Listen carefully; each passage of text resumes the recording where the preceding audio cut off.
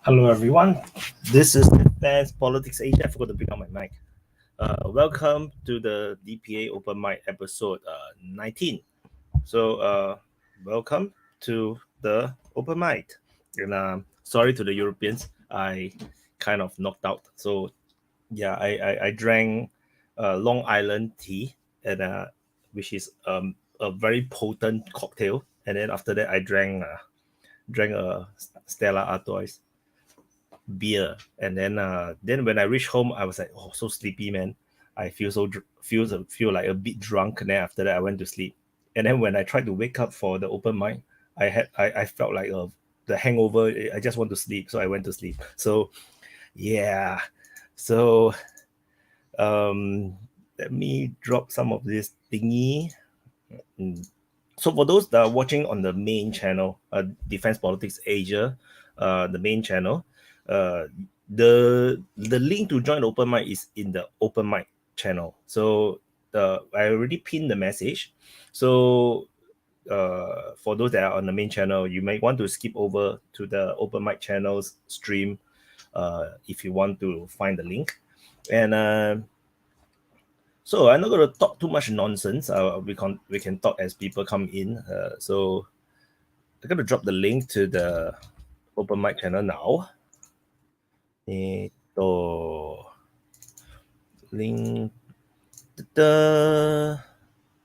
and okay, I have pinned the link to the live chat on the open mic channel, and yeah, so let's say hi to people first. Hi Wallace, Talan, B5152G2 sector, Johnny James Kulak, Wow Siberia, Manuel Samuel Cruz, Do HB Samuel Prata, Do Giant. I said Do twice, and Matthew Machin Prakash, Machin. I say Machin twice. Matthew C. I see Matthew twice. NGS, and I'm gonna drop the beat. Hey. Hi, Prata. Hi. Hi. Dan. Yeah. Oh, yeah. Thank you for the birthday. Oh, yeah. Alan is in. Haven't seen Alan for. He just become a Russian troll. Like he just Russian now. Oh, Manny. Yay. We are reporting live from Bakhmut, boys. I haven't been in your podcast for a while, but like, yeah, I've been doing school and all of that. So it's also the first time I see that your room is actually bright. Oh yeah, like mine. My room is bright now because it's in the morning for me now. Yeah. Oh. What's up, everybody's in. It's like everybody is just waiting for it. Is this time better for the Americans? Like this is the evening time, right? It is evening time. Is it better than afternoon? For you guys? They say yes. I say yes. Yeah, it's good for me. Yeah.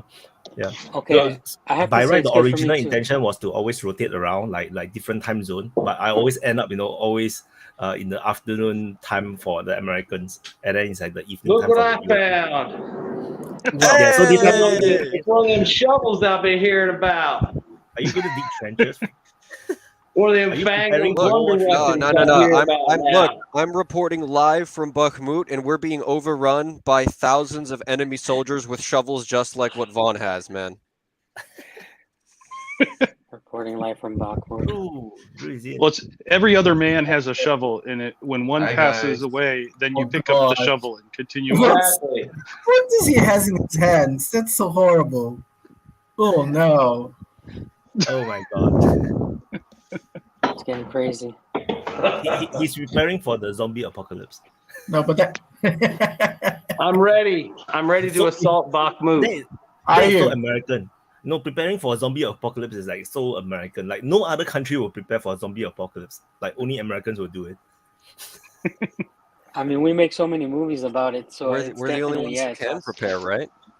If America goes down in a zombie apocalypse, they fucking deserve it, because it's not like you don't have instruction manuals, literally. No. I mean, seriously, everyone knows if you see a zombie shoot in the head, I mean, what the hell? Jesus Christ, Vaughn. I'm just saying. He's not I got wrong. some questions for you, Dan, but that might be for the different time. As long as it's not about zombies. They're not, but it is like cryptoids and stuff. Somebody don't believe this is life. It's How life, can I prove Keone, it? it's life. The chat needs to say like do something, and I'll do it. Yeah, Put a it's just- spoon on my head. So how many more troops are going to try and leave Bakhmut? No As idea, many man. that can. I haven't seen any of the intel or information since the last syrup, so I have no freaking idea what happened since. So yeah, so you guys can tell me, man. Well, But it's a surprise to me that they started redrawing. Actually, no, it's like I thought that they were gonna like stay on forever. Well, they're not withdrawing though. They're not pulling back. They're not like pulling a full retreat. Well, It- it's- they tried to pull a unit in, I thought, to kind of guard their, Yeah. block for them.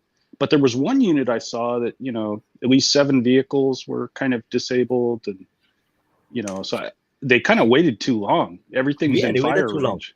Because they should have redrawn like 1 week ago. So the thing is that they redraw now. The temperature is getting warmer, so everything become muddy. When the ground is still hot, you should redraw already. They take until the ground is all muddy. Then it's like, now you want to redraw. I don't know. So they're Yeah, still I getting saw- enough people out. Yeah, I saw one video where the road was all muddy and there was about, 7 different civilian vehicles, disabled, smashed up. It looked like they were driving tanks to get past them or heavier vehicles because they were smashed up right along the side of the road. But it's like, right there's a group of vehicles or multiple vehicles at different times that never made it past that point. And then you see those guys zigzagging through there and walking out with their toilet seat. And the only reason I can think that guy was carrying that was because if you're out in the field and you got to do that, considering how you've been stuck in Bakhmut for a month getting screwed, the least you should be able to do is enjoy a comfortable crap at the end of the day. because I feel that if you're going to redraw, at least you have 2 different tracks. That one is for track vehicles, one is for wheel vehicles. If you're going to drive the wheel vehicles across where the track vehicles have driven past, that's it, man. You can see where those wheeled vehicles too were sliding. You can see where those wheeled vehicles were sliding where the tanks had gone off to the side in the ruts. Right? The Yeah, saw and they the were video, using actually, the of an BTR to ambulance. try to get them out, and I don't even know if that BTR was going to be able to push them out. Did you guys They see have to, that like, video of stick the to- ambulance that got stuck, so that they had to come pick up the wounded in like another Yeah. armored vehicle? Yeah, and they were scrambling to get the fuck out of there. Yeah, the guys were like That's, screaming. So they that's are what I was know. talking about, by the way. making life difficult. When we were talking about Ukraine getting tanks and stuff like this, I was telling you guys that there were going to be glorified transport or like emergency vehicles, and this is exactly what you're seeing now. Now, I want to make it clear on the open mic that I believe that Ukraine is taking more people out of Bakhmut than Russia should allow. They should really be pounding them hard, really ramping up the artillery, because the more rats that leave is the more rats that is going to just spawn outside of Bakhmut, make a more defensive position. So the fact that that not all the roads were closed and people are still getting out is kind of a black eye on Russia's eye. This is what I believe. I know that they're going to take Bakhmut. That's not in question. But how many people will they kill and how many prisoners they will take? It's going down by the day. These rats are getting out. Can they Well- do that? Is it They've been internationally hitting a lot of allowed to guys do on the way that? out. Well, you're assuming that they're letting a lot of people escape. We're not hearing of mass retreat or mass withdrawal. No, I'm not yes, assuming yes. that there's a mass retreat. Okay, But by but international law, is it allowed to kill people that are leaving, they are fleeing a place? Yeah, Really? Yes, you can. if they are Oh. military personnel, yeah. Because they haven't surrendered, so Yes. the assumption is they're still combatants. The only time you could say anyone's done that recent history would be when the United States stopped hitting the highway of death, because reports were that they thought it would look bad that they were just pounding the shit out of a retreating army. So that's why they stopped, because they had the Taquilano was there, they had them all lined up. They could have they had so many aircraft stacked up, they were like waiting for hours to drop because there was So that it's many good that aircraft this is waiting not to drop. America and it's Russia, and the enemy is Ukraine, so it's good. Yeah, but I'm just saying, it's like, they just Well, Yeah, I that's know kind of what I'm saying. They did that because they thought it looked bad instead of finishing them off, so we Dan. didn't have to go back 10 years later. But you know, who is Dan, fleeing now? The The thing is, who is fleeing now? We are talking about the new conscripts. We are not talking about the real army. So, is it worth Yeah, it to but I kill mean, them? It doesn't matter. They're military Yeah, personnel. that's a they're misconception. Yeah. screwed. The best thing they But- could do is sit in their position and put a flag out the window, throw their gun out the Yeah. window, and just hope to God that one of their own guys didn't see them and comes back and shoots them. I mean, that's what I'd do. I'd fucking lay there. I'd throw all my shit out the window. I'd put a flag on the window, and I'd go out there and lay on my back like this, and that way they could fly a drone over me, and I could wave at them and say, "Look, don't shoot me. I ain't got shit on me." But you know, if you do that, you got to worry about some fucker shooting you because they see you doing it. I bet you a lot of that is because look at it. You see one guy get out of the hole, surrender. Two guys get out of the hole, surrender. There's 3 or 4 guys around there dead.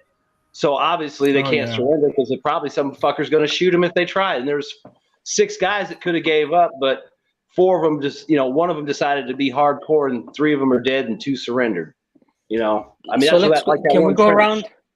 Yeah. Can we go around then and ask how many like Alan? What do you think is the number that's getting out of Bakhmut?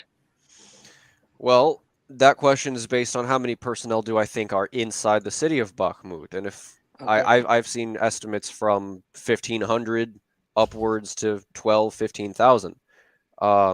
I would say I would keep it somewhere in the middle, maybe 4,000 to 5,000 personnel are actually in downtown Bakhmut. I don't think more than 200 are going to escape on foot because they'll either be interdicted by their own units saying like, what are you doing? Are you trying to retreat? Are you trying to run away? No order to retreat was given. What are you doing?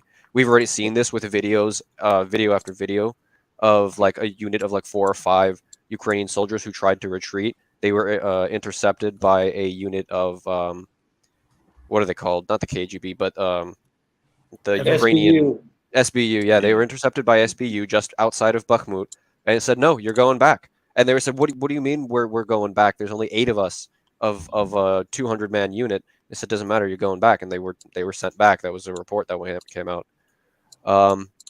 So I would say maybe 200 to 500 max are going to get out on foot, but I also want to preface that it's extremely important to understand that you need to leave your enemy a way out, because if you don't leave an enemy a way for your, I'm sure most of you guys know this, if you don't leave a way out for your enemy, then you're just putting him into a corner, and then a cornered rat, however the saying goes. That's right?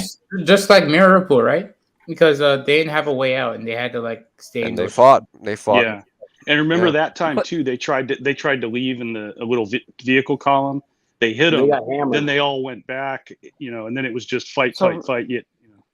Also, Russia's I remember doing this there were over. several incidents where they found dead Ukrainian soldiers with their hands tied behind their back when they cleared parts of Avastal out. So they those guys got to know, you know, I can't surrender, I can't run away. I mean, that's my thing. How do these guys even do that without getting shot in the back?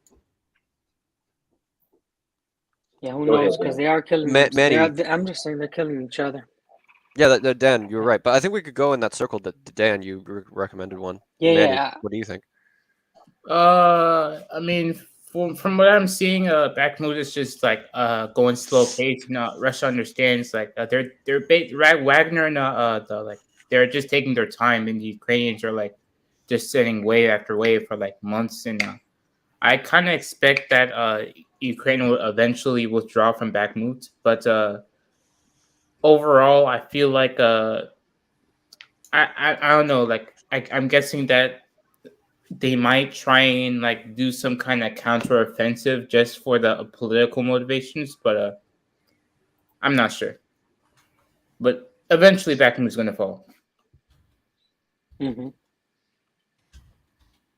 You got any input? Like why I asked how many people do you think are in Bakhmut and how many are leaving? The reason I asked that is because it seems that Bakhmut is not as big as a battle as I thought it was going to be, in my opinion. Sure, they're going to take it. They've flattened parts of it, but where's the casualties? Where's the POWs? I thought, I don't know about numbers, like I said, but I was hoping that nobody would get out at all. And even if 100 people get out, in my opinion, just from my perspective, 100 guys get out, I'm gonna have to go find them, and those hundreds are gonna go and inspire other people. And just as a warrior myself, if I was in the Russian shoes, I would try to kill them all. And it's kind of like, I don't know. It just Bakhmut doesn't seem like a great victory anymore to me. It's losing its value. That's just my opinion. Oh, go ahead. I don't know which way it's going. Or Prada, you're muted. Okay, so I was going to say something which I was very preoccupied about. It's civilians. We knew from Bakhmut, from many interviews, especially from France 24, there were a lot of civilians that didn't want to leave Bakhmut. They actually were waiting for the Russians to come.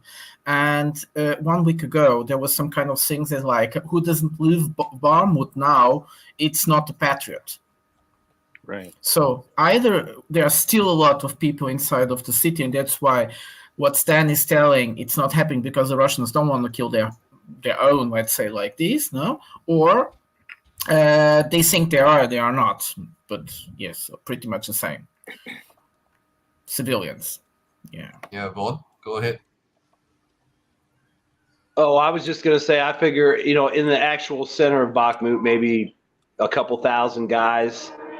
And I would say a few hundred at best will get out, maybe a few hundred captured. But I mean, I have seen videos of Wagner loading up trucks of coffins to return to the Ukrainians. So yeah. I think they're finding the bodies as quick as they can and getting them boxed up. So that might be why we don't see the casualty numbers. Plus, look at all the buildings blowing up, all the collapsed buildings, all the collapsed foxholes. I mean, how many guys are buried? And I mean, there's a lot of work to do just to get all the dead out of there probably before they even have an idea of what's left. But I mean, I kind of agree with Dan. I mean, in a way that those guys getting away is bad because it gives, it keeps them in the battle. But at the same time, Mariupol, the only other battle we saw, guys, I'm sorry, but I have to tell you, the only bigger battle we saw was Mariupol.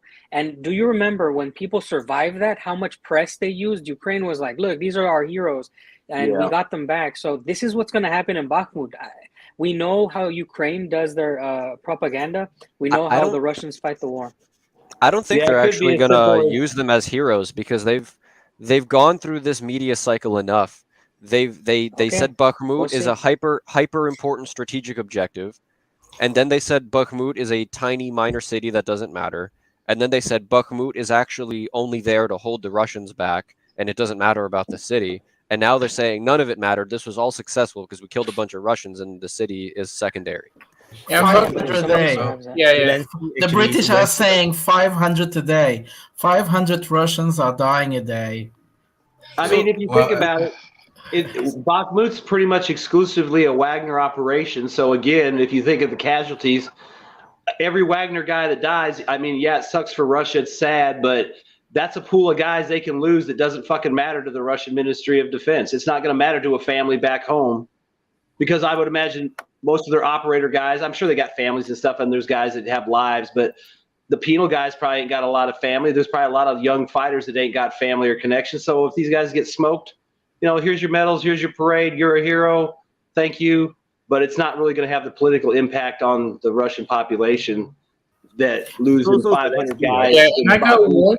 Zelensky went to the Congress in US, right? So he actually talked about how important Bakhmut is. That was actually being going viral yesterday on Twitter. Yeah. So it's like that's what I was referencing. And it's very weird. It's like but it doesn't matter.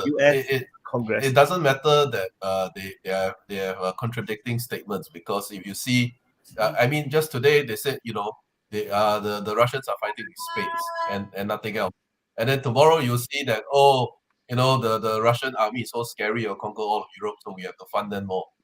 So they're very good at it doesn't matter that their messages don't gel. Their individual messages are sort of logical. They put it out anyway. Yes, it's called spin doctors. It's their work. It's to change things around. And it's correct. Tomorrow we'll see that all these heroes from Bakhmut have drawn back to the real defensive line. Bakhmut is just a distraction. The real defensive line is Chasiv Yar, and yeah, so it's No, it's actually Seversk. No, it's actually Kramatorsk. No, it's actually blah blah blah. And blah. after, Dan, oh yeah, go ahead, BS. Go ahead. Oh, Dan, would you consider Lysychansk one of the other big battles, or was that kind of the same thing where too many guys got away, even though it was a big It's just victory? they keep for getting Russia? away. It's just it's like they need to do an amazing blow, and we'll know it when it happens. Like we're going to witness a true devastating blow when you see thousands of POWs and like Ukraine actually starting to feel it. They're not feeling it yet. Yeah, but then even if 0 guys got away, they can still dress up a guy and say this guy was a hero of Bakhmut. I So know it really that's what doesn't was matter. After That's, Bakhmut, you're mixing up media narrative with actual situation. But did No, I'm you not saw? mixing it up. Did you see They'll have pictures? the ghost of Bakhmut. Did Yeah, you see Ghost of those Bakhmut. pictures? Did you guys see those pictures of with Perogin where he shows like boys and the old daddy? And I was like, whoa, if this becomes a picture, if like Dan was saying, if these people are POAs and they are shown on television, this Are will you talking be about like, that video on the roof? The video on yes, the for rooftop? instance, Oh, if it yeah. is true, they had would get like 100 or 1,000 of little kids and the old daddies, and this comes to the televisions and it goes through the Western media somehow, no, because things escape. This would be like a blow, and support for Ukraine would definitely go down. So I think we see a lot of. I don't think so, Prata, because if I was viewing from the West and I've always been getting only Western media, I would say these are just Russian propaganda. Those are just Russian kids, Russian old men. They are pretending to be, and all the Ukraine heroes, they are the real heroes. That was the guy that smoked 20 Russians in Bakhmut. But that's There's why no I'm way telling to you, win this Drew. media war. This is not a media war. What I'm telling you is when the real blow comes, you can't replace the blow that Ukraine will take when it really happens. The casualties will speak for themselves. It won't be a matter of media anymore. This is why I'm telling you, we haven't seen a real victory by the Russians, like a big victory. Why? Because the truth is, when something big happens, as far as casualty numbers, as far as like the amount of people that have gone missing, that time is going to come, and we're gonna have to wait for it. Bakhmut is not a great battle. This is the truth. That's the thing. and after Bakhmut, that's my question is after Bakhmut, like if when Russia eventually takes it, do you think Russia is gonna make an operation towards the Liman? Because that's what I've been hearing. Well, hang on, I want to respond to Dan's assertion about this big punch that's coming. I said a month No, I'm not ago. saying something's coming. Stop saying I said something's okay. coming. I said when something When it happens, happens, bro. okay. The blow will come. Like, The blow will If come. it happens. No, it will. No, I don't think so. I The said end a of the month war. ago, and I'm saying again, anybody that is looking for a large aero offensive or large win is going to be not what I said disappointed. too. Yes, but it's not what Yeah, he's talking Russia is about. just He's talking keep about grinding the. them. No, It's gonna it's keep a. doing this over and over and over and over, and until Ukraine just collapses, it's gonna run out of Yes, men. right. But then it's taking something else. It's a perception war. Yeah, When this blow comes out, how many people died? How the whole destruction, the real substance come with proofs. How do you tell? You No, can you see will. 100 You- videos Drew, or 20 No, You're not understanding. we had that slip up of The von der Western Leyen. Union. No, That it's- happened. Yes. Something like what Alan mentioned, the slip up. Yes, if this blow comes into it will be after the war, anyways. But when this comes, this will be a blow for Western opinion, and all these politicians we had, they will have to answer for it somewhere or another somehow. But the dam is really correct. Yes, and this will be You're right, really after huge. the war. Yes, after the war. It's yes, not gonna have but an impact right now.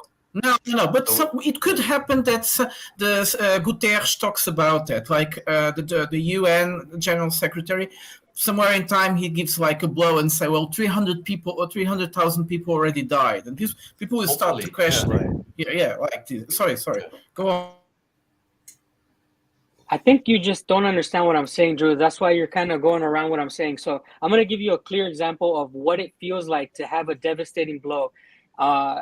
As far as like when America went into Afghanistan, if you're operating in 10-man platoon, 10-man squads, when you take a hit one day and you lose 5 guys, it opens up your eyes and you say, fuck, they opened up a box of fuck-em-ups on us. Now we're going to have to be sent away for a fucking year, and we have to really reassess what's going on.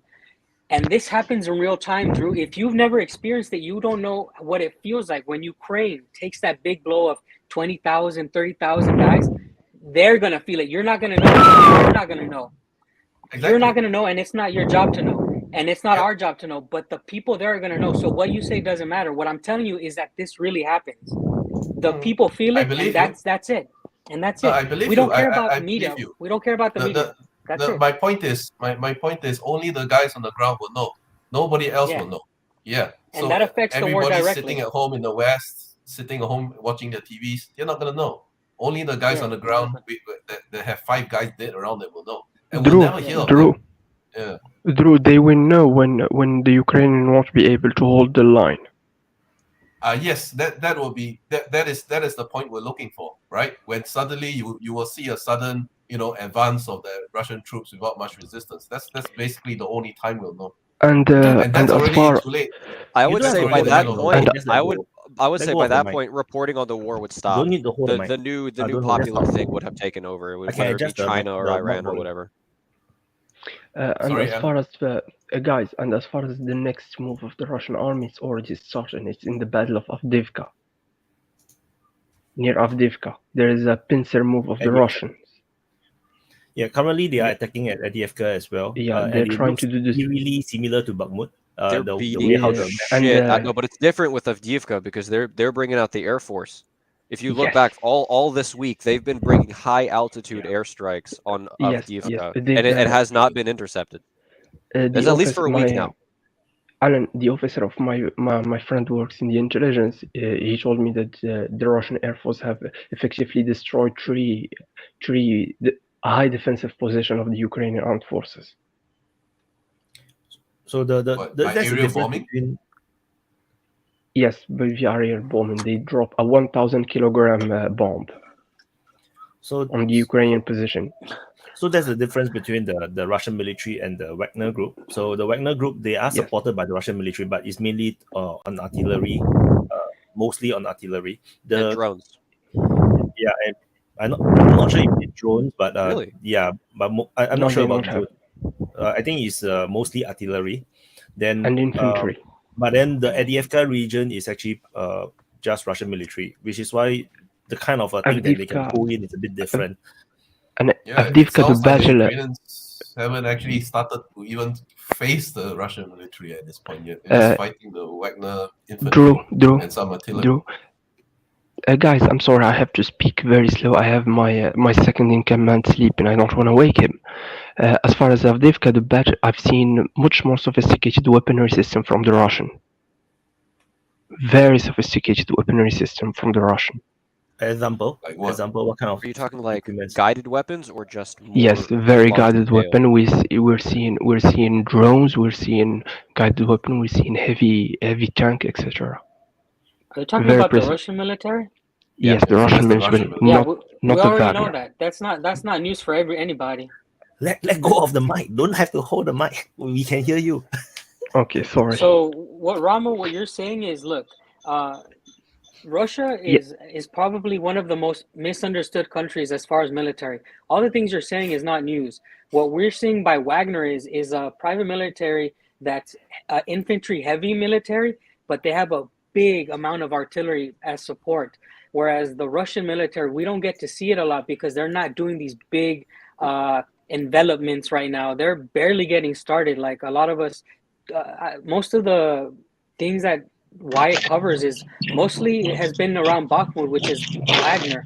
And I'm assuming that as the war opens up more after this battle and it opens up in other directions, we're going to start seeing what Russia really has. So, I mean, honestly, this is not news. This technology, the amount of the Air Force power, I can't wait to see it. Like I said, I can't wait for spring and summer. No, Dan, I think that's what the misunderstanding is. Yo. Dan, I think he's saying that it's starting now with Avdiivka. Yes. They're bringing the heavy air power Yeah, and Wyatt. the increase we in have to attack. we have I'd to like see to that. ask Wyatt. I'd like to ask Wyatt whether there's any case where we have seen the Russian military. I mean, before Bakhmut, I understand it was mostly the militias of DPA LP are doing the fighting, right?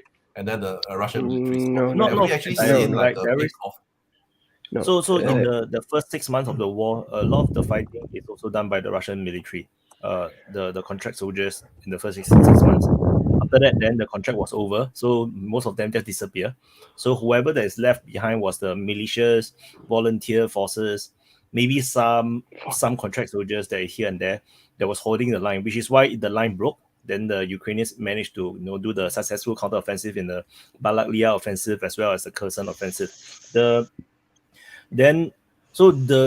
is still the Russian military who is fighting then. The Donbas militia themselves don't really have that kind of firepower to actually make good advances. It was because of the Russian military support that they managed to break through the Luhansk region. Because the Luhansk region is so undefendable, so the Ukrainians just keep withdrawing. My concern is actually Wagner is actually spoiling Russian military's planning. That's what I think might be happening, because the Russian military's maybe I just say maybe the plan might be just to hold the line, just to grind away the Ukrainian forces. Like the Ukrainian forces just keep coming, right? Then the Russians is just pretending to be weak and they just hold the line but just bombard the hell out of them. And Wagner kind of go against the plan. They actually went on the offensive and captured them, which maybe the Russian military actually didn't want to. They just want to hold them there so that they can keep sending forces in. But Wagner is making the Russian military look so bad that they have to do their own offensive when they're actually not really ready for it. So actually they went for the Voleda offensive then, and then like everybody got screwed. Because maybe the local commander wanted to prove himself, whoever, maybe. I don't know. It just feels like there's a disconnect, because the Russian military should be more powerful than Stop breathing. It is more powerful. It is Romano, more don't powerful. hold the mic. We can hear you. It's a habit. I'm sorry. The Russian army is more powerful than Wagner. Just the difference is that Wagner has a big mouth. The Russian don't. Of course. That's it. Yeah. Okay, So I think Romano, you don't hold guys the mic anymore, because I are adjust also the mic to forgetting. the maximum volume already. So you can just talk softly. We can still hear you. Yeah, because you are breathing into the mic. So yeah. Okay, so What if Wagner is just a kind of a cloud? It's just a PR operation to bring this kind of new era, but on the end, it's actually the Russian army doing everything. no, I don't think so. No, it's not. No, Because I want to answer that Maybe question. they are holding back did their it. shells to prevent Bakhmut from pushing. It's like stop pushing. I'm gonna take away all your shells so you stop pushing. It could just be a matter of that they're saving those forces for when they actually want to use them in a big way. I mean, because think about it, we've seen hundreds and hundreds of tanks moving around, T-90s, everything, artillery battalions on trains, but it's obviously not. I mean, I don't know, where's it getting used? I mean, where's 200 T-90M sitting? All right. I mean, I think there's a lot of stuff moving around, and they're just waiting to drop it off whenever they decide to go wherever there's an opening. I mean, because they can move up and down, north and south along the front line at will, by road, train, aircraft. I mean, there's nothing stopping them behind the line of contact from moving their units wherever they want. So I just think they're holding back. I think it's just conserving the force. I mean, if Wagner's doing the job, why waste army units that you might want to use in 6 months? Here's why I think what Prigozhin has been saying is a psyop, right? For weeks at this point. It doesn't make sense, right? First things first, you talk on a big tactical scale, right? Unless you believe Prigozhin is some, like, actually brain dead, like, corporate idiot who doesn't understand anything about, like, basic military tactics, you don't tell your enemy or the world that you're low on ammo. That's just not what you do. Second, if he is that stupid, why are we seeing the Ukrainians still getting obliterated in the north of Bakhmut and the south of Bakhmut by Wagner forces who are advancing with artillery support, which is provided to them by the ammo that they have? It makes so much sense to label this as just a simple little psyop to get as many personnel into Bakhmut as you can, and then just break their kneecaps when they're there. Right, hit them right in the knee, and then you're done. Right, you don't need to worry about Continue. I think I don't agree that. it makes sense.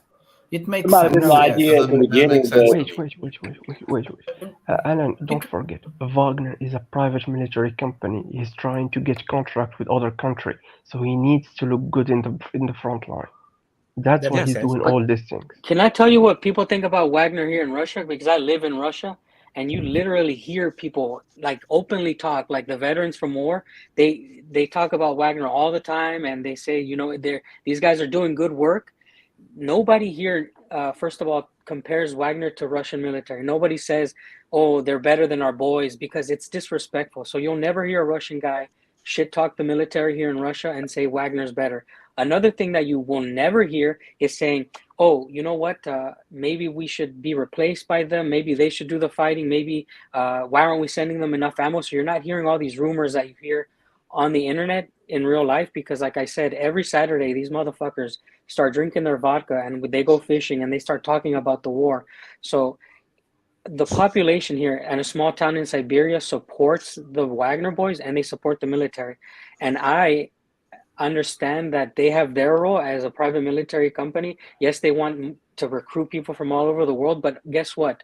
If Russia fucking puts the boot on them, that's it. Whether you believe it or not, they work for the fucking Russian people. That is their fucking pride. That is the foremost thing that they do. Loyalty above all. This is also the principle that organized the whole system of Putin. Loyalty above all. It doesn't matter if you think the reason why Wagner has been so successful in Bakhmut, because they took immense risk that the Russian army don't dare to even consider taking. That's why Wagner has been so successful. They did a night crossing of the Bakhmut river without any support. When they took Krasnohora, I think, they crossed into the western bank of the river. They did it without any kind of support, and it worked for them. The S2 boys got him, bro. That's like they did with Solidar, that Red Mountain or Red Ridge. That they kind of snuck up. They basically infiltrated it. No, that was the VDV, not the Wagner. We don't think it was the Wagner. We think it was the paratroopers who did it. Because there's even Russian paratroopers that are participating in the battle. Say that again? They used the VDV. They're the one who took the ridge in Solidar, not Wagner. Okay. I didn't hear you. Like, I'm sorry, I'm talking. Wagner operates on their own program. I speak a bit low because I have my second in command sleeping. Yeah, we can hear you just fine. Don't worry. Thank you. Just whisper sweet words into that mic, but don't hold it. Yeah, don't breathe into it. We'll all go deaf. Yeah. Sorry. I think Alan's view is possible, but I still, if you Wagner is a private military contractor. Sure, they're full of Russians. The head guy is a Russian, but the guy has no military experience. The guy was a businessman before the war. So I would not be surprised if he makes mistakes on a tactical level.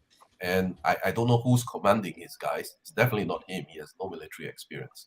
And he had a former Russian FSB officer, Alexei Nagin or something like that. He was very good. Yeah, he was so it's somebody else commanding the guys on the ground. Yes. It's not him. He's like the CEO, the figurehead, the face of the operation. He's the PR guy. Yeah, he's the spokesperson. He's not the PR. That's about it. No, I know he's not. It's like a metaphor. It's like he's the chef. Yeah, he's the chef. Well, they said he's like a super businessman. That any project he gets on, he gets it done. That kind of, like, he's better at getting teams together. He doesn't have to be the expert of anything. He could start restaurants, do whatever. If you gave him any project, he would find the right people. And so that's kind of what he does with Wagner, I think, is just, he started with the former military and now he's branching out a little bit. Yeah, it's like the president, right? Don't really command the troops. Like, the president just decide whether to do a big offensive in a certain area or no, but he just give the approval. He don't really command the troops. Yeah. Wait. A general contractor. You'll It's know. more You'll know. You'll know. strategic than it is tactical. I think that's what you're trying to say. By the way, Wyatt, happy birthday! I better Oh say yeah, it now, happy or birthday. I'll never get another chance to speak Commander. again. And Dan, I think one thing my perception about Russia is, and I could be off on this, but you're there, so you know, is I don't think the Russians, for the most part, care about the propaganda thing. Like the Russian people don't trust anything that comes out of the West anymore, anyway, right? I mean, tell me if I'm wrong, right? So they don't care about like what is on like MSNBC or CNN. Like they just. They know about it. I'll tell you that they know about it. They see everything that you guys see and we see in the West. They see it. And another interesting thing that I've learned while I've been here is that people in the West think that Russians are brainwashed from everything that Putin says or everything that they see on their media. They actually think about it. And they'll fucking tell you like, you know, I don't think that this is right. Like they have real opinions. And obviously you're not going to see them on YouTube telling you like what they actually think. But what comes out on their news, a lot of them don't eat it up either. They have their own opinions, and they have people like people in the front, friends who tell them their stories. So their opinions are very, very accurate to how they react and feel. That's my opinion. Their opinions are informed by. GS, I think there is another variable there, which is very important, which is the Russians that went out. Some people say 1 million. I don't believe it's probably 500,000. And many of them actually they believe this Western propaganda, and they make YouTube channels about it all the time and how bad Russia is. They even try to portray that new stupid flag the Americans invented for Russia, the white blue flag, which is ridiculous. Without the red. Yeah, but this is a very small percentage. Like yes. But they have family in Russia. Yeah, there are plenty of Chinese people who will do videos to say the CPC is horrible and bad and there are concentration camps in China, you know. But I think the difference between propaganda in China and Russia and the West is actually the same. In China and I think in Russia, they know their government throws propaganda at them. So they are aware of that fact. So there's a filter that everybody has that say, is this bullshit or is this not? It's clear to them that whatever the government throws up is pro-Russian, and they shouldn't believe all of it. Whereas in the West, a lot of people don't realize that the media that they absorb is actually propaganda. So they just absorb it full in without the filter. You know? No, so how do you think guys like me and Vaughn then? I mean, paradoxically, because they know they're aware it's like propaganda, so the people in China and Russia are actually less affected by the propaganda because they know it. Hey, but Jay, actually, all governments do not propaganda.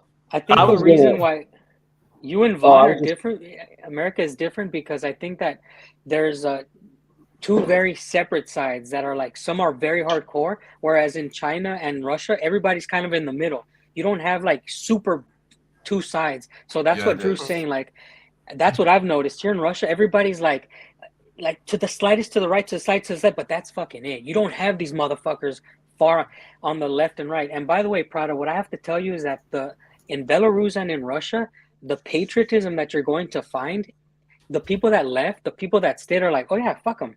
They can leave, because the people that stay they know what they stayed for, bro. It is a whole different other feeling. Like, I get goosebumps just thinking about these motherfuckers that I'm going to go see next weekend, because these Russian dudes are on another level. Hey, I got a question. How serious is you always see in the Western media the Nazi influence, or the Nazis in the ranks of the Russian military or the paramilitaries? I mean, I would assume there's some there, just like there's some in America or Germany or wherever. But is it really like prevalent? Like, I mean, like with Wagner, they say, look, if y'all get along and fight together, I don't give a fuck what you think. So they got Nazis and all kinds of motherfuckers in there together, I guess, and they all fight for Wagner and they all get along when they're fighting. But I mean, is there really anything like that in Russia at all? It seems to me like it would just be fucking stomped out instantly, especially under Putin. I have one of my soldiers who's dark skinned, has a swastika tattoo in it. What? I didn't hear what you said. Again. No, he said one of his I believe soldiers that he served along with is has Repeat dark again, skin. Romeo. Yeah. Well, I don't want to. has a swastika. He has a swastika, so there is not in every army, even in Arab armies. Are you Very sure he's funny. not Buddhist, bro, or like something from an No, old? no. Because It's the in Mongolia, swastika. there's a bunch of swastikas. No. He has a swastika. He has a swastika. Yeah, dude. Next It's to a his Muslim shoulder. Swastika means- Nazi. Yes, he's a Muslim Nazi. It's so fucking hilarious. That's fresh. No. This is true. Well, there was Actually, a there lot were of Muslim Nazis in World War II. Believe it or Yes, not. the Nazis There really actually tried to were. bring the Actually, Nazis yes. forward. And Himmler Yes, actually and- said that they were. How? Better soldier. Let me explain. In I believe it was Albania. The SS Yeah, recruited and they- 80,000 Well, in North Africa, 80,000 Albanians. Yeah, in North Yeah, Africa. they were served in the Waffen SS. They were Muslims. Iraq, the Oh, of country of course. Iraq, was pro-Nazi. I think I remember. I've got a book And somewhere. the And it's Grand just Mufti, about. It's just about the SS units, and I think if you go to the Balkans, when they started recruiting in the Balkans, they had so many volunteers in the Muslim ranks, they had to turn people away.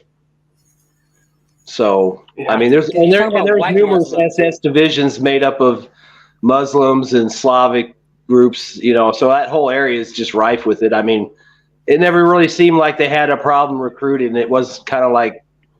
This guy's a black Muslim. The Muslim is not the like unusual. Brown, He brown, says he's brown, black. he's brown. How do you see the swastika? He's He's Arabic. brown, He's brown. Arabic. Brown, Brown. brown. Okay. Then that's not unusual at all. Oh fuck! I thought he was Yeah, talking but about wait, black I Muslim. thought the Nazis were trying to create like this the new race, like blonde hair, Well, blue that's eye, Himmler's white thing. skin. How That's do you Himmler's recruit a thing. brown Muslim into that? No. doesn't make sense The to me. question I is don't not know. that, of course. The Nazis can be the Germanic have to be pure, but the other races Yeah. can be pure as well. right? That's no Oh, problem. And they were Oh, kind of you an got it. empire. Yeah. Think about it like a And think empire. about it, brown if- guy? If you're wearing a burqa, you could just lie and say that the person under the burqa is the master race, and you can't tell. That's only women. Well, only women wear burqas. That's what they say. I've heard stories about some ISIS dudes wearing them and getting caught too. So, Yeah, Well, in that's them America, trying to run the away, men but- wear you know, Yeah, maybe that's what I'm gonna blame transgenderism on ISIS. Damn them terrorists. We should What's we coming should after the write a Battle of thesis Bakhmut? about that.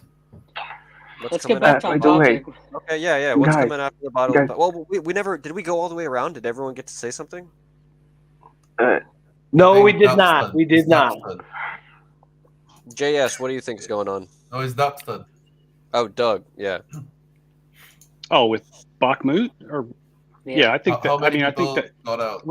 right now, I think it's just going to be, how many of them do they kill as they're trying to leave? And I think the ones that are left, I don't think that. One thing I've noticed is like Mariupol was like their hardest defense. That was like their hardcore, And then they said Severodonetsk was going to be that way, but it wasn't. And Lysychansk. So I think with time, these defenses, once you get them encircled, they're not going to go down like Mary. They're going to try and get out, or they're going to go POW or whatever. Because, even the guys that are in the military with all of their propaganda, they've got to be thinking in the back of their head, like, that something isn't right here. We're running low on shells. These guys have 300,000 they just added. Duke, I assure you, the ones that have stayed in Bakhmut want to be taken prisoners of war. What did he say? The one that stood behind, that are staying in Bakhmut, want to be taken as prisoners of war.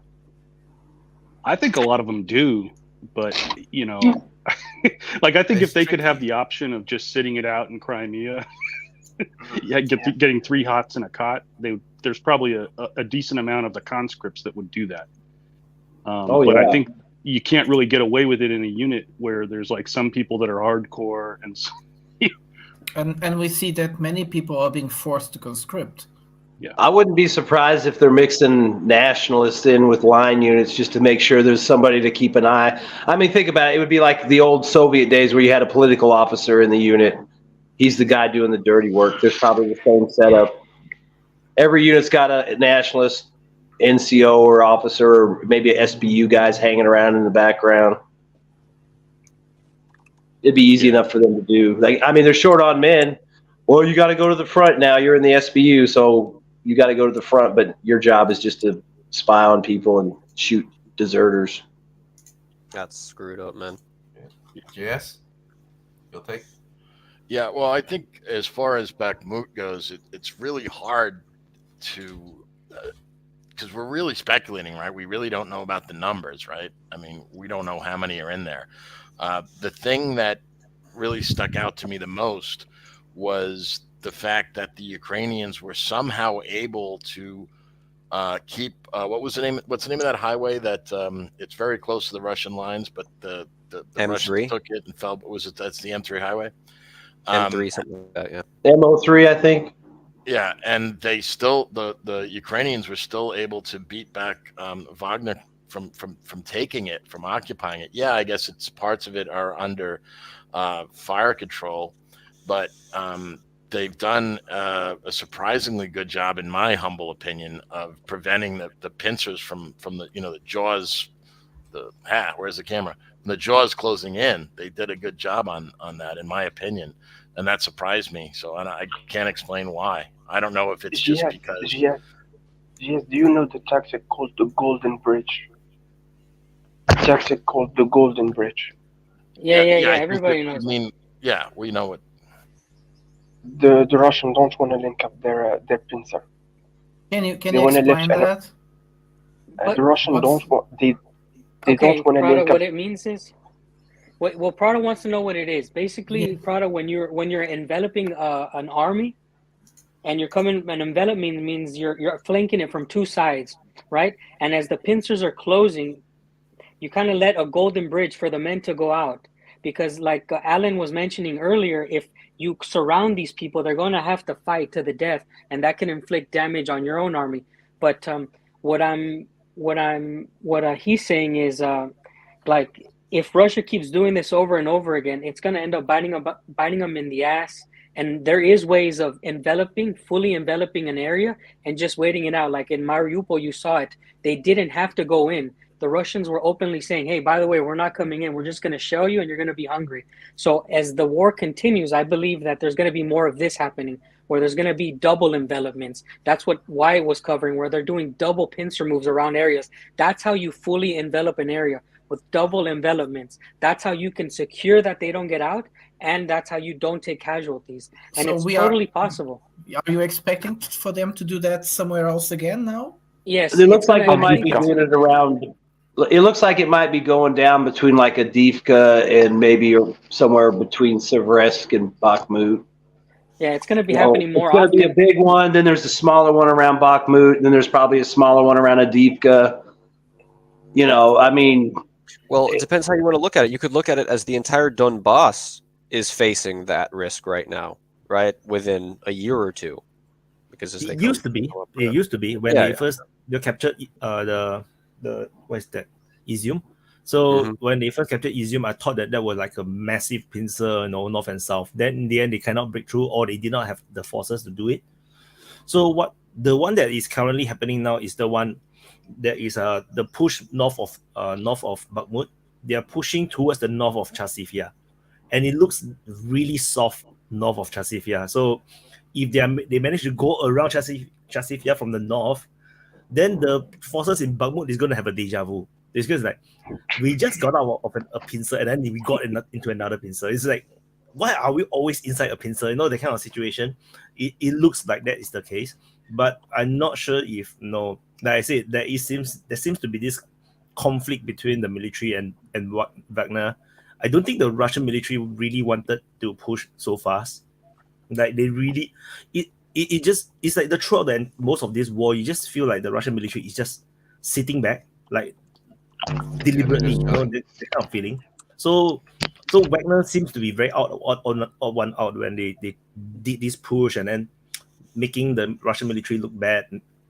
Do you think the Russian military might re-strategize and come up with a new way? Maybe they have to react to what Wagner is doing. The problem with the Russian military is that it's not willing to take risk. They're not taking risk. They're afraid of... That's not how it works, though, Ramo. Someone in the chat or comments was saying that it's kind of fucked up. But if you think about it, he goes, potentially these Ukrainian soldiers are going to spend the rest of their lives in a pincer. It's possible. Like I was saying, it's more prevalent. That's fucked up, but it's true. I want to tell you. If you understand the details, go on. Yeah, my question is like, okay, so all these pincers are being formed, right?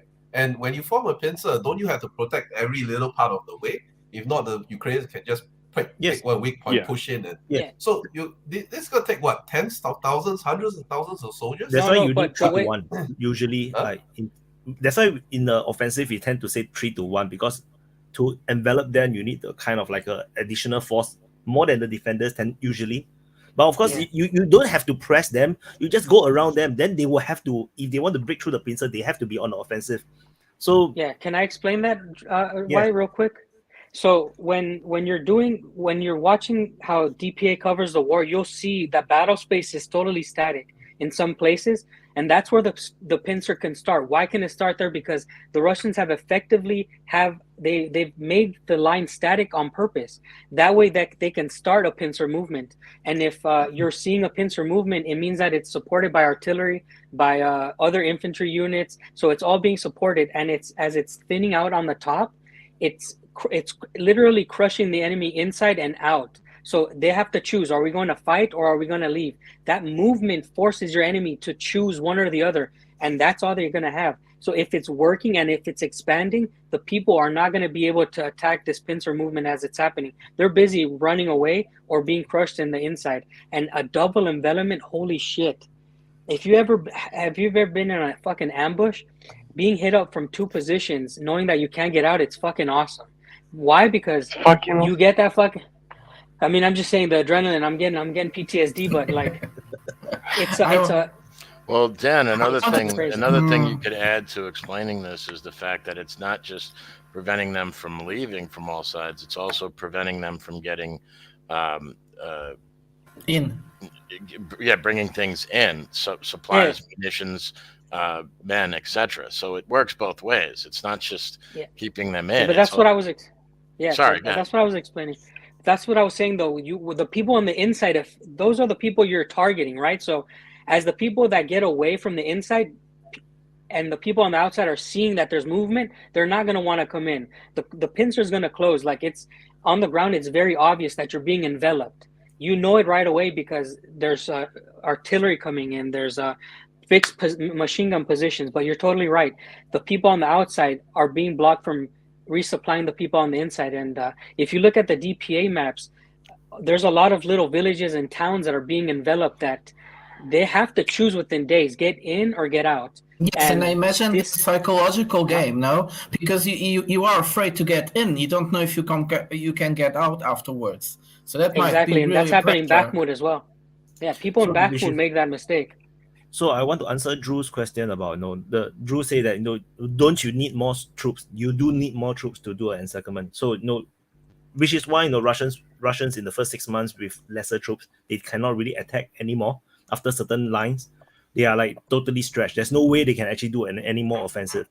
And the thing is that in the areas where they have the static established lines, and they will continue to, as they go the pincer, they will continue to establish the entrenchments. This entrenched area, you don't need a lot of troops. You just need a few machine guns and some gun emplacement, and that's it, man. No one can break through already. So the bulk of the troops will be the one at the teeth of the pincer that is pushing out. The rest behind, they will continue to put defensive positions. Defensive position, you don't need more troops. It's just like you look at the Ukrainians. Certain defensive position is just one platoon or one squad holding one trench line, and even the Russians find it difficult to break through sometimes. Even with can't the Ukrainians just like mess some of their new tanks and just charge at one corner, like one side? You have to send the tanks into the encirclement. So come from the outside, like come from the north or something. You have to supply them. You have to supply them. Which the other lines, as Dan said, is static. The other lines are all defensive positions. So they all dug in with like fortifications and whatnot. Which means you need a much bigger force to punch through, and you try to punch through, you're taking a huge risk. You have to really wrap around an envelopment. So now you're exposing yourself by trying to hit it from any other position. It's a fucked up thing, man. break through that envelopment, you really have to over envelop their fucking movement. You have to really commit. You need even more forces. Yeah, you Drew, really do. Drew, Basically. So Drew, I let was me going give you to some give perspective. Romo. Yeah, Romo, I wanted to give you clearance because you said that the Russian army might be afraid. I would say it's not like that. This is a geopolitical war, even more than against the Ukrainians. This is geopolitical war. It has a much bigger game, and this game is you have to let Europe lead. This war has to go very slowly. As long as it lasts, Europe gets it gets poorer and poorer and poorer. The amount of money that Europe is wasting now, it's so huge that it actually weakens the West. No, mostly Europe, not the USA that much, but Europe as much. So they have to make it last slow. And I tell you, it's like this. Okay, the main goal is to get the Donbass. So Slavyansk is the main goal. Is the golden prize. Until then, Kramatorsk. yeah, it's on the way. But Slavyansk is where everything started, is where everything will end somehow. And psychologically, I would presume that's the perfect plan. But the thing is, until then, until then, you won't see any negotiations, any attempt to go faster. After Slavyansk, I think you might have something really fast happening. Sorry there. Go on, Rommel. You wanted to say something. Yes, I want Drew. You're there? Yeah. Drew? Yes, Yeah, I want to tell you, I want to give you some perspective. Do you know when America went through Desert Storm, do you know how many troops they had? Well, 1 million. 100,000? 1 million. Do you know 1 how million? much Iraq? Yes, they had 1 million in Desert Storm. You mean the Gulf War? Hey! We had 1 million on ground? Yes. The UN forces. I mean, combined with UN. Oh, I forces, thought you right? said American forces. It was American like forces like 650, like half or 700. more. Yes, America was something like 650, and the rest was 400 from different parts of the world. Do you know how many Iraq had? Less than Just tell us. 100,000. Less than 100,000. That's the kind of number you need to do a blitzkrieg style offensive. Russia doesn't have this number. Yeah, no, it But doesn't. it's very dangerous. I mean, it has it, but it doesn't employ it, by the way, Rommel. Yeah. Can I talk to him really quick, Prada? I want to explain to Rommel, because that really offends me, because I live in Russia, that you say that Russia's not taking risks. Look, man, the Russian military works in a completely different way than Wagner. So you're not going to just say that they're not willing to take risks, okay? They work from top to bottom. Wagner works from small units up. They work from smaller units. So this is why you're going to see more exploits coming from the Wagner boys. You're going to see them working in small units, taking bigger risks, because they have the ability to make the command on the ground. I have a friend here from the Georgian War, and he was telling me, look, man, we got fucked up in Georgia a lot, because if our officer died, nobody would take charge. And this is something that has plagued Russia, and we all know it, and we've talked about it. And I want to go back to the what Wyatt was saying, that you need a bigger force to envelop. The example is given in the Battle of Alesia, when Rome was building walls around their enemy, and then they needed to build another wall, and then the enemy was building another wall. So as you go outside and further out, you're going to need more men. And that's a perfect example of number superiority and what you need to actually win a battle. And to be honest, like I said, Russia has the numbers. Do they need to use them now? They think they don't need to. Personally, I think that they should, because, I mean, like I said, I like when people open up a box of fuck-em-ups on the enemy, but they know what they're doing. I'm not the president. To make it last. They have to make it last. It's in their benefit if they make it last, but as far as in their benefit, because they get to kill more people, but in their benefit, in other ways, I don't know. I don't think I see it. I just want peace. So imagine how demoralizing it is, right? For the West and for Ukraine. They do so much work, to reinforce, to mobilize, to bring in more equipment. And imagine if the Russians just don't push, just don't push the line at all.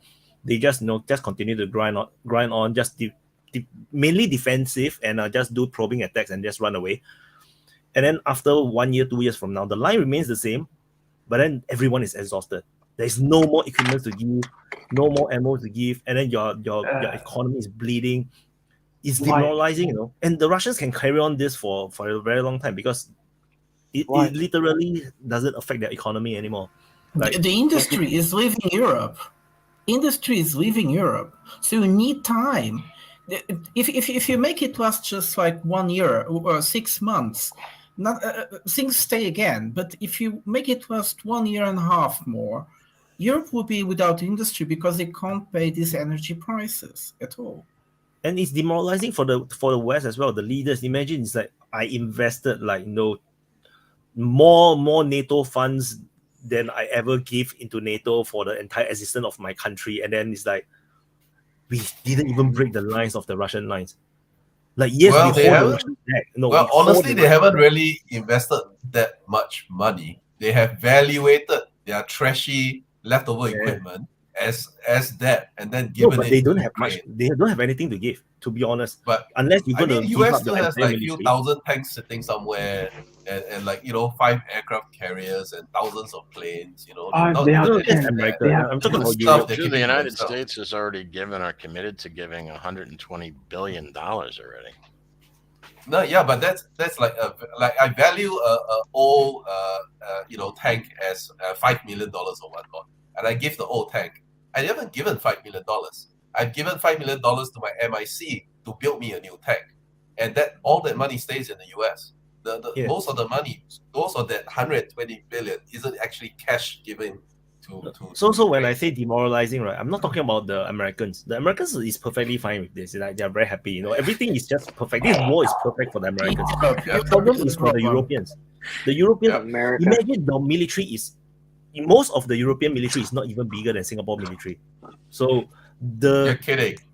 really, Singapore Trust military is me, ridiculously trust huge. me, We are trust almost me. the size of the British military. Me So and Prata, we live in Europe. Europe is fucked. Trust me. Yeah. So imagine, Guys, right? Whatever they can give. I spent twice more in the supermarket, and I had to reduce a lot what I ever allow myself to buy in the supermarket. Things have become really expensive. It's like bullshit, and we still don't know how much we're going to pay for the energy bills because it just arrives on September, on the end of the year. Finally, Europe is becoming Africa. Yes. Come on, Africa. Come on, this is neo-colonialist. Stop there. But yeah, Europe guys, is by kind the of way, being colonized by the US at this point. That's Guys, what they're doing. They're making Europe And- 100% dependent on the US. Yes. At the moment here in England, there is no fucking tomatoes. You know that. That's a crime. Yeah. It's winter. If Tomatoes you- are delicious. It's winter. You go to the supermarket. You're not allowed to take more than 4 tomatoes. So no This peanuts is- for anybody. This is fucking England. Come on. Shit, bro. So That's what I fucking- was saying is that it's that you just fucking get a Indian. moment, they already given up so much that they can't really defend themselves already. Like, there's no way they can defend themselves. It's not even a deterrence. Like the Russian military just sit on the other side of the border and just laugh at them. And this will carry on for the rest of Europe. Like, as slowly more and more as they give along, they give and more. Then The they will only have nation. and guys, then the when you only have nothing left, and then your war is still not freaking over, you'll be demoralized. It's like when is this going to finish? And the Americans will just laugh because it's just money. Like, for the Europeans, it's like That's just the thing, though. The wealth that this war is generating. I mean, the only real winner in this war will probably end up being the US MIC. I mean, United States is gonna be the winner. US and China. These are the two. Yeah. winners. No, India. India is being financed with cheap energy. Yeah, India too. You know, Indian is target chairman now with the economy. Yes, then they will grow up extremely well. They're being financed with Russian cheap energy, and this is not it's not coincidence. They're doing it purpose. They want India to develop, and they are giving them the whole tools: cheap energy, access to a very demanding market, the Eurasian market, which is not like easy market like perhaps Africa would be. It's a much more demanding market. It's not so demanding like Europe. It doesn't have so much regulations, but the Russians are opening it and say, Indians, come on, we want to buy things. You guys want to hear something funny? Bring things up. The EU still buys more Russian oil and gas than India does. Europe? No. The United States? The EU still buys more oil and gas from Russia than India does from Russia. Yeah, that's true. EU's that clingy ex-girlfriend, bro. I hate you. I'm not so sure about that. Indirectly, yes, because they are trafficking Russian oil to Europe. So they're basically the Netherlands still buys a lot. It's last month, Russia sold more gas to Europe than to India and China combined. Yeah, gas is something different. Gas is not. I'm combining it all. Yeah, okay, then it's true my because gas is extremely expensive at the moment. Europe is globally the amount of oil and gas doesn't go down, and it just and the customers are staying put where they are. So it just kind of flows around and ends back where the customers need them. It's a no-brainer. And you know that Singapore is becoming an important hub for Russian. What do you mean becoming? Not becoming. We are.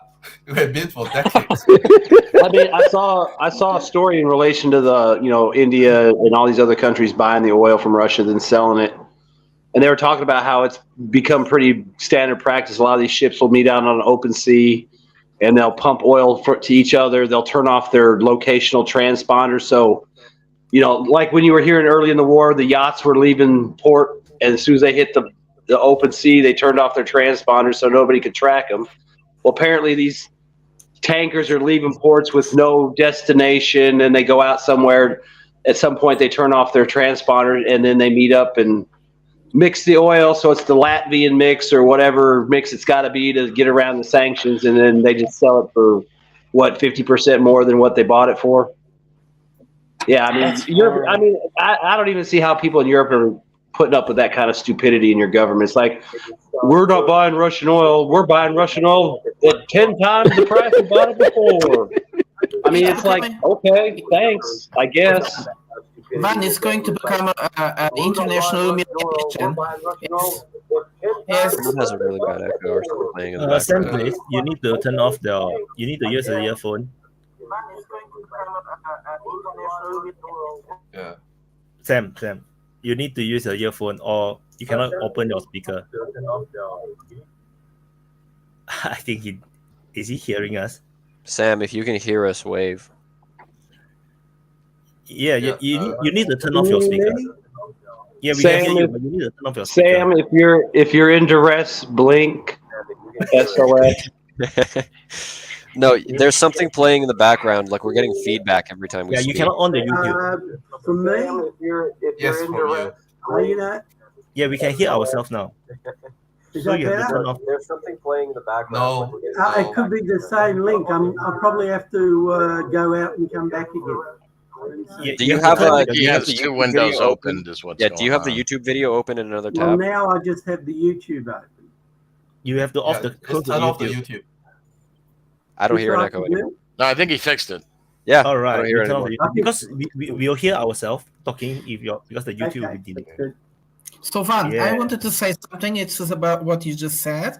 The humiliation will be total because what we are expecting to see is that in a kind of adaptation, the whole world will get cheaper oil almost for half of the price, and Europe will have to pay the double.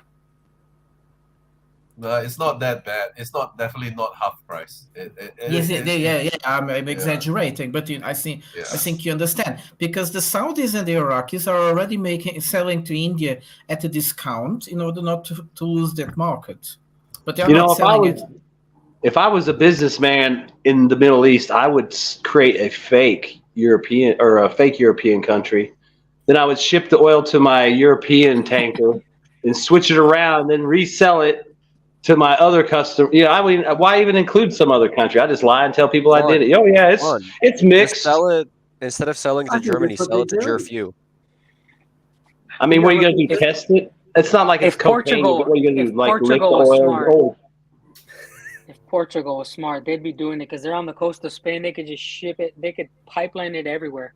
Russian, and it wouldn't be Russian. It'd be Portuguese. Anyway, Portugal only buy 11% of Portuguese oil.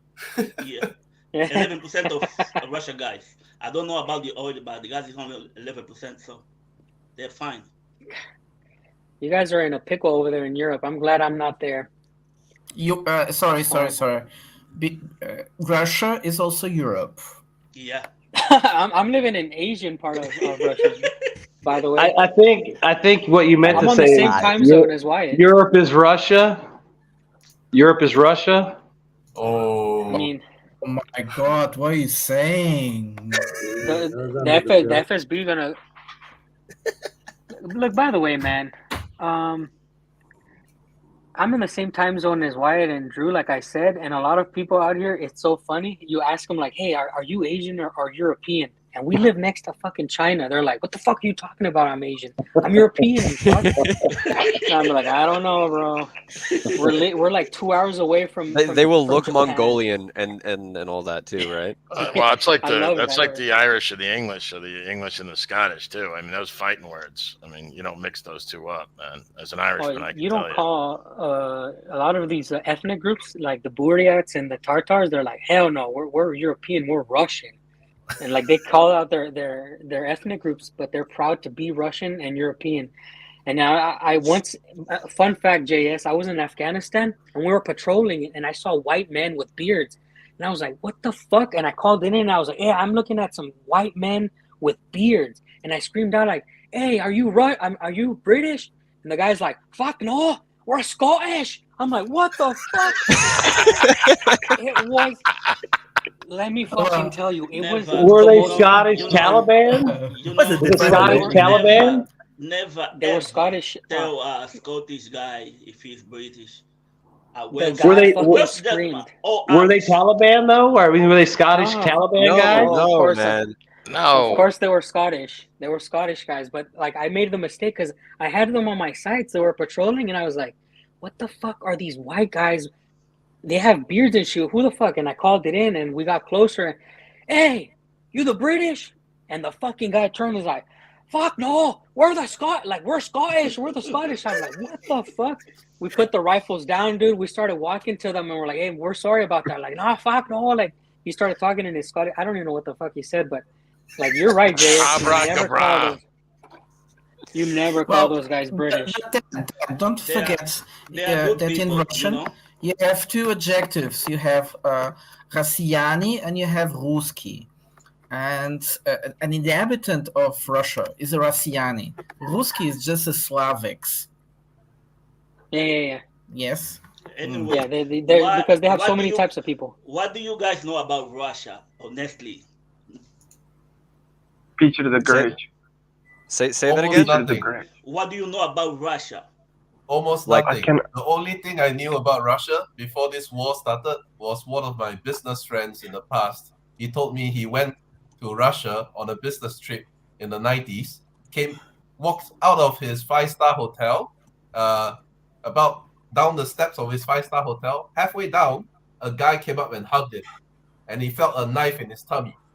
And he basically took his wallet, and then as he left, he even waved and said, bye-bye, like very friendly, and then walked away. Because there were guards at the hotel entrance, right? So the guy pretended to be his friend, gave him a very friendly hug, and then he felt a knife in his tummy. And then he took his wallet and said, if you scream or anything, I'm gonna knife you. And then so I said, I'm never going to Russia if that's. But this was in the 90s, so that's what we call pre-Putin. It's very safe. In Russia, is extremely safe. Yeah, but that was my impression of Russia before all of this kicked off, and then I started Googling. The only thing I know about Russia is all through the computer games. I'm just killing them, or I'm them.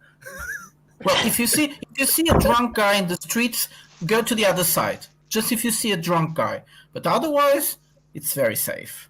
Nothing happens. I live in many drunk people I see every day. Sorry, Sam, you're very, very soft. We can't hear you. I adjust his mic now. You try? I was there during the Soviet Union days, and it was very safe. Only for 2 weeks. I was just touring. Russia seems safe. Yeah. Voz do Povo. It's very rare to see a drunk person in a city like Moscow or St. Petersburg. Very rare.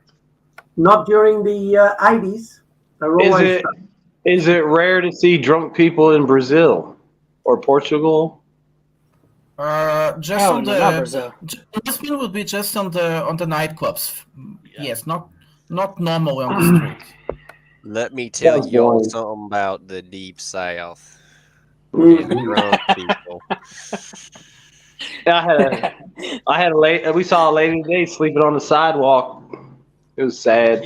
Here in England, America. Here in England, you see girls. That's gonna tell you. I'm gonna drink you under the table. Hey, Povo, are you asking about Russia? 10 beers in 1 hour. How do I flip my mic? How do I flip my camera? Actually, that's the maximum volume can be. That's the highest volume can be. Those are the what do you call those types of These houses? are Soviet blocks, by the way. These are Soviet blocks. Oh, yes, but they have a name. They're brownstones. We call them brownstones in America. They're brownstones. They have such a sweet name. Those Chat, little houses. get on the geolocation. Can we get Sam to introduce himself? He's new here, right? That'd be pretty messed up if he has incoming rounds. That's very small, isn't it? All of a sudden calibrated. Houses, apartments, yes? Yeah, these are old Soviet apartments, so the rooms are very small. I'll give you an example. Yes. Here's this. Are they solid walls though? I mean, solid as hell. These are pre-constructed. I'm just turning around. It's almost like a little bit bigger than a jail cell. Never been 12 foot maybe? Or so it's maybe maybe 10, but it's long, but it's very thin. But that room, but hey, that wall can take a 125 show. 100%, baby, and we got a bunker under this. By the way, That's all that matters. That's all that matters. Is your house the same like the ones we saw across the street? Yes. Okay. Yeah. This town was built in Soviet time. This was a closed town because we have a lot of marble here. So if you were a foreigner, you're not allowed to come in and stuff like this. If you look at the mountains behind, it's super it's beautiful. It's completely white.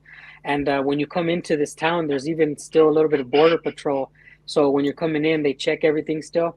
The houses here, you can tell that they were very important because in Soviet times, if you had some of these are 4 stories, you won't see them. Okay, so this is 2, the one's 3 stories. We have 4-story buildings that were basically from a town that was really renowned back in the day, because the Soviets wouldn't spend money on shit that wasn't worth it.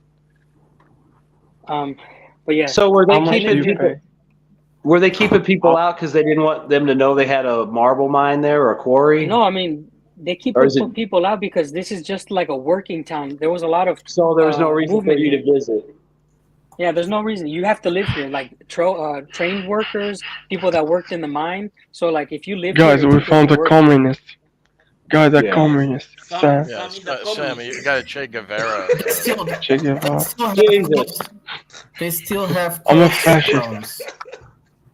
Guys, I'm a homosexual and I'm offended, Sam. Actually, you offended? Nazi neoliberal. They still have faction. I'm extremely offended by that. It's extremely Che Guevara is Nazi neoliberal? Guys. No, I'm a Nazi communist neoliberal. Oh, you're a Nazi communist. Yes. Guys. Am I more audible now? You guys in better. America, you guys in America have a funny business going on there.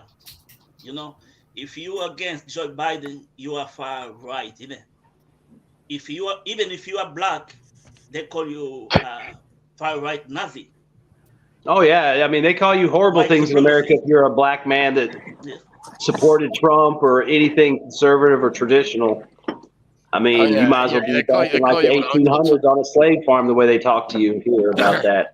Yeah, and it doesn't matter. I mean, look at who's doubting that Joe Biden is far right?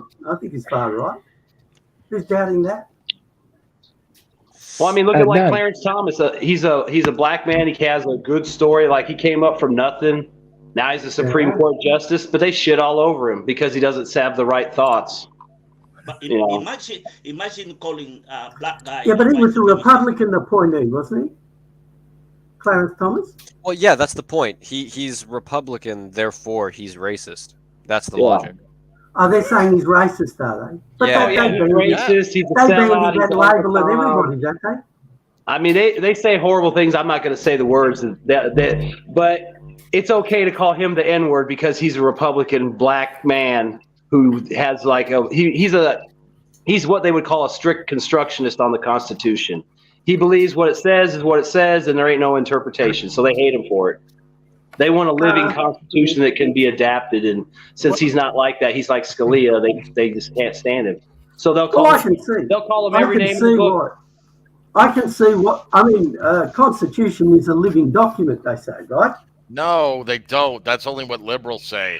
Oh God. Well, that's what I was trying to You look really are a communist, for God's sake. My God. No, it's not a living document. That is a liberal But invention. it's got to check. Why? Well, then, if it's not a living document, then Clarence is right. Hold on. If it's not a living document, Clarence is right, wasn't he? About the Roe versus Wade. There's no way in the world that those aristocrats, 1700 and whatever, guaranteed the right to abortion. That's absurd. The only reason that happened is if you're prepared to accept this idea that a constitution is a living document. That's the only way you can come to that conclusion. No, there's a mechanism within our Constitution to amend it. Okay? Yeah, we've got the same mechanism in Australia. Oh, I'm from Australia, by the way. Oh, okay. yeah. And we modelled our constitution on your constitution. No, well, Stupid very, shit, you very do. poorly. Don't you fucking ever say that, Sam. Don't you ever compare Australia to your America. Constitution I fought is for this shit. fucking country. Our that Constitution. country. Well, wait a minute. What did I say? What did I say? What is it I can't ever say? No, Don't you ever put Australia? Did you say something about kangaroos? Goddamn Damn kangaroo, you fucking kangaroo loving people. I'm sick and tired of your country. It doesn't exist. You take I those love fucking kangaroos. I love kangaroos. Have you ever been up You're about close to to make Dan kangaroo? go livid, bro. You're about to go Dan's about to go Oh, looks ballistic. like I'm in trouble. But have you ever been close to a kangaroo? They are a beautiful animal. Yeah, they They're taste so good. scary. too. They're all jacked. Did you The saw that wallabies are video? cute. The Did you kangaroos saw are that not. video? Did you saw that video about Macron in Congo, brother? In Congo, No, Kinshasa? yes. Amazing. The guy was like having a discussion in public with the president of Congo. Right. The president of Congo telling him a couple of truths and saying you're lying. Sorry, I was just changing method. Prata, I'm not understanding. Prata. Yeah, what are you You are going like, Vosh, say. yeah, you're like Angolan, you know? You call Congo, Brazzaville, Congo, Kinshasa. That's the It's like- Angolan way to. Yes. That's the Angolan way. Yes. And he was in Angola now as well, but I think he got kicked out. Macron. There is no chance that Angola is gonna give him something. No chance. That guy. Yeah, you know, when before I got into American politics, and I always wondered what was left and right, because most of Asia, most of actually the rest of the world, we don't have this huge split. We don't have people calling the other side, Nazis or conservatives or liberals, or those are just, I think you guys are just being, you guys are just being divided and conquered. Yeah, we only dividing you guys. That's because the rest of the world is is normal. It's normal to them to like have a mom and a dad and a house and a job and some kids. I mean, that's why the rest of the world looks at America like, what the fuck, dude? Why aren't you just normal like us? It's not just in America. It's not just in America. Same here in England. We can't be normal like Americans. It's the media. Like Americans because they're exceptional. You said this morning that China is not a superpower. And he said, yeah, Russia is a superpower because it's resilient, but China is not a superpower. Are we going to see? Yes, you said that this morning. I see that. No, Drew was like. And I was very surprised you said that, so I was expecting you to develop a little bit. But on the other way, I was picking up the Drew's line and was saying, like, aren't you going to see kind of a divide, like anti-China and pro-China in Asia? There is this divide. No, pro and anti-China, there is this divide, like even in Singapore, and it's true. Especially those that are consume a lot of Chinese media. You know, if they always read in Chinese, you know, and they read Chinese newspaper, it tends to have this pro-China slant. Like even if it's a Singapore Chinese media, because even for the Singapore Chinese media, the biggest market is actually in China. The number of readers of our local Chinese newspaper, a majority is actually in China. So and this is very funny because because they are also government owned or government controlled. So sometimes we will have to talk about South China Sea. And then for that few days, right, the entire website will be banned in China, which is hilarious. Like for the 3 days. I have a question about Asia, definitely. Southeast Asia. In regards to China not being a superpower, do they have, I mean, I don't know about like lumber, but do they have all the other resources like Russia has if they were able to get to them and develop them, like oil and lithium and all that? Or are they they have a lot of not even out there in the desert, like the Mongolian deserts and up north there? They have nothing. Not even their population. They have the world's largest supply of those rare earths. Rare earth minerals. Damn, they got screwed. They are overexploiting everything. That's the problem. They have enough of many things, but they are overexploiting it so fast. For instance, they can produce fertilizers. Right. And the thing about China is that they are very liberal in the sense of like economics. Like it's like if you want to do business, because their laws are so not established, because they are not like industrialized countries where they have the laws building over a century. So they don't have enough laws or no control over a lot of the industries. Then so a lot of people just do. As long as nobody stop us, it means that it's green light. So there's a lot of that's why you have a lot of stories about pollution, a lot of like no safety standards and everything. So they destroyed in the process of getting all these raw resources. They destroyed a lot of their land and everything. I heard, for instance, they can produce fertilizers. They have the three components of fertilizers, but within 10 years, they will be out of all those materials to produce their fertilizers. Who doesn't exploit their resources to the max nowadays? You So go the to United Indonesia, States does it. There The is United you go to States Brazil. Morocco. Why are we just singling out the Chinese? I don't understand.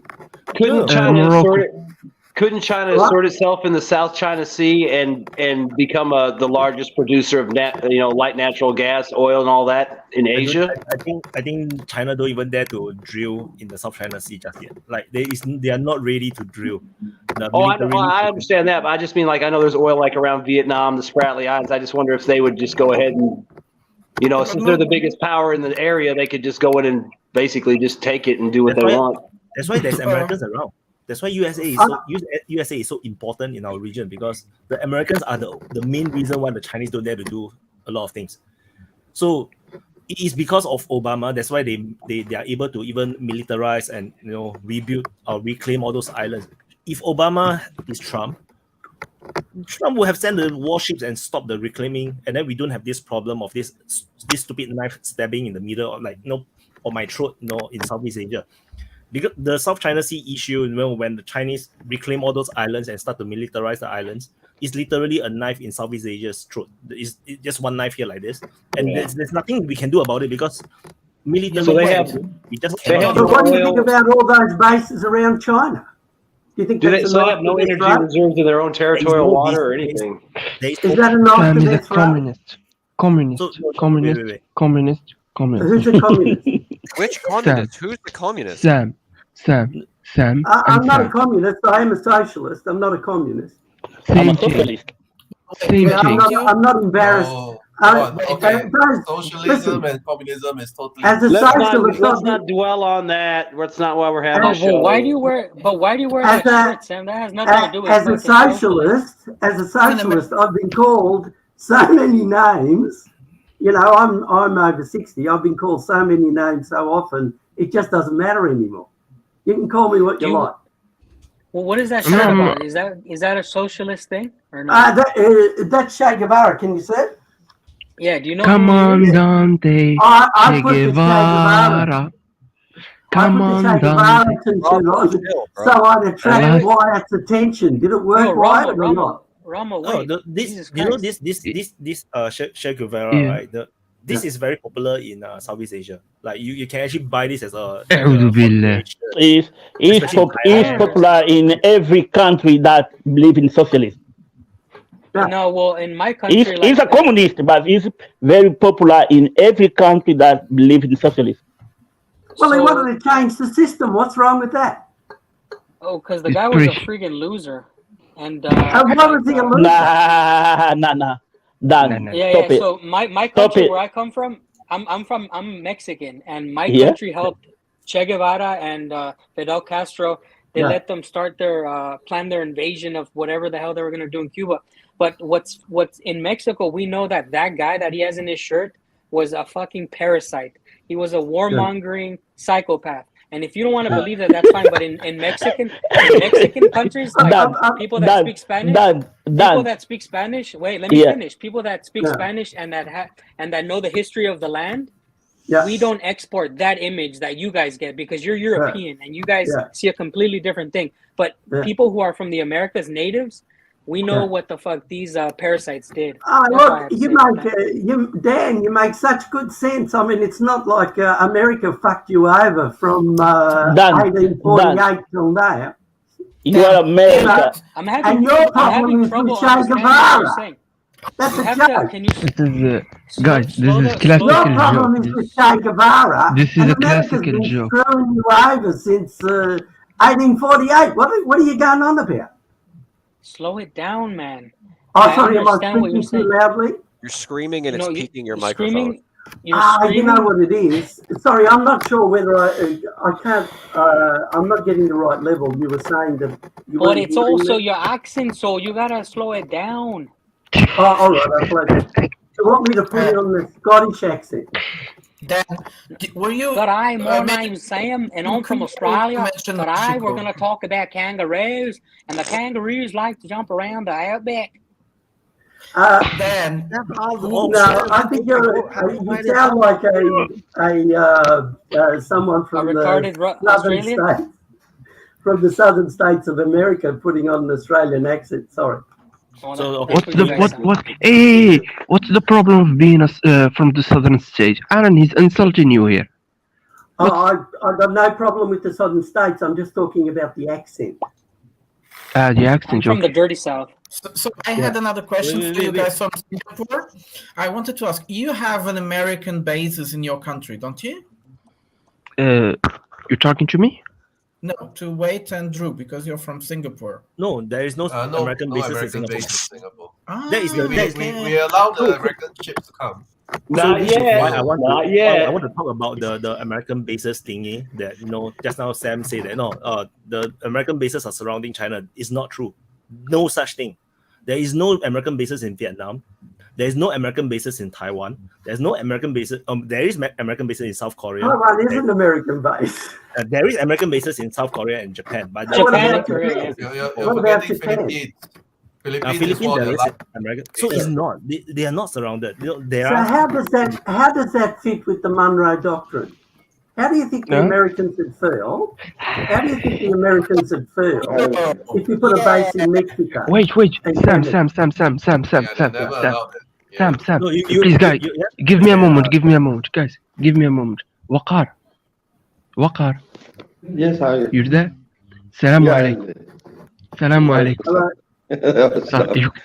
That's all what I wanted to do, guys. Malaikum salam. Walaikum assalam. It's disrespectful not to greet someone. Yeah, I agree. So why are you saying there's no basis when there's basis? Wait. So let me explain. You have to understand China, right, is a communist country, like a real communist country, just like No, they're 30 not. years ago. Let's they're 30 not. years ago, they are communist. Come on. So It's a at mixed that time, economy now. they are still communist now, but they are No, just 30 not years ago was anymore. 1990. Okay, sorry, 40 they years opened ago. up in 1978, dude. That was like 40, 50 years ago. Yeah, but when they open up, it takes time to transit, right? They are still communist country. Then That was before Why we have were they born. got billionaires? no, so let's the go. whole world, right? The whole world, Why have they got especially in the region, billionaires? Asia Pacific, is Let's make American control. the discourse serious a bit, okay? Go on, wait. Okay, sorry. So you have to understand that 40, 50 years ago, there's still the Vietnam War is still on. North Korea is still a threat. The Korean War just went silent for some time. There is clear reasons why the Americans are present. It's just that whatever the American presence at this moment is a legacy of what it happened, and the reality is that there's no surrounding. There is no American bases in Laos, Cambodia, Mongolia. They're not around. Myanmar. Not even in Myanmar. Well, Myanmar. well, Nobody it's wants not just Myanmar. a Nobody give a legacy. damn about Myanmar. It's not They just a are not legacy. in India, not in Nepal. So they are not Indonesia, surrounded. no? But what was Yeah, but the- they are very near. Okay, maybe the word surrounded isn't quite right, but first, it's not a legacy. They're actually increasing the number of bases. They just signed an agreement with Philippines to add, I think, 3 more bases in the Philippines. Yes. And Well, they it was are four it's, in one. It's the sure. same. I mean, if you want to define geographical surrounding, yeah, they're not, but they are definitely many U.S. bases, all just off the shore of China. So It's an operational encirclement of China. Yeah, No. basically. It's the beginning. It's the beginning of an operational encirclement. So I It's mean, gonna if start you- with if Philippines. you tie this back to the Ukraine war. That's the whole thing. The whole point. They kicked this off, right? They wanted to destroy Russia with sanctions and then balkanize it, and then China would then be surrounded on the other side as well. And with AUKUS or the Quad, with India on their side, then then China will be totally surrounded with India to the south, the balkanized Russia to the north, Taiwan, South Korea, Japan to the east. That's how they were going to take on China. But Are you talking about a world that allies with doesn't mean America? that they Can I didn't have the can I plan in the ask? first place. I got a question for Drew and Wyatt, whoever is an authority on this. But how do you think that the war in Ukraine is going to affect the relationship between India and China? Is it going to make it better, worse, or it's not going to change anything? It's I not have a gonna change theory. anything. I have a I don't theory. think it changes anything. I think it will. I have a theory. guys. And Wakara also has a theory. You probably will agree with me as well. I think Russia is the middleman here that will help things go better. The same between India and Pakistan. This issue needs to be solved. If these two issues are solved, Asia is the new center of the world. No, So I don't agree that The sexy lady. The sexy lady. Let Wakar speak because he knows about this. Yeah, I'll just try to. Thank you so much.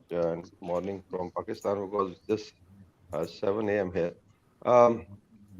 Basically, India, Pakistan, and China triangle is very interesting, and the area has seen a lot of hostility in past, I think, 4 decades.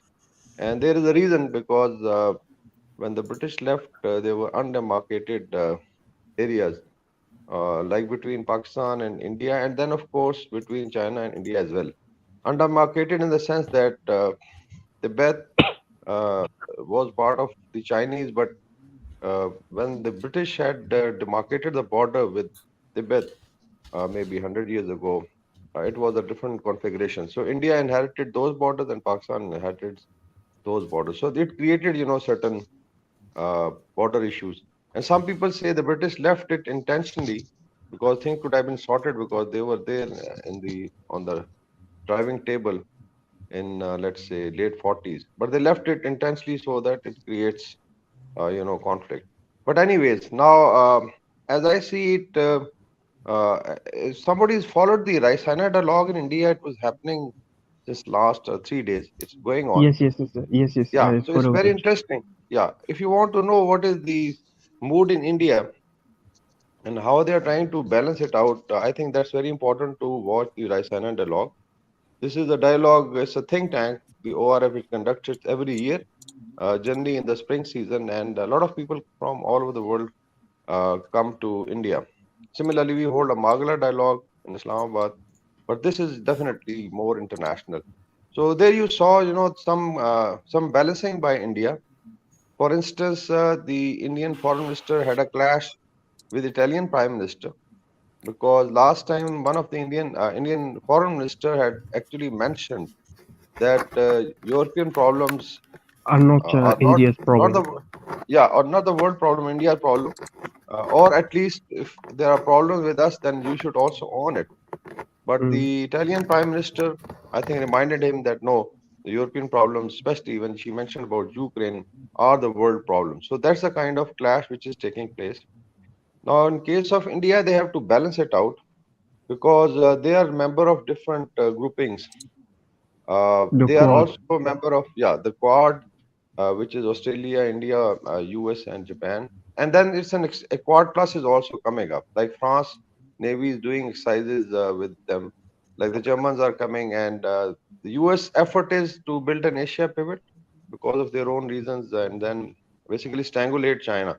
But interesting thing was, I think yesterday there was a statement coming from probably Russia that they would support China in the Indo-Pacific. That's very, very big statement in case it is true.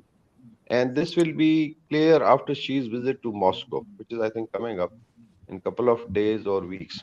So that will be, I would say, a very, very deciding time if Russia and China then announce their, alliance. Now, in case of India, they have to balance it out. They are member of the BRICS also, which is again part of the developing countries. It's a non-Western bloc, apparently economic, but definitely it's political. Then they are member of the SCO, which is again in terms of size a very huge bloc, geographically connected, and this is also kind of push out against the Western hegemony in the region. And then they are part of the BRICS because they have hostility with China and they would like to, let's say, have a counterbalance in Asia. So it's a very interesting time. Same is true for Pakistan because we are a very staunch ally of China as far as because we are geographically connected. Now we have the CPEC, and unlike a lot of talk that probably China Pakistan has some tensions. Since early 60s, it has been a very, very strong relationship and it's based on win-win situation for both. We need economic support and they need, allies. And then, of course, you can travel, like from Pakistan, you can travel to China by road. So CPEC is one initiative, yes, which keeps it alive. But then there is hostility of India and China, both, India, China, and then Pakistan, China. So this is a kind of triangle. But Pakistan also needs, because a lot of our diaspora works in the West. I think it's almost 10 million people Pakistanis work in West and Middle East. So you have to have good relations. But now a Ukrainian war is actually, I think, I would say clearly now divided the world. Because the West, yesterday I was watching a video of a Congolese president, shunning Macron. It's very interesting. You should watch that video. Yeah, we all saw that. Waka, is that how you pronounce your name? Sorry, is it Waka? Waka? Yeah, we don't want to offend Waka, anyone. Waka. Yeah. Sorry, Waka. no, I don't want to offend you. Historically, what has brought China and India in conflict in the past? If you look at, I think their deep history, there was no conflict because of the Himalayas. You couldn't cross, there was trade, and that was again through areas, the northern Pakistan, because you can't really cross Himalayas directly from Tibet, although there was some, religious traveling. But otherwise, there was no conflict both sides because even when the Mughals were here, that's say 400-500 years, which were basically Mongolese people, and then they converted to Islam, and then they became, let's say, they established an empire. There was no invasion of in China by India, or let's say vice versa. The conflict started in 40s, late 40s, when China and India became independent, 47 and 48. And the first, now it was understood by Nehru and I think Mao and Mao Zedong on the Chinese side that these are two very large countries. In case they go for conflict, there'll be, a loss on both sides. So there was a deliberate effort.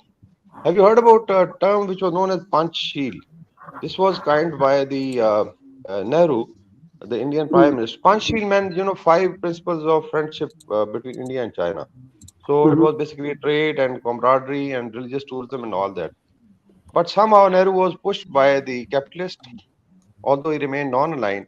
And actually in late 50s, Zhou Enlai had agreed on demarcation of, an agreed border between, and mind you, this is the longest undemarcated border in the world. It's about 3,500 kilometers long, and it's all glaciated. Most of it is glaciated and very high mountain, like in our north and Indian north. The mountains start from 17,000 feet, you can imagine, and it goes up to like, highest peaks is like 26,000, 27,000 feet. So that is the history. Sorry, let me just finish.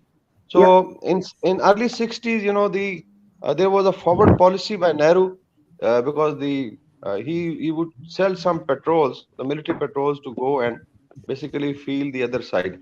And since it was not really militarized on both sides, it was very easy to go and start putting posts to demarcate the border. So this was known as the Indian forward policy. And then came 62 Indochina War, which I don't know how many of you have followed. The China then took over the Exai-Chin, and it's a very large area. And then they also entered into Assam state of India, or Arunachal Pradesh, which is they call South Tibet. And they went up to almost divisional headquarters. So there was a rout of the Indian army, and it was a very, very humiliating defeat. But still, then they pulled back as I think, leaving a gesture of goodwill. They pulled back from Arunachal Pradesh and left the Indians to reoccupy the area. Since then, there have been efforts, but I think in 2020s we found that there was again a clash, and then China's again nibbled about 2,000 square kilometers, mind you. This is not really in the press, but if you follow it very closely. So this is a kind of tension. I feel that both should try to resolve it because they are both nuclear powers, very big countries, and it would actually affect Asia. But somehow it's very complicated. There is a territorial dispute between them, is there? Exactly. Yeah. It is a territory. So, well, I take that will be a territory. This territory is important because it's where most of these Asian rivers are born. This is all about rivers. It's all about water. And China, and both India, China, and Pakistan, they have a problem with water. Yeah. So Himalayas means everything for them. Yeah, water is very important. Yeah, I'm gonna hop off. I just want to say a few words before I go. And first of all, I want to say thank you guys for being civil and being really nice in this chat. I really learned a lot. Wakar, my homie. I'll see you on the chat later. On another thing, I want to bring up this point before I leave, and it's pertaining to the war. As an engineer, as a sapper, I foresee a lot of mines being used. Like we've been talking about it on the chat, an insane amount of mines. And I hope you guys understand the evil in planting mines as you're a retreating force, as you're putting up a defense of mines. This is going to be a big problem for the civilians once this war is over. And that's all I have to say. And the West is silence. And I'm Mongolan. I know all about mine. Yeah, Mongolian. Ben, I just want to say one more thing. Why is it alright if I plug myself in on the channel or no? Just because I'm. Oh yeah. But I just want to say, by the way, guys, if you're watching, I'm an American veteran who's living in Russia. And if you, can I say it or no? Yeah. My link is down below. My link is down below, and I make videos from inside of Russia. It's Wild Siberia. And so if you want to know what's going on in Russia, if you want to see a perspective from an American, I'm living here now. And thank you guys. Thank you for the panel. Thank you, Wyatt, for giving us a voice. And see you guys on another one. So you double under his name, you can see youtube.com/@WildSiberian. Siberian, right? Yeah, with the N, right? Yeah. Wild Siberian, yeah. And I'll put it on the chat one time. Thank you so much, guys. You can go and follow Dan. See you, man. Have a good night. Man. Bye-bye. Take it easy, Dan. I did have one question for Wakar. So besides water, there's no resources that either side would be fighting over or trying to get a hold of in those mountains, besides just the water supplies? No, I don't think so. Yeah, that the Himalayas have been explored properly. Now, if you look at the minerals, you'll be surprised that there are rivers in the northern Pakistan. I'm sure in Nepal as well, where you have gold, gold I would say, it comes because of the glaciers. So then of course there are minerals. It is rich with minerals. There are, I think, a lot of resources, and in terms of flora and fauna, it's very important for South Asia, because actually if you look at the size, the agriculture potential of Himalayas and Karakorams. Actually, we have three very high ranges like Karakorams, the Hindu Kush, and the Himalayas. So these are like 20,000 feet plus. So even if you look at Alps, the Mont Blanc is, I think, like 15,000. So look at the height, which starts from 17,000, goes up to 26, 27,000 feet. Now, this is basically also feed Tibet is known as the roof of the world because of these heights, and most of the rivers originate from Tibet, and they provide water to China, Pakistan, India, and Bangladesh. So technically, they are feeding like 2 billion people this water. It's very, very critical. So in terms of agriculture, if you look at size of South Asia, let's say India, Pakistan, Bangladesh combined, and look at the agricultural belt, which is the north and northwest, which is Pakistan, and compare it with Africa, America, or even I think the Russian size of terrain, it's very small, but it feeds, mind you, 2 billion people, and they export a lot of grain like rice, like meat, milk. So this is the kind of potential this Himalayan water has, and I know it's very, very critical as the population increases. Like India is now 1,041,4 billion people. China, Pakistan is going to be like I think 300 million in next 5 years. Huge population, same as Bangladesh. So water is critical, and then of course is the power potential of electricity to generate. Like Himalayan, only one river system, the industrial system that we have, can generate 5 gigawatts of electricity. That's huge. Gigawatt, is I don't know how many thousands of megawatts. So it has power potential 1 also, gigawatt is 1,000 agriculture. megawatts. Yeah, you are right. So if you see, 1,024. recently we had a clash with India on Indus water treaty, because we have signed a treaty of division of rivers, and now there is a clash coming up between China and India. So there is a Brahmaputra river, which actually feeds China, India, and Bangladesh, and it has a huge potential because it's a lot of steep slope. So it is now creating a tension between India and China, because China wants to dam it. And it just imagine the steep slope, like in Pakistan, start from zero at Karachi, and within 1,500 miles you are at 27,000 feet. This is the kind of steep slope these countries have because of Himalayas. Enormous potential. They can cooperate also, but it can also create conflict. All right. And also, as well, it's quite interesting how India gets really angry when she knows that the Chinese are. Someone is listening to music, so strange. What's really strange is what is really interesting is how India gets really angry when the Chinese are building railways. And there was also kind of a project between China and Pakistan to build a railway. I think they stopped the project because the Indians were really mad at it.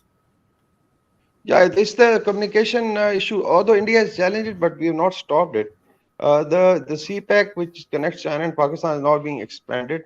This includes road network. There's going to be oil and gas coming from the Gulf going up to China. And then also we have offered India, like there is a east-west pipeline which can come from Central Asia, like Turkmenistan, Afghanistan. This is another TAPI pipeline, like Turkmenistan, Afghanistan, Pakistan, India.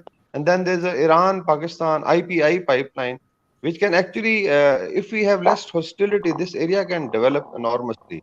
But CPEC has not stopped because it is going on. Actually, it's very difficult to build up railways at that height, but road network is there. Yes, India is, let's say, India is objecting to a railway between Nepal and China, because Nepal and China were not connected properly because of Himalayas.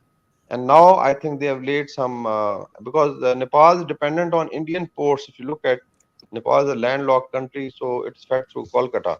So Indian ports, then they support, like we support Afghanistan. Afghanistan is landlocked, and they use the ports of Karachi and Gwadar. So it can get connected, and I think we have enormous potential to develop. provided we can overcome these issues. But now I feel Ukrainian war is going to push Asia, I think most of Asia and some of the European countries, to start thinking about having benefits of collective security as well as collective development. And here I think I refer to Dugin's fourth critical theory, Alexander Dugin's theory. You must, I've read it a lot and follow it, that he talks of geographic connectivity, and it would benefit everybody, even the transatlantic powers. We should have less hostility. Otherwise, if you have the neocons taking the entire world to World War III, I think Scott Ritter was there, and then we had Colonel McGregor. Even Trump was saying, I think a week back there was a video by Donald Trump that these neocons will take the world to third world. Imagine, the destruction, and our generation is going to suffer because of the neocons. So that's a big question. I think they think a nuclear war is winnable now. I think they think they'll pay a price, but that a nuclear war is winnable. If it's not winnable now, they'll never win. I think their feeling is they're only going to get less powerful in comparison to China, and Russia, and either we go for it now or we lose, and their hegemony is that important to them. That's how every empire works. An empire will never voluntarily give up complete power. So I think you're right. I would rather destroy I think you're right, Alan, and I think they are America definitely is in the Thucydides trap right now. But look at that's this. That's the name I was looking for. The unipolar world is over. We know it.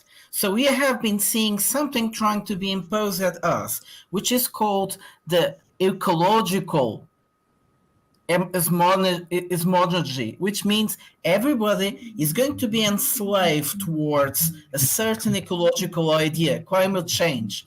And you have to invest all your resources in order to achieve those climate change. So you have to stop producing or getting cheap energy, and you have to buy all those those machineries. I don't accept that narrative. Sorry, from Germany or from the USA.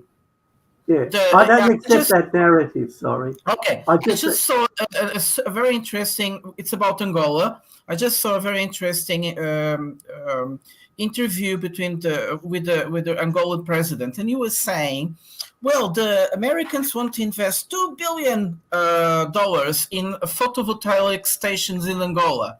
It's interesting, but we get 60% of our energy from the rivers. But it's okay. It's nice to diversify. But of course, the Americans don't realize that. They just want to sell machinery, and the Angolans will. The idea behind this ecological cosmological new world is to make you that in order to pay for ecological energy that you can't produce yourself. I think there is a genuine ecological concern. It's not just going to affect working people. It's going to affect billionaires and everybody across the world. Go nuclear. Go nuclear. Nuclear is the dirtiest fuel on Earth. Well, then let's take it off Earth, dude. Let's take it off of the Earth. Nuclear only. We think that because we don't have a nuclear incident, but Mr. Sam, regularly, therefore it's clean. Prada, you're screaming into your mic too. I'm sorry. But when nuclear goes wrong, they don't care about it goes wrong badly. So much so, what is it, Fukushima? Those waters are still polluted. And Fukushima is like you had a massive earthquake, a tidal wave. I mean, that's like saying, oh, it didn't survive when Godzilla attacked it. I mean, it got hit with the worst possible thing it could get hit by at the same time. So it was going to fail. The elephant in the room. That's where they decided to put a nuclear power plant. And it was there functioning perfully up until literally the most god-level bullshit caused the generators to be flooded and lost power. Well, I'm a believer in every once in a while, humans don't get things right. We make mistakes. And nuclear power is too deadly. Let's hear the voice of Africa. Yeah. As you said, about the energies come from the river. Angola produces energy sufficient to all African south of African countries. It's about 7: Zambia, Zimbabwe, Botswana, Namibia, South Africa, Malawi, Mozambique. Yeah, Angola can produce energy from the river for all these countries. Great. SADC region. So yeah, but they're trying to sell Angola now because they know they have money. They're trying to sell them photovoltaic, which is horrible. It's horrible for nature. Once that shit stops working, it's not just the consumption of resources to build it. But once that shit stops over, it's just pollution. by the way, no Angola God gonna created believe uranium. America anymore. Sorry? God created uranium. Yeah, the Angolan government is not gonna believe anything the Americans say because they've been saying that since 1975. They always go project for Angola. Nothing been done. Can I ask the panel something? One thing that's always confused me, am I shouting? Is why is China the big enemy? I'm trying to understand, what is it that they did so wrong? It seems to me they're hated because they're playing the capitalist game more effectively than the Americans are now. Why are they hated? What did they do wrong? They are not playing the capitalist game. They are We discussed that last time. System without did you? the rules of the capitalism. For It's example, a violation of patent law. Sam. I can tell you why exactly we hate them. Yo, Wyatt I mean, was it's talking. the violation of Wyatt copyright finished. and patent No, law. Wyatt was talking, man. The biggest infringement is violation of patent and copyright law that China, to the global capitalistic economic system, and China refuses to recognize copyright and patent law. I mean, there's a whole bunch of factors, but I would by far say that's the biggest problem people have with China. Yeah, but that particular problem is not a reason to go to war with China. I mean, honestly, as an American, I think the reason we hate China is because we're still stuck at China's communist, China, the CCP from the 80s or the 70s, just like a lot of guys in America are still hung up on Russia's Soviet Union from the 80s, and they're not. So I think that's one thing. It's a traditional rival that they can focus on, and because China is expanding, has a little bit more sway in the world, is kind of telling the U.S. to fuck off because they want to do their own thing. Now they're the enemy, you know. They're not. I mean, they're our enemies supposedly, but we're buying the shit out of their stuff at Walmart every day. So I mean, I don't. It's so much double speak and double talk. It's like we're going to go to war with the guys that supply our underwear, and T-shirts, and coffee cups. Okay. But you know, in You list 100 Australia, reasons. I just saying that I think the biggest factor from the United States perspective is the violation of patent and copyright law. but that's how Japan got powerful. They violated patent and copyright law. I mean, I'm sorry if the United They're States not the government wants to major try to enemy. start a war over fucking patents, they can go blow. They can blow Yeah, me. that's I mean, right. they blow a lot of people. I mean, I understand that's a problem and that's bad and it's not good for business and economy, but that's not an excuse to start a fucking war. I mean, it needs to be something like they just invaded L.A. I mean, honestly, I don't give a fuck if they copy some guy's computer. I mean, I know it's wrong and he shouldn't do it, but I don't really need to get nuked because somebody copied your design. See, I think this patent and copyright law thing is the excuse you give when you've got another reason for hating China. And the reason you hate China is they're playing the capitalist game better than you, and they are great. Well, it stands to reason that they would. Their population is huge. No, so you want to listen to why? Yeah, when why? When China is invited into the WTO, there's a rules to follow. The rules Yeah. are to follow is that you have to follow the IP laws. You have to open up your market, open up your financial system, allow people to enter your country to do business.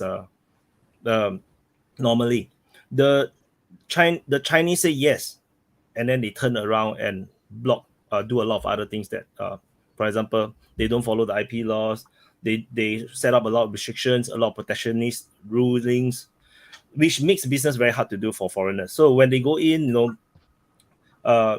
No, they basically the money just cannot come out. There is a lot of reasons why China is so successful. It's because they game the system. They are not supposed to game the system, It's a but rigged because they are game. They're so not big playing to by the fail. same rules. So Yeah, they're that's not following the same true. rules. They're not playing the capitalist rule. They are actually that is absolute. Oh, I don't see how that's Do true. you blame when them? America started life, they were protectionist. They were Yes. strongly No, protectionist. most even European Union is protectionist. So the thing is, Indonesia is a protectionist once as well. they got economically powerful, then all of a sudden they're saying free trade. All capitalists play that game. Yeah, but it's not just capitalism. It goes back to the It goes back to what we were talking about last time in the rules-based order, and the question of who makes the rules. And if you're a new joiner, say like, well, these are the rules, accept them as is. And you could say, well, China has their own rules-based order, and they think that the rules that are being enforced on them are unfair and unjust. But the system as is, you already have global markets that China, so to say, is disrupting because they're not accepting the, so to say, rules-based order. Yes. David, it's very interesting. I went looking for it because I was a bit. I found our conversation a bit strange. In most European language, we have two words for that, and we don't have that word in English. I think they translated sometimes like the rule of law or the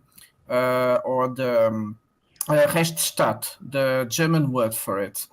And we normally tend to understand the rules word order like an attempt to impose to other countries rules that the dominant countries write down.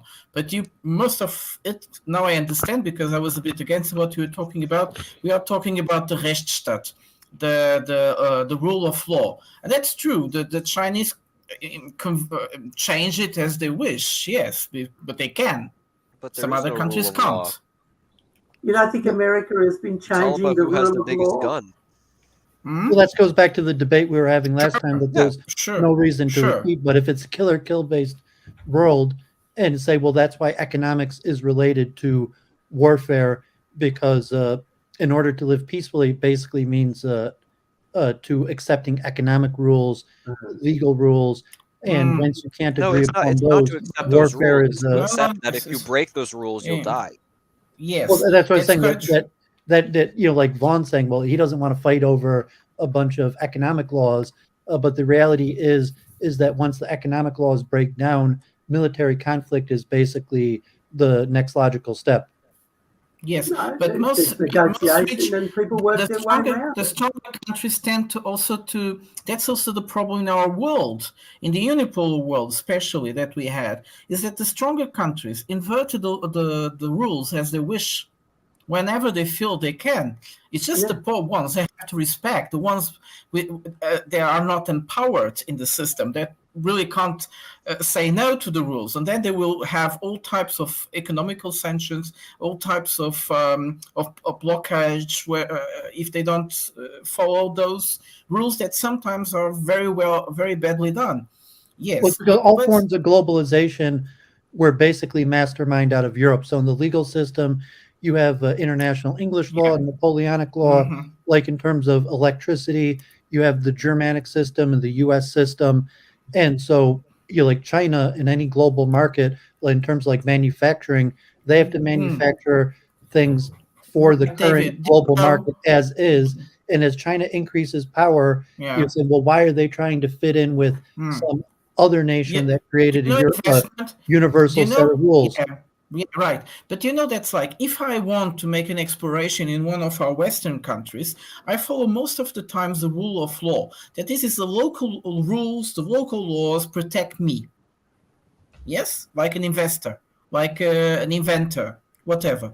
And then we have something very interesting that people forget all the time, which is, for instance, when European corporations invest in Africa or in Asia, they don't follow the local law. You don't know that. They have this kind of strange private tribunals where the schist. I just know the German words. I don't have the name in English, but this is like arbitrational tribunals or something. Arbitration. Arbitration. Yes, and you have it's the rule of them. It's not. There is no rule of law. If you have, like, for instance, if you live in a country that decides to impose some ecological new rules, that corporation has the right to go to this arbitration tribunal and get from you huge amounts of money. Where is the rule it of goes law? back to what we were talking last time. If it's zero sum, and economically, you say, well, for the West, they want to at least bluff and play chicken that it's zero sum, that China is going to be forced to enter the global rules-based order as is with a few accommodations. And China's saying, well, these current rules are rigged against us. We don't want to enter this system. So they want to create their own, so to say, different New World Order. And it's zero sum because you can't have two different new World Orders.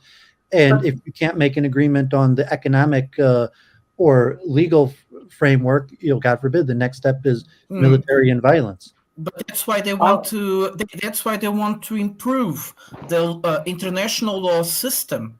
Well, they both want to play chicken. I mean, there's two aspects. Can we negotiate?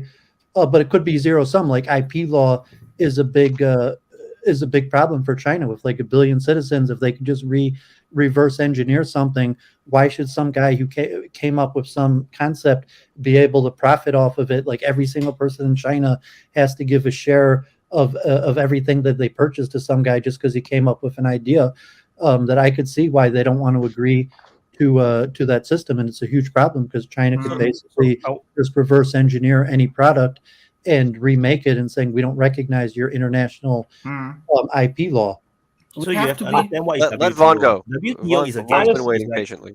I just want to say, so would the seizure of the Russian reserves be considered an act of war if we follow your logic, David? No, I'm not trying to be smart ass or nothing. I mean, I'm serious. That would be that's big enough to be considered an act of war. No, in the war is a financial loose realm, word. wouldn't it? If you're referring to war is the art of violence, but war, like saying that rules-based order has to be enforced by force, or it's voluntary, that like we voluntarily have a convention that we follow, but what happens if we stop following the rules? It has to be by force. You could define the term war like economic warfare, but I think it's easier to say like war is violent. And I think the only reason you're seeing that is China and Russia are in a position to where they can actually defend themselves against the things they don't like in the Western rules-based order, basically, because Russia views the theft the seizure as a theft. They see it as a violation of the rules-based order, whereas the West sees it as part of the rules-based order that allowed them to do that. So they are just conturning the the rules. justification for escalation to violence, and it's not clear if you could ever justify the moving towards violence. But at some point, you say, well, you've done enough violation of the rules-based order, and therefore we have no choice but to escalate to violence. Yeah, but if we continue down this path, if we continue down this path of logic, we'll go down this, like, we're just already continuing down this rabbit hole of hyper theoretical stuff, right? Yeah, there's no way to justify violence. There's no way to justify violence, but violence happens. So how do you fit that into you can justify violence. Well, how do you There's plenty explain of the law theories of that self-defense, there's Alan? like, okay, like you make fun of my mom, I'm gonna Alan, hit how do you. you You can explain have the law of rules-based self-defense? violence that say like, okay, like, you insulted a woman or whatever. You could create rules that justify violence, and it's usually some form of tit for tat escalation. And at some point you cross the brink of verbal or breaking other things that justifies changing to violence. So imagine, that's also right? rules based. It's not like, oh, you broke the rules and therefore you could do whatever. War, you right? want. War doesn't always it has mean to there's go according to violence. some sort of order. So war doesn't always mean there's violence. For example, if you go back to like a few thousand years ago, when you siege a castle, you just siege. There's no violence. You don't have to fight, but you're surrounded. You can't trade. There's food cannot come in, cannot go out. It's the same thing as the current day modern sanctions. It's the same thing. We don't allow the food to go in. We don't give you the wheat, the fertilizers, and everything. We are killing your people without violence. That is still war. That is why it's called economic war. The whole point is to squeeze you to the death without even needing me to send in my troops. And And it's a why- precursor normally to military conflict. And why The US ethos has this are you theorized entitled elected or warrior. are you right to use military power? You can't use the word right or wrong combat- because that's like well, some wait a minute. Let me godlike finish, spiritual. and I'm happy to talk about whether we should use the word right or wrong. I'm happy to do that. But Morality is the base of everything. Yeah, would you be right to say, well, this economic war is literally destroying me, and the Is what? only way is destroying me. It's killing my people, and the only I would way like to, that I finish the point. The only way I can stop that is to stop it militarily. Now, to me, that makes sense. I don't think you can have a blanket violence is always wrong or going to war is always wrong. There are clearly times, in my opinion anyway, when it's right to do. I think Russia was right to react. If Russia just sat on its haunches, the situation for Russia would have been absolutely impossible. The Americans NATO was going to occupy Sevastopol. They should have tried different things before violence, but that's another question. I would like to come in with the continuing with what Wyatt said. I think that's very interesting, and that's why the theory of hybrid war is very important to understand. I think Wyatt said very clearly that in the siege warfare in the olden time, you could just siege a city and let's say strangulate it economically. And the current economic warfare, which is part of the hybrid war, is doing very much the same. Millions of people. And I tell you, hybrid war is more lethal than conventional warfare, because in conventional warfare, normally you are targeting the military, but in hybrid war, you are targeting, generations, and civilizations. Look at what has happened to most of Africa.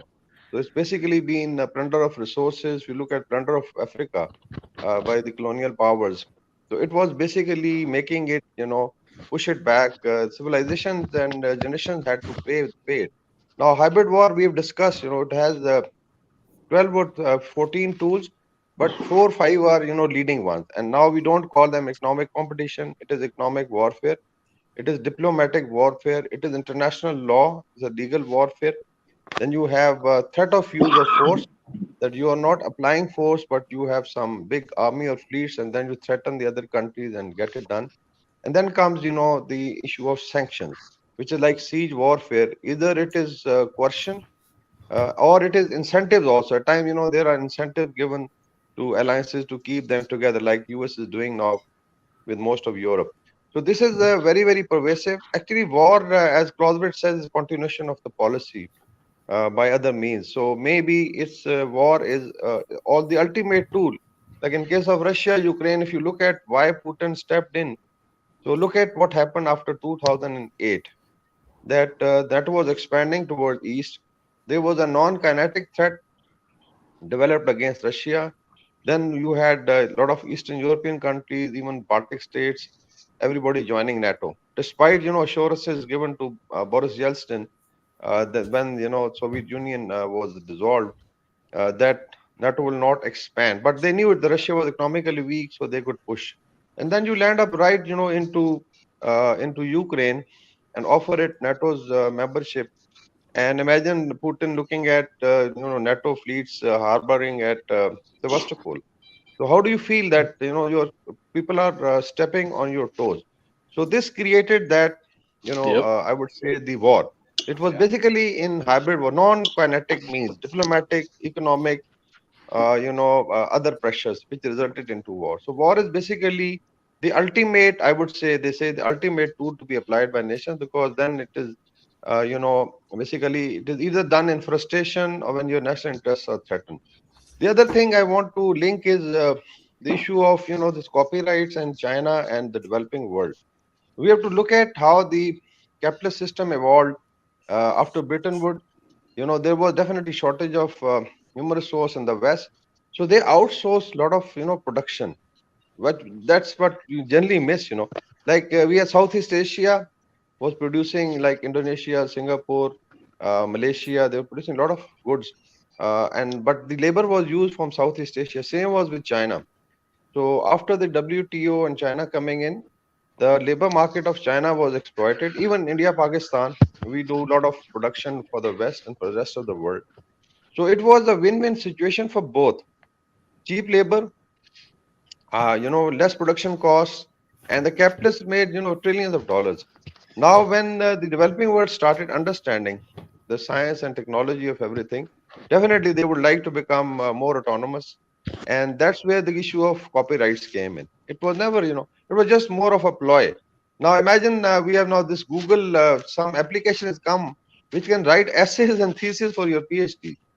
So world is moving ahead. I think copyright issue will become redundant because now world is more connected. Technology allows everybody to, produce things.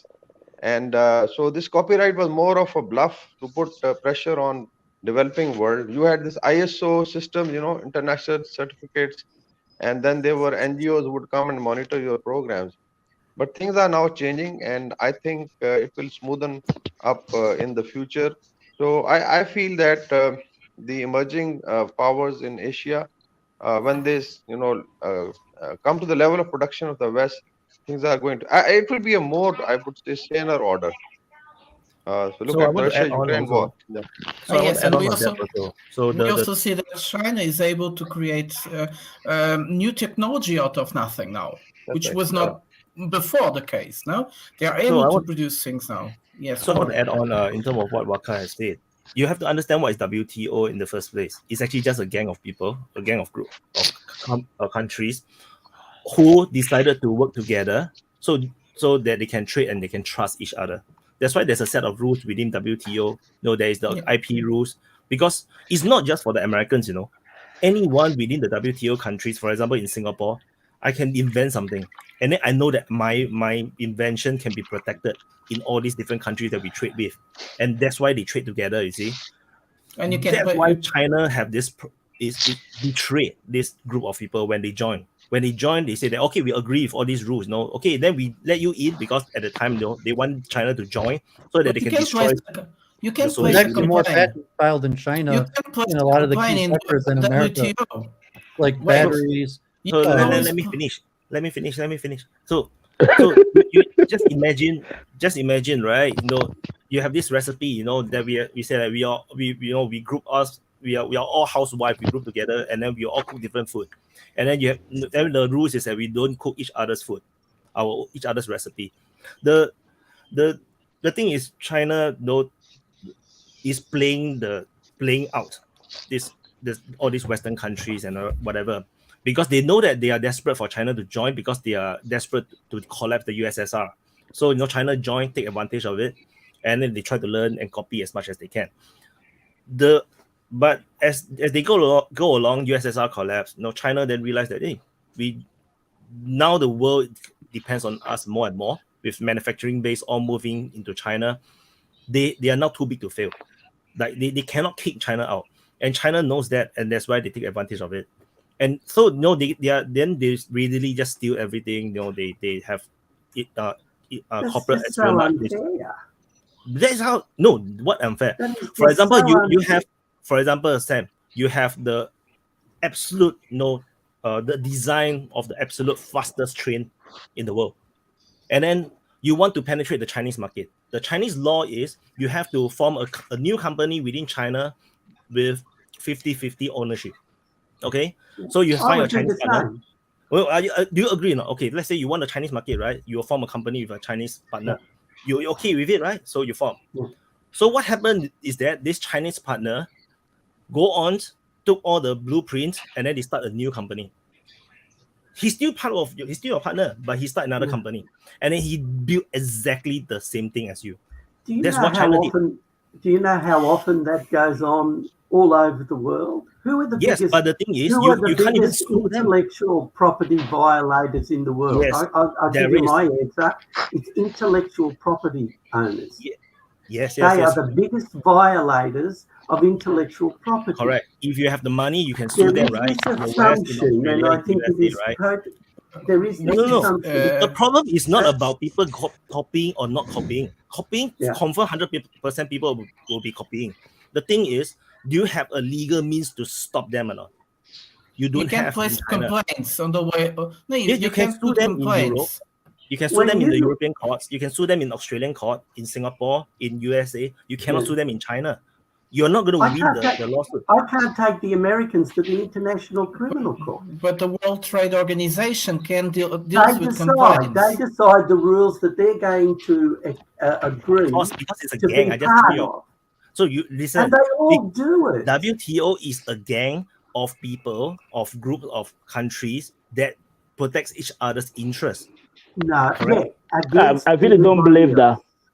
Well, it's But the also moment a set, that of, it's a someone's set of joined- rules that was inherited from previous generations, and just say that China's a new global player as opposed to European powers have been global players for hundreds of years. So these international rules have been established, just like there's hundreds of millions of people in China that speak the English language because it's the international language of business. So there's countless factors that are involved, and you could say the IP laws have a question in their ethical, moral, Correct. legal No. basis, and they're You're a correct. method of bullying China and new countries wait. to The retain thing power. is, you don't have to join WTO to trade. You understand or not? You can still do international trade without being part of the WTO. But they have rules of being part of the 30%. WTO give you privileges among all these group of countries, so that they dare to trust you with their technology. You understand? You still can trade without being part of the WTO. The thing is, being part of this means something. But when you break this principle, then you have betrayed the group. But the problem with China is that they don't even dare to kick China out because China is too big. They can't. That's the they point I are made on patents over-invested also. into China. They can't So keep it. So There's that is already more not patents filed in China- China than the It's U.S. not China China is gaining using capital its in WTO. commercial leverage. I mean, China somewhat plays at both sides. Everybody They wants in file on the patents. Chinese market. So you see, Everybody wants in on the Chinese market. That's why we all lost our industries in the West. Let's face it. It was the business class that yes. sold us out. They I mean, game, we they got- game we They got- went to China. They went to we tried China to take and they advantage of said, China. listen, you can We have all created our the rules so that we manufacturing. could take advantage David, of can I China. just- We wanted them to do all the work for very little amounts of money, and the method that we used to ensure that they couldn't stop it was IP law. And then China was like, well, why should Okay, we keep David. on respecting this IP law and do all this work for a little bit about money? And over the last few decades, China has basically won the economic war. Because of this is not only on one level. There is many battles fighting all across different levels. For example, the countries thought that firstly there's a geopolitical aspect of this. They wanted China to be part of it to destroy the USSR, and then they also wanted to open up the market so that they can sell more things, and then they of course they can access cheaper workers. But the corporatists, the people who run corporations, see it as an opportunity to have very low production costs. So they continue to push for this, and they continue to build factories within China. They are very happy to do that. But then World things Trade evolve. Organization. So now what there's does a the conflict. world? What does There's the a world conflict. trade? What does this gang, the World Trade So the Center World Trade say? Organization, it's like if the country doesn't belong to the World Trade Organization, each country or groups of economical communities, they can decide if that country can make trade with them, which type of materials they can make. They have this privilege system as well. Some countries can be selling in these areas, some countries cannot. So, and if you belong to the World Trade Organization, you cannot put those barriers. So it's all open. You can like argue that a certain country is not doing all the rules, it's not following all the rules, and then you can put like 10, 20, 30% maximum taxes on the customs. So that's why World Trade Organization is very good, because if they don't, like for instance now I think they want to put Russia out of the World Trade Organization. They haven't decided yet, but the USA just made something illegal. They placed on Russian aluminum a taxes of 200%. Yeah. Over it, but this is not in the laws of the World Trade Organization. The other thing as well that is important to notice is that a country that feels himself in a bad situation can against another country, like it says it's illegal competition, they can place a complaint. And some countries decide. There are thousands of complaints between different countries, and the World Trade Organization is completely stopped. That's also a problem. It's an organization that stopped to work because some countries block, some others, everybody. It's already it's broken. broken. The whole The point of Brazilians- WTO was to allow free trade, but the problem is when the Chinese come in and then the formation of European Union, everything start to break because people start to put up barriers, trade barriers, especially China, especially European Union. Both of them, not just China itself, European Union as well. They want to protect their own farmers and everything. So they put up all these trade barriers, and which is why Trump was very pissed off. And then he was like trolling and giving the European Union a lot of hell because they are going against what the whole point of free trade is. So which is why he applied trade sanctions or limitations or tariff on the European Union exports or the imports because they are going against what the whole point of the WTO is. And why he Trump go on so hard on China is because they are the one which maximize the protectionism to the point where the money can only go into China. Money don't come out of China, essentially, generally speaking. This is why China is a threat and why China is so disturbing to a lot of countries because the way how they design them or not. But they are just too big to fail, like too big to ignore. And the money they put up, they design the way their economics and the trade mechanism is the point where money, they will absorb all the money and then they will not give you anything. They will not they will give you all the products that you buy, but they will not buy anything from you. And that is the whole design of the what do you buy from China? What do economic you danger. China's not really a threat to the United States or even Europe in general, except for economically. And economically, the biggest threat to the West is in fact China. That's why I harp on the IP law. But it's a whole bunch of economic factors. It sounds like sour grapes to me. It really does sound like sour grapes to me. Look, Prada, just give us a break, eh? Sounds like just sour grapes. I mean, in the 90s, I watched it happen. You would have been all around to watch it happen. We don't need to hear about the 1890s. Sam. No, it's the biggest threat. I'm talking about the 1990s. The biggest threat to European and American. I'm talking about the 1990s when the whole West was charged with this idea that they were, they defeated socialism, they defeated communism, they could do what they want. And they were going to transport all our manufacturing industry to China because they wanted access for their farmers, for the market there, and also for all these exotic financial instruments. And now and suddenly they're the villain. So how does that work? They thought they were going to win this game. And they woke up one day in 2010 and they realized they lost the game. They don't have any manufacturing. How stupid would you have to be for a country to give up its manufacturing? What wins wars? Your ability to Someone manufacture. has something playing in the background. Can you guys hear that? Yes. Someone go feedback. I think it's Erwin. So what wins wars? Manufacturing. Yeah, but there's multiple. And they sold it all. They gave it all. Why? And we say it's okay. It's okay for the you know why is it World aggressive? Trade. Wait. That's not the point. I get your They point. say it was okay. Why? It was okay because China used slave labor to produce its goods, which meant Like the West so many couldn't compete others. with it. Like so many indeed, others. Indeed, but we wanted to tap in on it because we couldn't do it in our own country. So how do you beat it? You send over all your manufacturing to them, which is what we did. Wait. That's why we shot ourselves in the foot. No. Wait. So that's why when you invite China into WTO, there's a rules to follow because you are not supposed to control your currency to the point where your labor becomes slave labors, and then that will destroy the entire free market system.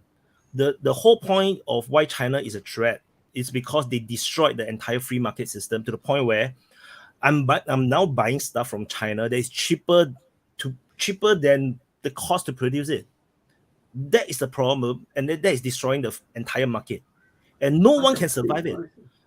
No one can survive it because if all the economy, all the things that China is producing, especially those that is very high tech, for example, solar panels, they are also subsidized by the Chinese state to the point where no one can compete. No one can compete with China at all. Well, then where are we going? Where does this lead?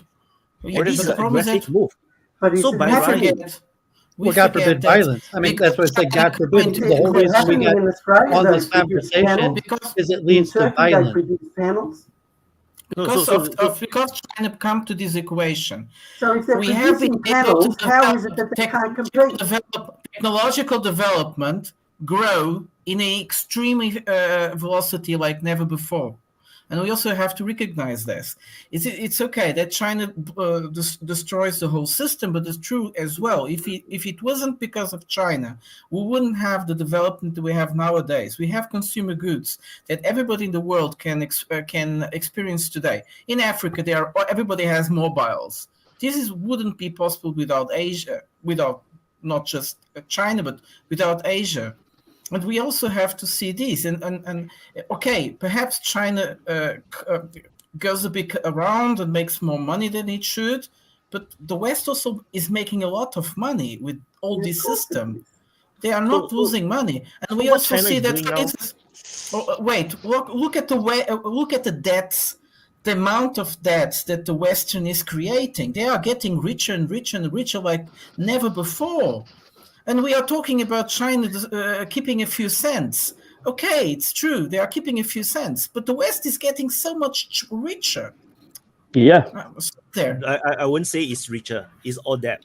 So, so that is the problem with, you see, there is a cost to everything. Money. All these so-called super cheap goods, someone have to pay for it. And we are now paying for it with that. The thing is, the whole global economy is linked together. So yes, you can get all the cheap goods now. Why do you say that they don't? Everyone is printing money, so that is the reason why we are able to afford all these things. It's not free. Russia is not printing money. It's just that we haven't seen it yet. What China is doing now is a reverse sanction, reverse trade sanction. You can't really earn money much, and you can't earn the money from China. China only buys stuff. Only buy raw materials and super high-tech stuff that they cannot produce. Like Australia is doing well because Australia is selling all the raw materials to China. And that's the reason why Australia, with China, there's still some kind of balance in terms of trade. Imagine you don't have raw materials. All you're going to be doing is buying stuff from China, and you're not able to sell anything to China because China can produce everything. And they can produce everything lower than your cost price. You can't even compete. It's lower than your cost price. So, where do you get currently that producing lower things have changed than that. I mean, why you're right, but in the last 5 to 10 years, China's on a whole higher level where actually they produce more patents in the West. They have education. They purposely pay tons of money to send their students to America, and they actually go back to China. And like I go to engineering companies. I put on my YouTube channel. In the last 10 years, there are thousands of new companies that have been registered in China, and they build everything. And they're harboring the patents there, and they're not sharing it with us. And like you were talking about, buses, batteries, solar panels. China has moved ahead America. They have better technology, and so the game is shifting. Like what you and Sam are talking about, that's already happened. It's too late to set the game the whole system already. And currently, the battlefield is different because China's actually beating the West head to head in intellectual technological development in many fields. So the thing is, China is because they don't have to play by the rules. They are able to do espionage, whatever. But what are the rules?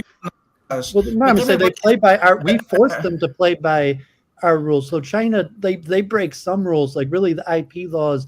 I mean, there's some laws that, but it's saying like, no, I mean, like if you want to go to University of Michigan from China, we will charge you twice as much money, or MIT. Yeah, but it doesn't matter to them because you pay twice as much money as a U.S. student, And that's part of the reason of college inflation causes in the U.S. Okay. because Because they're China's using their willing to leverage. pay that, and then they go back to China and they beat us in intellectual ventures. I want to There's point no something way more that's here. saying that Okay. it's not that China's wait. breaking the rules. We're forcing China to play rules that are rigged against them. We are forcing them. and they're still we are beating failing. us.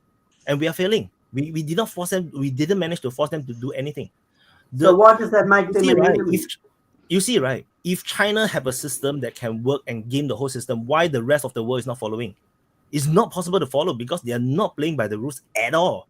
They are doing their own thing, and nobody can stop them. I'm disagreeing. I think they're playing by the rules and beating us at our own game. No, I think like Donald Trump who said, like, we have the rules rigged against the Chinese. The rules. Give me a list of the rules. We have the rules that are rigged against the Chinese, and they're still beating us, even though it's rigged against them. No, the thing is, if you cannot manipulate your currency to the point, and then you can detach the currency between foreign exchange and your internal money, you can literally do anything you want. It's basically you can do slave trading or whatever. It doesn't matter because there is no link between your inside economy and the outside economy. None of these countries are able to do this. No, none of us can do this. That's only our internally. economy About what China can do with the global economy. Why about what China could internally do within China?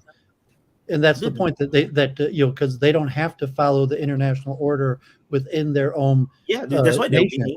And then There's really the weapons manufacturing recently in Russia, right? You throw as much money as you can at the problem. It's not going to solve it. There's a manufacturing maximum that they're reaching now. Like they're just throwing billions and billions of dollars, but there's no product. Money's not solving it anymore. In Russia. Is there any time in human history? Sam, wait. What? You're saying Russia has no capability to exceed the level of manufacturing they have right now? Isa. Sorry? What? Ellen is asking you the question. Oh, cut out. Are you saying that Russia has no capability of exceeding the level of manufacturing that they are at right now? No, not Russia. But I'm saying NATO. They're running it. NATO commander came out and said he himself said that we cannot supply Ukraine with enough weapons. Our manufacturing base has hit a limit. You hear every day there's a new $1 billion aid package, $2 billion there. I mean, that's just money that means nothing at this point because. But I need to actually bring up something Drew brought up earlier in the stream, and that isn't money like physical cash that is being sent to Ukraine, right? It's material. It's the promise of something. It's not actually physical cash or signed check being sent off. So, how much of that money is just going back into our system, right? Kind of buffing us up to 95%. To the tune of hundreds of billions of dollars. And the industrial, this military industrial. MIC, military industrial complex capacity. Yeah, it's completely American. There's almost nothing from outside, right? Well, we did say Poland is giving we were a going to lot. pay for all their pensions. Biden That'll be said fun. we'd pay for That'll all the be fun. Ukrainians' pensions. That's real. We're also going to send our own boys to die, but I don't think that's going to happen. No, I don't know. When the economic circumstances change, as China came onto the scene, when do you know in human history when there hasn't been this? Oh, they're breaking the rules. It's a common refrain. Because it's the nature of rise and fall of empires. And the most recent power sets the rules that everybody else has to abide to. And as they decline in power, those rules no longer have the ability to be enforced. Exactly. And so you either follow the default rules from the last power or try to set a new rule order. It's just the natural rise and fall of legal systems. It's what drives change. We're still following Napoleonic and British common law. Why Sam and Ruby always talk over each other? I don't understand. Well, David jumped in. I was talking and David jumped in. I mean, it's a new guy on the block. He does things differently. His background is different. He's got different strengths and different weaknesses. The strength that China has is its huge population and the ability to work them for nothing. And that's basically the West wanted to cash in on that. Yes. And their high IQs. Don't forget their high IQs. Chinese on average have a higher IQ than your average European and American. Yeah, I don't know about that, but you know. And well, you don't know about that. That's why you're getting your ass kicked.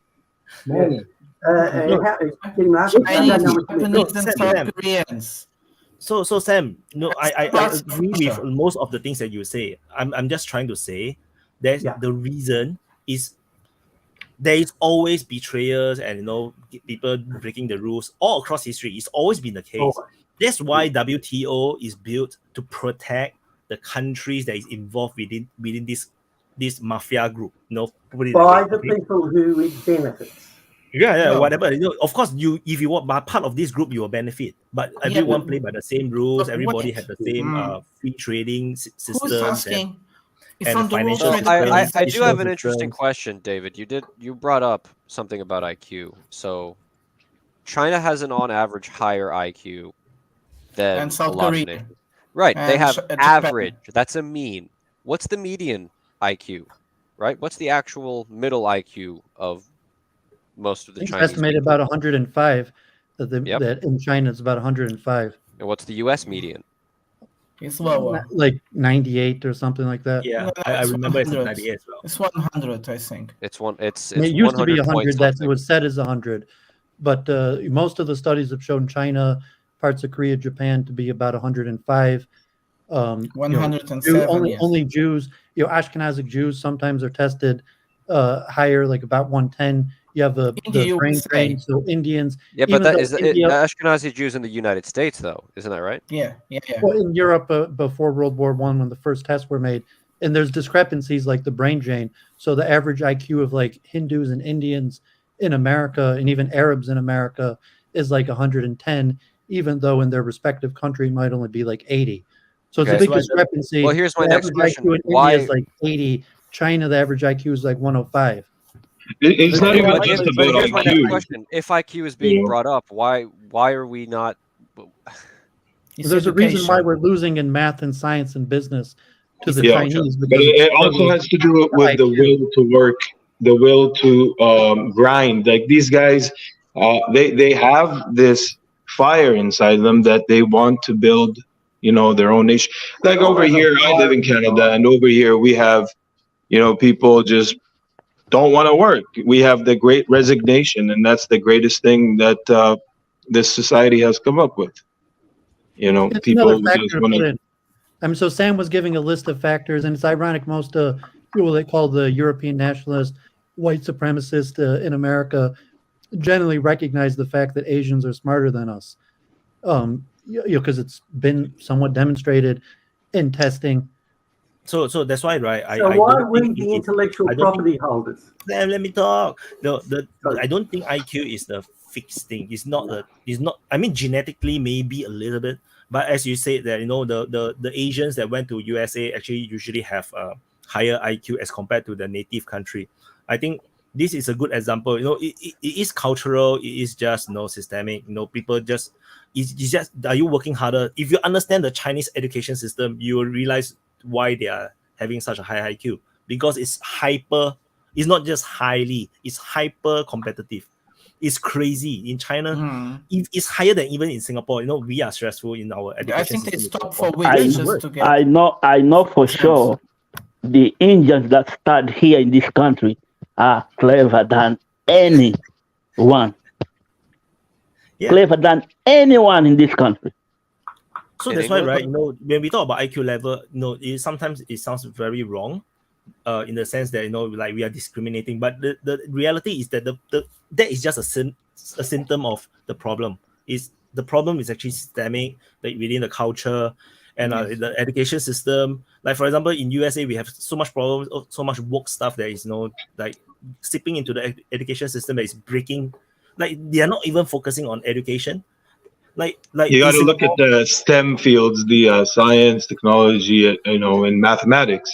those are the things that are going to win wars. Those are the fields that are going to build nations. But we in the West they're concentrating on the arts, and they've gotten like a little too comfortable, and so Sounds a not little that bit many. decadent, doesn't it? Yeah.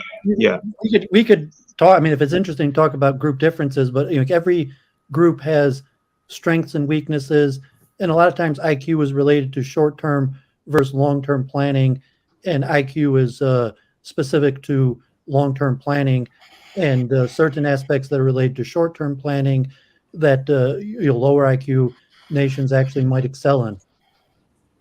Yeah, future time orientation, delayed gratification. Yeah. We know all Cold winter theories.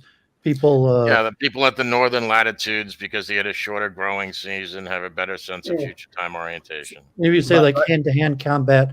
Maybe like Africans dominate athletics, even to individual combat sports like boxing, MMA, but something that might be more like fighting with weapons, long-term organized warfare. None of that is set in stone, David. It's well, these are all just trends. The cultural stimuli, none of that is. Sorry. So I want to share I saw John Jones win last night. So, do you all know the GCE O levels, which is the British education secondary school levels? So, in case you guys don't know, those Americans so the British have this system of education. There's O level, A levels, and this is a very international standard, highly recognized. So O level is actually secondary school standard exam. So Singapore actually follows the British system for a long time, because we are a British colony, and I'm not sure if India is following it still. But we follow the system. Our exams. When we finish our Sec 4, which is 10th grade exam, the paper, the answers are actually sent to UK for marking. It's extremely recognized. But over time, our results were so good, they actually detached. We are no longer taking the same paper as the British themselves. Because our results are too good, we are just destroying the bell curve. And what happened is that Singapore government recently have announced that we are going to abandon the entire O-level system. We're going to create our own system, because we have reached a point where the British system no longer fits us, because the British are seemingly watering down the standards because their own students cannot keep up with the standards. And mind you, this is a British system. That means the British used to be much smarter in that sense, and they cannot keep up with their own standard now. So IQ, I don't do. It's just cultural and systemic, and I think that's why politics is very important to keep track. To follow, to make sure that you don't destroy your education system. And I think I just want to ask you this, if I could, Wyatt. Is that your idea of success, though? I mean, you were saying that in Singapore, people are highly stressed. It's this really competitive. But Singapore is so small. We have to be stressed. If we are not stressed, then we will easily be destroyed. We are not like New Zealand, right? We are in the corner of nowhere, and then nobody will invade us. And then we can chill, play with our ships. In Singapore, we are surrounded by potentially. You find a better balance than the balance we used to be like that in the West. Is dictating to you. This is what success is. We used to be like that in the West, and we got drunk by our own success. Have dropped. In the West, we used to have a work ethic. We used to all be workaholics like Fred Trump. People took their work on vacations and always studied, and we got drunk by our own success. And now we value leisure and entertainment, and we've declined in places like the Far East. It's called the fourth turning, man. We all read the book. I mean, it's not surprising that they're kicking our ass. We haven't. I would like to come on the issue of the competition, where the competition needs to be economically more successful. Yeah, I would like to comment with the idea of the link of environment and the IQ. IQ can, I think, definitely vary depending on how do you look at it. I'll give you an example of northwest India, which is Pakistan now. And this place, because of its location, interestingly, has seen invasions, if you look at. every I think fourth or fifth decade there was a major invasion because people like to come to. This is I'm talking of, let's say, last 2,000 years. So the Indus Valley that we live in is known as the most crossbred civilization, one of the most crossbred, because you had the Central Asians, you had the Persians, you had the Arabs coming in, Mongols who established an empire, because India would attract because of its resources. I tell you, in the Mughals period, and this is authenticated, the combined India, the subcontinent as we call it, was 26% of the global GDP. This was 300 years back. So if you made it in that sense, this was the superpower, economic superpower. So there were a lot of attraction by the warriors. So this is one is the factor of crossed, breeding, cross fertilization, whatever you call it. This is one factor. So there's a lot of mingling of civilizations. So it is known as the zipper of civilization. And now we have, the Chinese coming in. We have a lot of Arabs, Persians, and Indians mixing up and developing a culture. So this is one factor. The other is I think, environment. Because when it comes to survival, I think the nations or the group of people would then try to, overcome their challenges. And the more stress you have, like after Cold War, the West is believed to be basking in security. This was a term used by, I think, Brzezinski, that we were basking in security and the sunshine because there was no threat. And so maybe, and then there was, outsourcing of resources, as we were discussing, to, let's say, developing world. It was South Asia, Southeast Asia, and China. So a lot of manufacturing went out of the West. And this has been an evolutionary process. So you can't blame, because the capitalists were making money. And same is for Africa. Now a lot of outsourcing is done. I know, I've lived in Zimbabwe for 4 years, and I know in the SADC region, and even in areas like Kenya, you have Nigeria. A lot of outsourcing has been done, so a lot of things are being produced in Africa. So this was, a big shift, and so that's why the concept of Asia pivot. So this, I think, adds to, like Singapore. If you look back in history when they got independence, where they were, and now, after Lee Kuan Yew, I think, established a leadership which put them through meritocracy, and it has come up very, very well. But still, it is a city-state, and there's a lot What of does this have to competition. do? What does this have to do with the IQ thing? You said you were gonna. Yeah, I feel it keeps changing. It keeps changing with the environment. And now, if we look at but because you have evolutionary pressures, right? Whether they're man-made or environmental, you have evolutionary pressures on a species, and that rewards mutations or punishes them. Yeah, that's right. My point is that it still remains an environmental product, and I tell you this: the calculation of IQ or the parameter would change very quickly. Guessing this? I mean, all the studies show that IQ is 60% genetic. It correlates 60% genetic. Obviously, there's an environmental factor, but IQ is the single most tested, well-known genetic factor of about 60%. Yeah, that's right. That's right. But the thing is, it also keeps changing, with the environment. Yeah, like look at the internet. What is done thus, the artificial intelligence. So I think it would be, any group of people or nations understanding it better. It's not even playing field. So maybe when you look at 10 years down the line, you find certain nation who can use the artificial intelligence better than others. So maybe the measurement of IQ at that time would get them higher. So I feel it keeps changing, and because the parameters were set by the let's say previous colonial powers or something like that. But as the world understands, the knowledge spreads through internet, I think it's going to smoothen and flatten this trajectory of IQ. More it will be how do you understand technology and how do you utilize it, even in warfare. Now, can you credit the Afghan Taliban of defeating, let's say 46 nations over a period of 20 years that they had a higher IQ? No, they understood. They stretched the war in time, and then they were able to overcome because they could look at the center of gravity of the West, and they did it. I don't think so. They have higher IQ. It's just understanding of the situation that will, I think, adjusting to environment will count higher. And my next, is that I'll be leaving. So if there's any discussion on Bakhmut, because that was the topic, we can quickly do it. Otherwise, I mean, we can continue with it.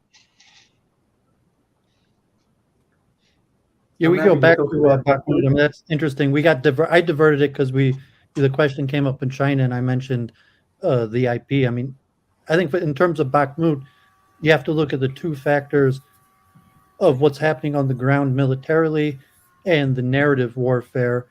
And at what point, if most people on this panel seem to say be even, but would agree that the West is giving largely a false narrative of what's happening. At what point does the narrative shift, or what does it matter if the narrative doesn't shift? In sense, like the New York Times, I read the New York Times every day, multiple papers, all the articles, how Ukraine is winning. So what's the difference between what's happening on the ground in terms of military strategy and the larger narrative that's being pushed to the populace? Or maybe it's completely disconnected, that it doesn't matter what's being told to the masses in terms of military strategy. I would say to look at how has the narrative changed when it comes to most of the population's view of the Iraq War. How has the narrative changed when we look at how COVID affected everybody? Did all the news platforms change their perspective and change their opinion? No. I think they're going to maintain it, for forever. And eventually there's going to be this trickle down of information. But I don't think we'll see necessarily, We mean like 10 years. I mean, the Iraq War in America, the narrative took like a full 10 years for the facts to come out. And even till But it today, still hasn't 20 years changed. later- You will never see the New York Times talking about the negatives that came out of that conflict. I think Yeah, more than the narrative, I think it's important to, I'll just briefly go over two things. First is, what's the operational situation on ground as we see as military, let's say I'm a military person, quickly. And then, we discuss the narrative. If you allow, I'll just take a few minutes and then we can, discuss. Now, as far as, Last I heard on the situation on the ground, there's an article on Telegraph behind the paywall there, and the title is Ukraine conducting fighting withdrawal from Bakhmut. So that's where we're at. They're withdrawing and fighting at the same time. Yeah, I don't know what that means, but it in the sounds like a previous withdrawal. discourse, in the previous discourse, I think we had been discussing, and I think Wyatt keeps us updating daily. So we are very much, I would say, aware of what is happening. But by and large, operationally it's becoming untenable. There's another thing that we missed was the law of diminishing returns. It's a terminology used in the warfare also. Like Bakhmut garrison could hold, let's say, 3 brigades. And if you have shoved now 10 brigades, it doesn't make any difference, because you require spaces for the soldiers and tanks and vehicles to get dispersed in a tactical manner, and then you fight it out. It can't be that a place requires, let's say, 3,000 people and you shove, let's say, 20,000 to make a difference. I think that was one mistake. The Ukrainian or the NATO advisor were pushing a lot of forces into it, so it became a meat grinder, and the Russians waited for it. What is happening now is most probably going to be strangulated very soon. And ideal would be that any sane commander would pull out his forces. You don't put them into a strategic situation where they are, let's say, massacred. So they should pull out. So it will fall maybe it takes another 2 weeks or maybe 1 week. It's immaterial. Implications are going to be enormous in terms of prestige gained by the Russian military and the PMC Wagner group. Because it's going to give them a lot of confidence, and it will also shatter a lot of narrative of the West that Bakhmut was going to be a rallying point for a counteroffensive, which never came. But It also allows the Russians, just quickly, it allows the Russians to shift forces north-south, and in case they want to open more fronts between the Donetsk and down to Zaporizhia and these areas. Along the Dnieper River, it's going to make it easier, because operationally now they can shift forces in the theater north-south. They can also do a lot of deception, so it's going to open a lot of operational opportunities for them. Now, as far as the narrative is concerned, I think gradually it is now permeating into the West, because if you look at Bakhmut was made into a strategic point. Now they're saying, no, it was not very important, so just a tactical success by the Russians, and probably the withdrawal was already part of it. So I think the narrative of NATO and West is going to get a lot of, it will come under a lot of pressure, or say it will be, tearing apart, because then Russian can exploit it. And so there's a lot of talk of reinforcement, tanks coming in, so we've discussed it is already late because it requires a lot of training. So most probably Bakhmut will become an operational turning point, as far as I am concerned, in military domains as well as in the narrative domain. So what do you think of those who are saying that it's not a strategically significant? What's your opinion about that? It is, if you look at the communication hub, if you've seen the map of Bakhmut, and in the Donbass region, it becomes central because it connects north-south and opens, avenues towards the Dnieper River. So if you have the northern approach, the central, and the southern, and it also denies the Ukrainian lot of, freedom of action. So it is very, very strategic. Then it was made into a prestige point by both sides, Zelensky as well as President Putin. So it has that narrative value also.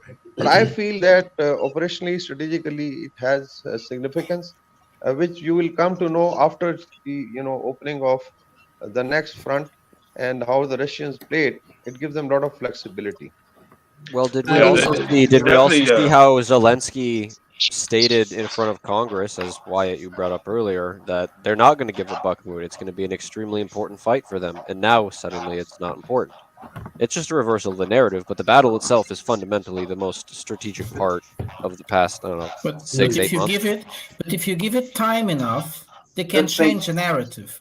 That's a spin doctor work. That's what they have been winning time just to reconvert that narrative. But also very interesting with Wagner, which Wakar was talking. I find Wagner is a very interesting thing here because they present, it's a competing narrative. They present this kind of anti-hero, the Wagners, this strange association, and there's something, they are the warriors. Superman, but this is like the anti-Superman. And this will be very attractive and it will be very difficult to destroy this narrative. The anti-Superman is Batman, man. So Bakhmut Superman is definitely strategic. The you have to notice how that opens up the the Sloviansk and Kramatorsk, but it's a high ground. It is essentially a high ground, the west of Bakhmut, and then from there it's smooth sailing to the big towns there. I mean, Prigozhin's not going to take years. And no matter how the West wants to narrate it, if it wasn't strategic, then they wouldn't defend it so vigorously. You see how many Wyatt knows numbers. I think he said there was up to like 20K troops there. Ukrainian troops. Yeah.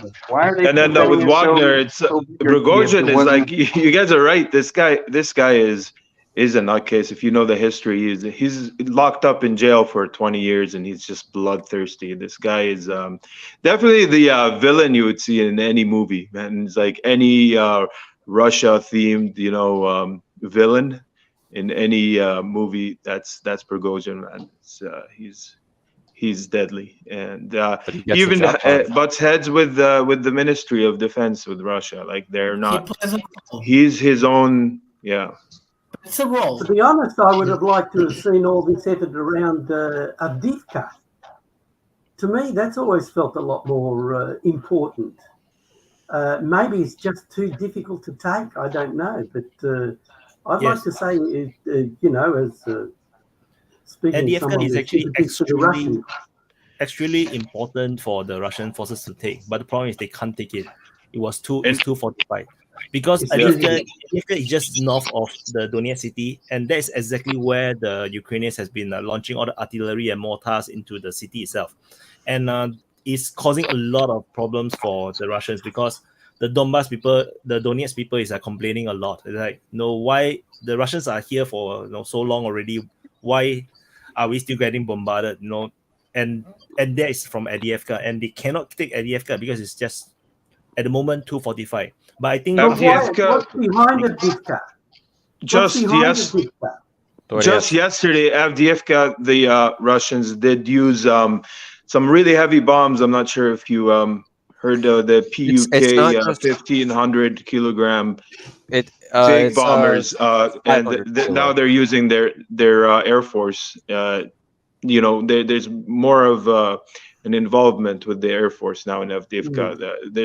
I haven't heard much from the Russian Air Force recently in recent battles. It's always been in the ground, that's one area where they're deploying their air force. With these, do you guys think that after Bakhmut, and Chasiv Yar have their situations handled, do you think the Russians are going to both push towards Avdiivka and towards Siversk, or do you think they're going to try to maybe pick one above the other? I think just But if to be able to becomes hold it important, too. I mean, it's not just a question of taking it. There's also the factor what happens after they take it, and can they hold it? And we'll see in Kharkiv what happens once they have it, and how easy is it to hold. How does the population feel about Russian control? And that probably also factors into what they go after next. There's actually it's fairly safe to say that the populations of Bakhmut absolutely want the remaining populations of Bakhmut want the Russians there. Well, that's speculation, but we'll see what it's like after they actually have it. There's like 500 people there. Maybe less. There were 8,000 people, at least, that didn't want to leave the city. This might have changed the last days, but there was they were reporting of 8,000 people that were really expecting the Russians. Now, Slavyansk will probably have the same thing, and Kramatorsk. Now, the Donbass is quite a secure area, but David brought a really interesting thing. I never believed, watching people's YouTubes from Kupiansk, that people there wanted the Russians. They didn't. That's also a reason why probably the Russians gave it so easily. Also, the problem in Kherson. I was very surprised. The city itself was very pro-Russian, and they did wanted to keep it, but the village around were not, and that was a problem. That was also something very strange, because in order to keep Kherson, they should have taken Nikolaev, but they didn't. Also, in order to secure Melitopol, they have to go to Zaporizhzhia city, and they don't. Now, why don't they do that? This is strange. I think they also are concerned about not taking populations that are not favorable. They will not be armistice with the Russians somehow. Well, if they can't govern it, they're not going to be able to. They could militarily try to hold it, but that'd be like occupying Palestine or something like it. So presumably there's the military factor of how difficult it is to take, and then there's the political factor of how easy will it be to hold. Yeah, but I would like to add another aspect of the urban warfare. Actually, even I was when I was calculating initially and joined the forum, I had a very different idea about the war. But I just like to draw an analogy and then come to, I think, this aspect as was highlighted by Duvid. The urban warfare and the conurbation effect and the size of forces. It's very important. Now, we had this World War II basically concept of maneuver, but the size of forces are very large. I'll just give you figures like Germany could raise up to 13 million people. So this was a huge. The Russians were able to raise the army up to 33 million people, soldiers and officers. So these are the kind of forces that were available. And I think even the French and the British, I think expeditionary force, and they were like 5 million, defending Europe. But now you don't have those. So they could actually generate those maneuvers that we see in World War II. And then we had a warfare by the West against, developing nations, where there was total asymmetry because of firepower. You could see those Hail Mary parties in Iraq, or initial collapse of Taliban because the other side was not conventionally, so strong. But here we have, I think, return of something closer to World War I because of lack of, I would say, big armies. So even I would say I was wrong when I was, calculating that there could be maneuvers by the Russians, like World War II after this line, because now there's a lot of urban warfare. The size of military, irrespective of technology, because you can compensate for numbers of soldiers and officers through firepower and technology, but still, you have to traverse distances. For instance, if you want to, let's say, roll over Ukraine, it's a very huge country. You would maybe take 1 year just without any resistance because of, the urban area that you have to control. And I think, as Duvid pointed out, that you have to be very careful. How do you manage the urban centers? There are populations. Are they hostile, or are they, allied with you, and how much they are going? And then you have to put some force to manage it also. The garrison has to be managed, supplied. So your logistics starts stretching. So I would say the Russian strategy is more practical. I was always, balancing between maneuver and battle. because as Little Art said, that you don't seek battles, big command, you seek a strategic situation through maneuver. But maybe in this, urbanized warfare, it's not possible practically to have those big maneuvers. So Russians have gone to a safer, practical strategy. Now you see a belt of, area secured by them, so they can supply it logistically, and then they nibble the area, and within that they destroy the other's force. So it's more practical to destroy the forces instead of capturing territory. Imagine if the Ukrainians forces are ultimately decimated by 50%. So then they could definitely walk over rest of the area, because there'll be nobody to defend. But still there'll be urban areas to manage. So they are going very gradually, and that's why you've seen Mariupol took a lot of time. Then there was a Kherson offensive where they had to then withdraw south of the river, because they could not probably hold the bridgeheads. And even in case of Bakhmut, they've gone systematically through firepower. And this is how it's going to progress step by step. And probably they're going to aim at breaking the will of the other side, Ukraine and their NATO advisors, to put them on the negotiating table. So that's how it looks like. But I'm not very sure how it's going to progress. So I would even correct myself that my assessment that now it's becoming very, very difficult to fight through urban areas. You could take that one step further, like thinking Iraq, it's almost more militarily draining to occupy hostile civilian forces than to win military battles. And to factor that in, and you could almost argue it's almost impossible to militarily control hostile civilian areas. Yes, but even the most less pro-Russian population will be much easier to control than Arab population. You have the questions of language. Almost everybody in Ukraine will speak Russian, so it's more easy to communicate. The Americans had that problem. They couldn't communicate with the Afghans or with the Iraqis that easily, so that created a lot of cultural misunderstandings. I gotta agree, David. When you give the example of Israel-Palestine, that was like the most far-off thing, because these guys speak Russian. These guys are they're very similar peoples, and they can integrate very quickly. Yes, but still is occupation's an occupation. It's a different occupation. Russian and populations are not, and this is complicated. Still be an occupation. Because Sorry? It's a different nature of the occupation, like you're saying, the I don't think at this cultural language. And but also the occupations more are draining. pro-Russian populations are in the cities, not in the countryside. So this is even more interesting. It's more easy to control a city than it is to control the countryside. Most of those partisan things that were so problematic in Kherson were actually coming from the countryside, not the city itself. Sorry. Well, there's the factor of the actual military of hostilities, but then you have once you control them, you have to feed them.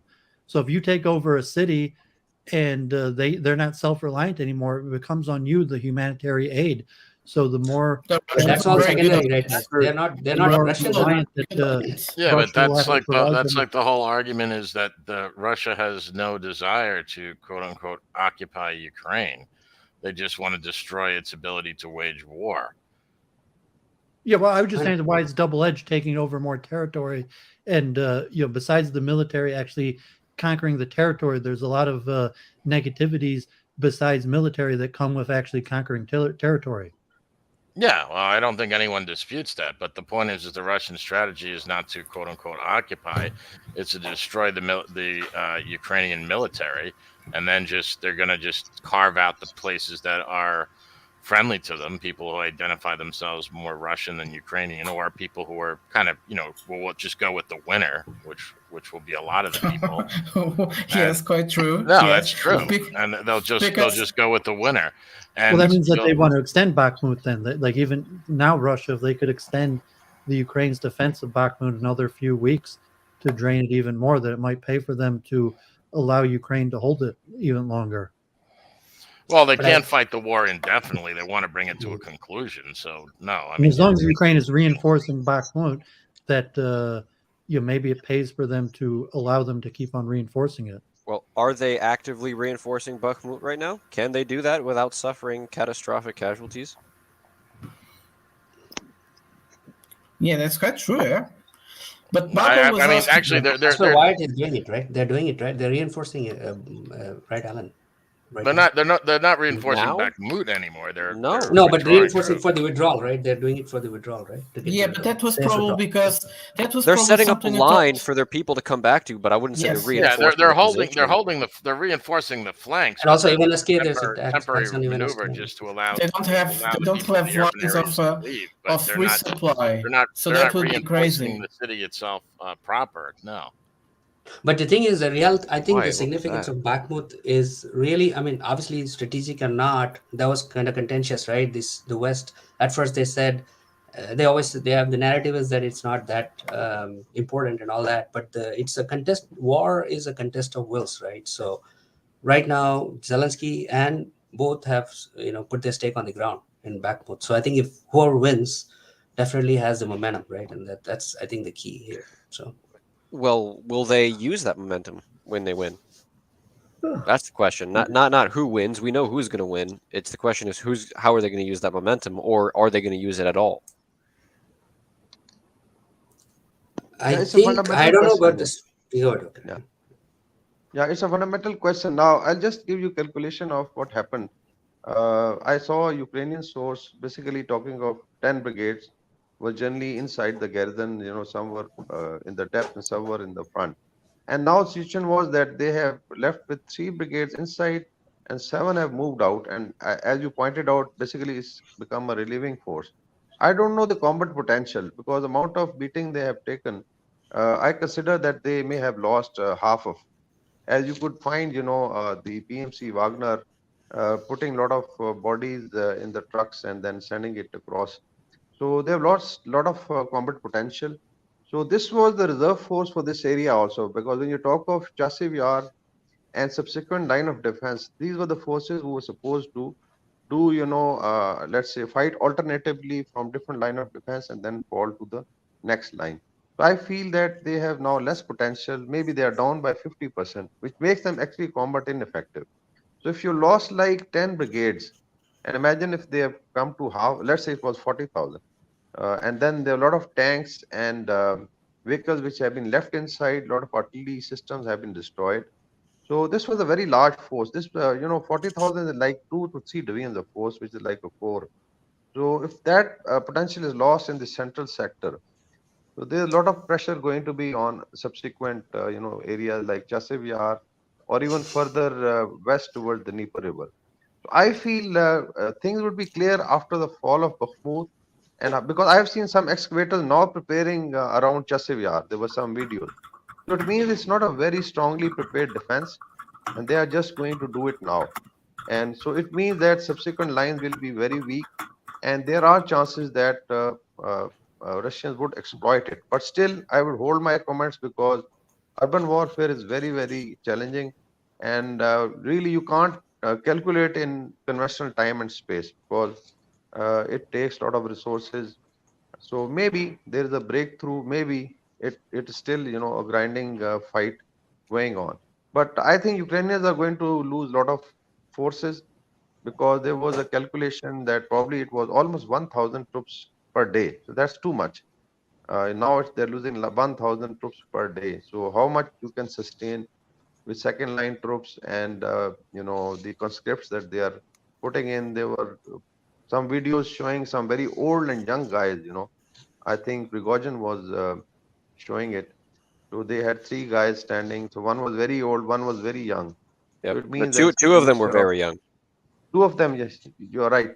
So although I'll appreciate the Ukrainian fight in terms of tenacity, they have done well. But you have this military power on the other side, which is continuously pushing them. So ideally, the political leadership realize that they should go and sit on the negotiate. Still, there is chance that if Putin is, let's say, told he can accommodate, some of the Ukrainian demands.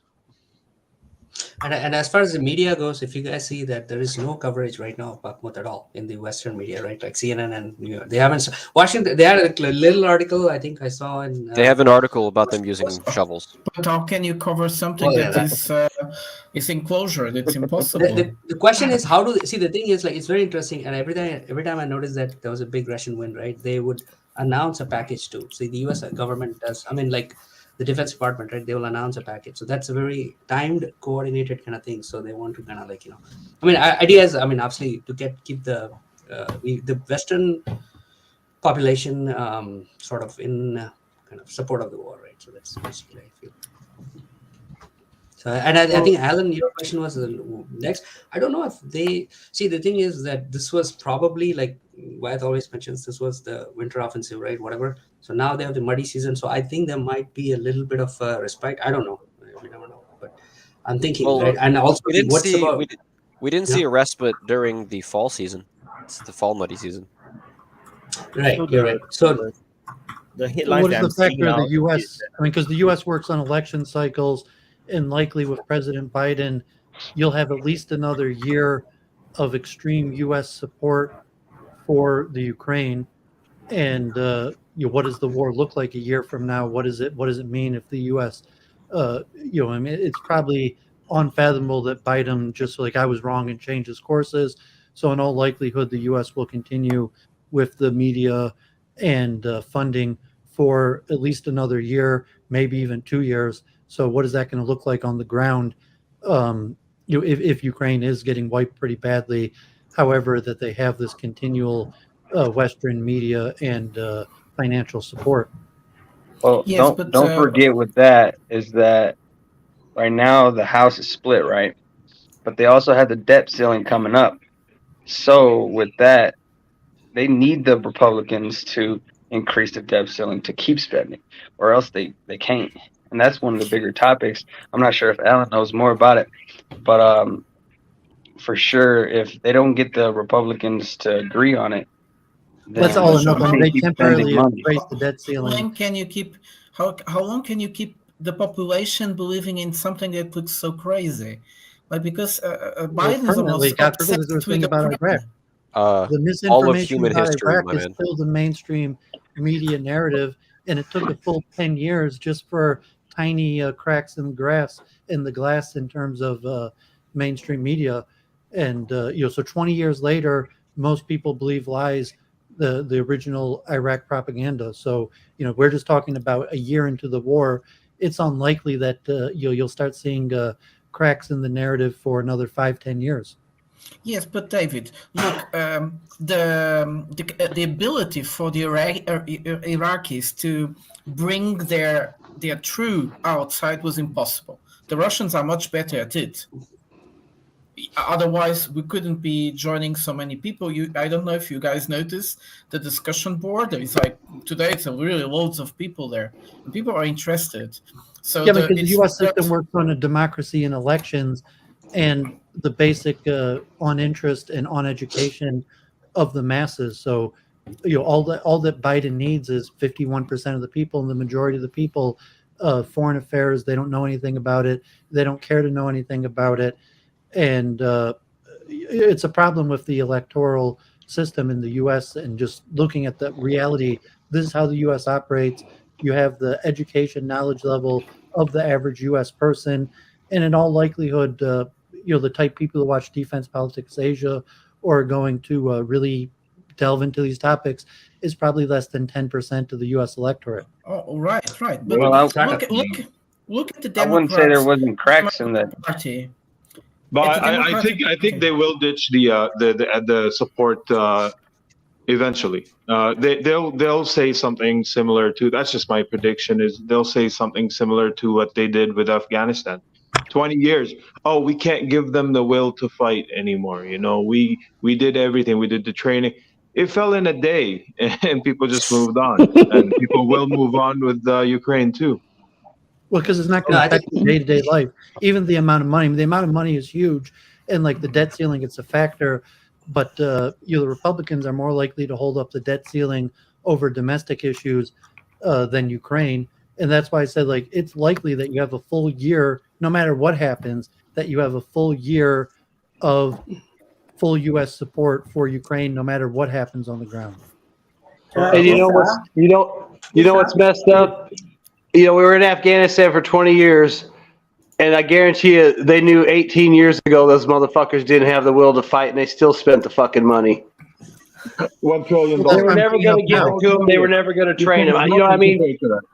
Well, that's why I'm bringing it up now. Ukraine has the will to fight, but just accept it's a fact. The U.S., regardless of the reality of the lies that are being told, we're going to support Ukraine for another year, and there's nothing even U.S. citizens here can do about it. How is that going to affect what's happening there? Isn't there a much bigger dynamic happening here, though? If Ukraine falls, the implications for NATO are disastrous. Okay. No. This is what on the world stage, yes. At home, not at all. We're saying Ukraine's I'm not quite sure what that distinction means, but what I'm saying is that if it falls, there's the support for NATO in Europe and in America is going to be dented. No, Sam, that's only now, right? That's only now with so much. See, now they have so much invested into it, right? Before, not so much, right? See, in reality, Ukraine really doesn't affect Europe. It does now, but then let's say if they had left the government, let's say if the first few days the government was let to fall, for example, right, in a hypothetical situation, and if Russia had taken over, I don't think, it would have made obviously Russia stronger, but this whole situation that's right now, it's about like this, right? Like both are getting, it's an escalation, right? Both parties are just investing more and more and more and more. So that's where it is right now. So now it's politically, it could become a big defeat if whatever happens, right? Either way. Yeah, well, could I just put forward the scenario that I think would follow? If Russia reaches the Dnipro, from the U.S. Western perspective, so if Ukraine falls, then this whole issue about whether Russia should continue to trade with Europe will be reignited. The Germans will say, really? We can't get cheap gas anymore? No, we want cheap gas. And the rest of Europe is going to be saying the same thing. We want cheap oil. We don't want, just because you say we can't. It's over. Just let me finish the scenario and then you can get in. Let me finish the scenario and then you can get in. What I think the Americans were fundamentally scared about was that Russia and Europe were getting too close.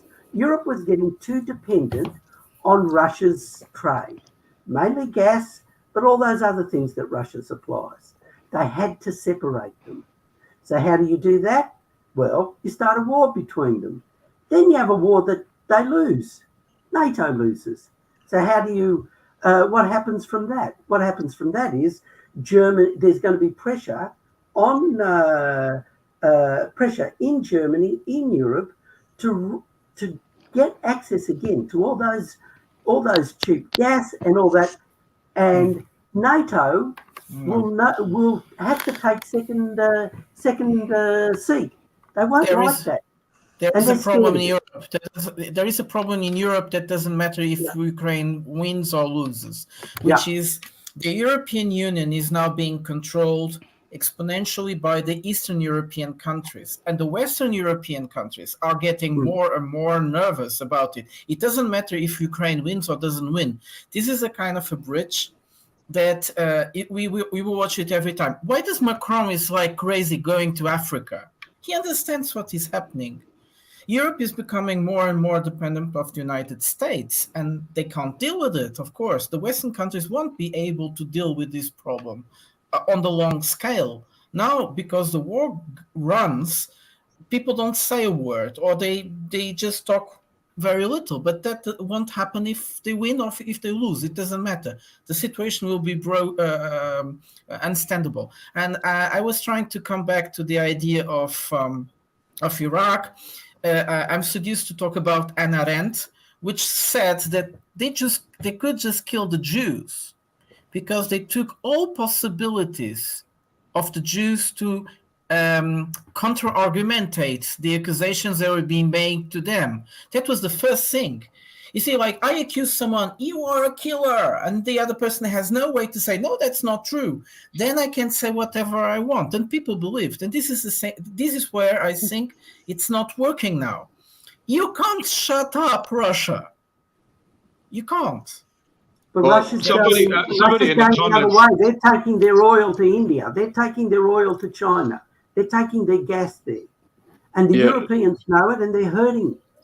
They're hurting badly. Very badly. They don't Somebody want in the this comments war said that anymore. the And Russian when they gas don't is want this bubbling war, in. what's the trade-off? What's the trade-off when they don't want any more? Abandon your connection with America and embrace your connection with Russia. And that's what the Americans don't want. That's the end of their hegemony. This war is not going to end in a hurry because the Americans won't let it. They have to literally be lying down, knocked out, before they're not going to start shelling money or even going in with boots on the ground. They're not going to lose. They're not going to let them lose this war. And Stoltenberg said that. He said as much. Well, we'll probably let them lose up to the Dnipro. We'll That's keep all that on Russia giving wants money in the for first probably place. a whole nother year. Yeah. And if you probably even NATO, the U.S. will give rhetoric, maybe upgrade the weapons a little bit. But my bet would be up to the Dnipro that the U.S. will basically allow Russia to capture, and then at that point there might be a negotiation, and Russia might get all of the areas that they fought, or even up to the Dnipro. But it seems pretty obvious that the U.S. is going to continue what it's doing for at least another year, and Russia will probably keep on having some level of victory. So I'm just looking like if it just stays tit for tat like it is, most likely a year from now, you have Russia up to the Dnipro, and then possibly some sort of negotiated solution where Ukraine is maintained. I don't think Russia. I don't think Russia is going. Why the question? Related to that, can I ask why the question? If Advika falls, what is there between the Russians and the Dnipro after that? I don't think Russia. I don't think Russia is going to stop. Kramatorsk, all that. Yeah, there are a lot of lines. Yeah. If they take Advika, what is there between Advika and the Dnipro? Defenses wise, is there much? Zaporozhye, as well as the entire Zaporozhye line. Zaporozhye's on the What west the side. line of Zaporozhye goes up. Alam, what about Odessa? Do you think Russia is going to stop without Odessa? Russia doesn't have to take Odessa. Russia can just destroy the entire standing military of Ukraine and then say, all right, now that you're all dead, give us Odessa and we'll call it a day. Yes. I don't even think Odessa is a good target to have. I don't think that Odessa is even a good place to take for Russia. That's what I'm saying. They don't need to send a battle there. They don't need to. No, yeah, but I mean in general. They're not gonna let I don't think they should Odessa ever own it. Well, you think that it's really going to be a whole nother year till we see these negotiations, and if it stays like a tick for tat trickle, that we're going to see Russia making slow gains, possibly something happens that favors Ukraine. And then about a year from now, as the U.S. election cycle hits and there's less support, that they'll hit the negotiating table. And what's that going to look like? And What more can happen that'll favor Ukraine? I mean, I don't know if people are agreeing or disagreeing that it's going to be a whole nother year likely till they hit the negotiating table. I don't think it will be so long because we have two things that is going to happen. One is that the global south is losing their patience. So in September we have the G20, and I think there will be a completely broke down, and the West will start thinking twice. So let's wait for that. So I don't think it will last so long. And the second thing, I think it's very important. You said September, the G20 is already September, like 6 months from now? Yes. Okay. The last one. And in India. And if you noticed, Modi already spoke very aggressively by the meeting of the foreign ministers. I think the global south will start losing patience. The other thing that you guys have to consider, the world will not accept annexations from Russia. So this is Crimea will be forgotten, the Donbass might be forgotten, but the rest will be very difficult to have an international acceptance from annexations. That doesn't mean that these territories will become Ukraine again. I don't think they will. They will exactly become what Russia always wanted, another buffer state. Sorry. It doesn't matter if there's going to be international recognition. Nobody recognizes Israel's annexation of Palestine, for example. Nobody. It's different. Does it matter? No. It does matter. It does matter. It probably goes why is the regions accepted? The world when Putin and Russia did what it did, it was largely based on the success of Israel. And that's why I say that Israel has not backed away from their relationship with Russia. And it could also be like, back to what we were talking about, China and the rules-based order, where, Israel's occupation of Palestine was the main flaw, crack in the rules-based order that Russia probably saw that it would be allowed to, get away with this. And the Bosnia, Okay, I wanna- NATO, I Bosnia. So on Prada's point about annexation and all these things, we're going to see annexation that comes from an unconditional surrender, which is probably the only thing that Russia is going to accept because the war has gone on so long. So whether the world doesn't want to accept it, it wouldn't matter anyways because there won't be any Ukrainians left in the territories which Russia is going to claim. Now, the way the war is happening, like I wanted to join in because we were talking about the war earlier. The war is moving at such a pace that the world wants to deny. They want to say that Russia is not advancing anything. It's only 5 kilometers. It's only 10. In personally, in a counter-terrorist war, which is the only kind of war the rest of the world knows right now, because the United States, Canada, France, all the major powers have fought counter-terrorist wars where we literally fight for 100 meters and we go back to our patrol base and we have to fight for the same 100 meters the next day. Russia is taking an insane amount of territory. All this territory will never go back to Ukraine, and it will be recognized by the rest of the world because it will be an unconditional surrender, whether you like it or not. That's just how it works. There's a major difference between saying this country wants to be independent, but we're not going to recognize it. Does anybody here think that the world is not going to recognize it? Like, Jay, what do you think? No, in terms of like if the occupied territories, you mean if Russia takes over Ukraine, is that what you mean? Like part? No, right? I'm not talking about over Ukraine. I'm talking about right now where the line is. If you follow the DPA, if you see the map, right, all the territory that's been taken, that territory is 100% Russian. And as long as they fight for it and blood is spilled, that land is going to be recognized by the rest of the world who's smart enough to understand politics that it's Russia now. You don't agree with that? I think it'll be coming out of the negotiator. Dan, when you talk about the death of another 300,000-400,000 Ukrainian soldiers, possibly Zelensky in the high command. I mean, at this point, you can't imagine, like, okay, God forbid Zelensky's going to be killed and whatever remaining of the hundreds of thousands of Ukrainian troops are going to be killed. And then you're going to have an unconditional surrender, or it's going to get down to like 50,000 troops. Yeah, you're asking me when it ends? The high when command it ends? is still safe in Kiev. But there's no more troops to send in, and there's going to be an unconditional surrender. Or you have the case where all the troops are dead, and Zelensky and his high command are safe in Kiev and don't want to surrender, but there's no one left to fight. Okay. I mean, what does an unconditional surrender look like? Yeah, so that's what I'm trying to get to you. So there has been 0 major battles in the war in Ukraine. Russia has won no major battles. There hasn't been a big blow to Ukraine at all. There hasn't, like, Mariupol is a fake major battle. Why is it fake? Because they hid in a bunker and they just basically were fought until they gave up. Not enough people died in that battle. Not enough people gave up. They didn't take enough POWs, and they even sent a lot back. So I'm talking about, what a major defeat would be, not even Bakhmut is showing to be a major defeat. It's going to take about 100 to 200,000 men to die, and that'll wake up the Ukrainians a little bit. Dan, I think to answer your question, right, I think from what I'm thinking, there's a couple of scenarios, right? One is very important is like what Alan was alluding to, right? Like after, let's say, what happens next, right?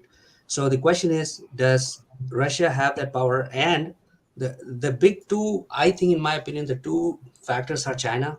If China decides that answers your question, Dan, because who recognizes who, right? That is going to come out of this whole alignment of the countries that might happen. I think if China decides to say, hey, we are going to send ammunition, totally changes the war. Russia can definitely, I think it has, from what I've been, obviously, like guys like Wyatt and I've been observing YouTube, if China decides to say, hey, I'm going to openly supply weapons, or at least covertly, maybe they're even doing it, I don't know. But if they do it, then it changes the equation by a big thing. So then Russia can have those kind of pushes.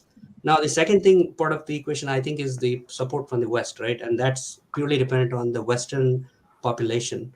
As long as they feel like Afghanistan, 20 years after the war, right?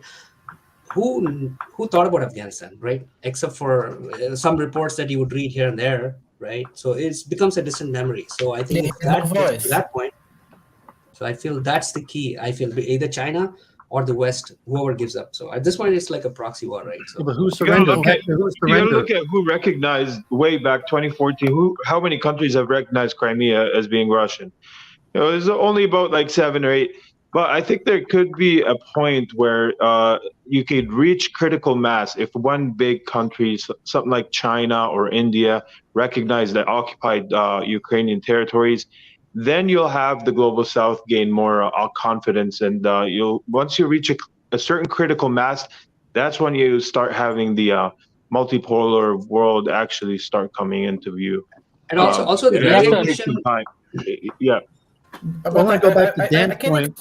That will be very interesting because it's not the total surrender. It's like also something that what is the rest of Ukraine that will be left. We'll have to think twice.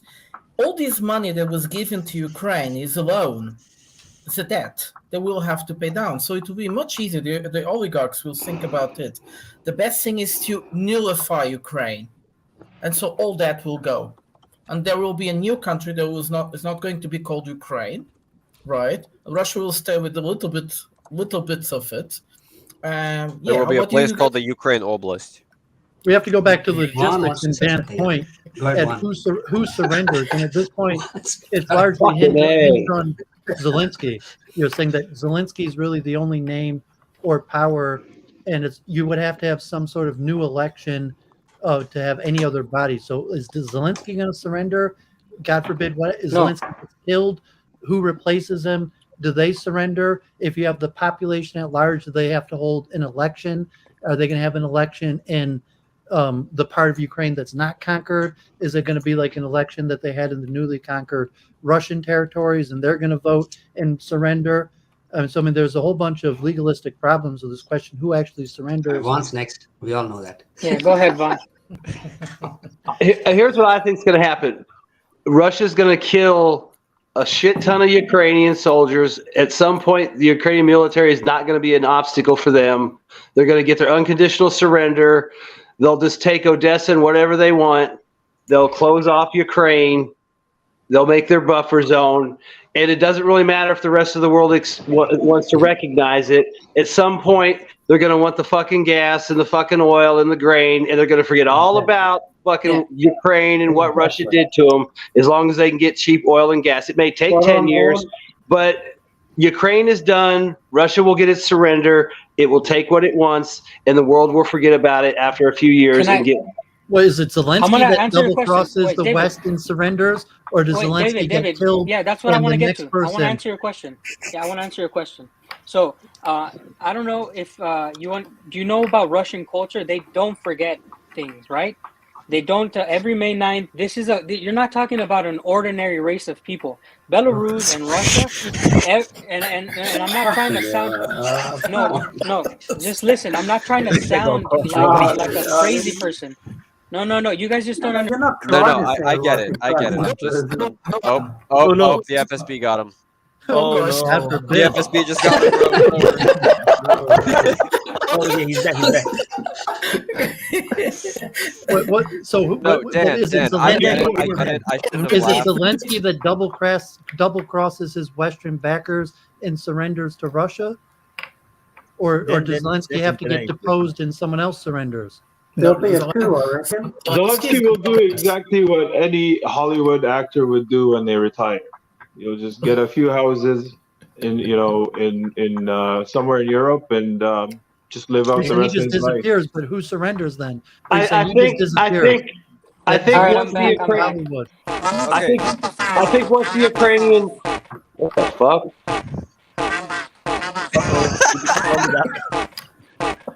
Your microphone. Dan.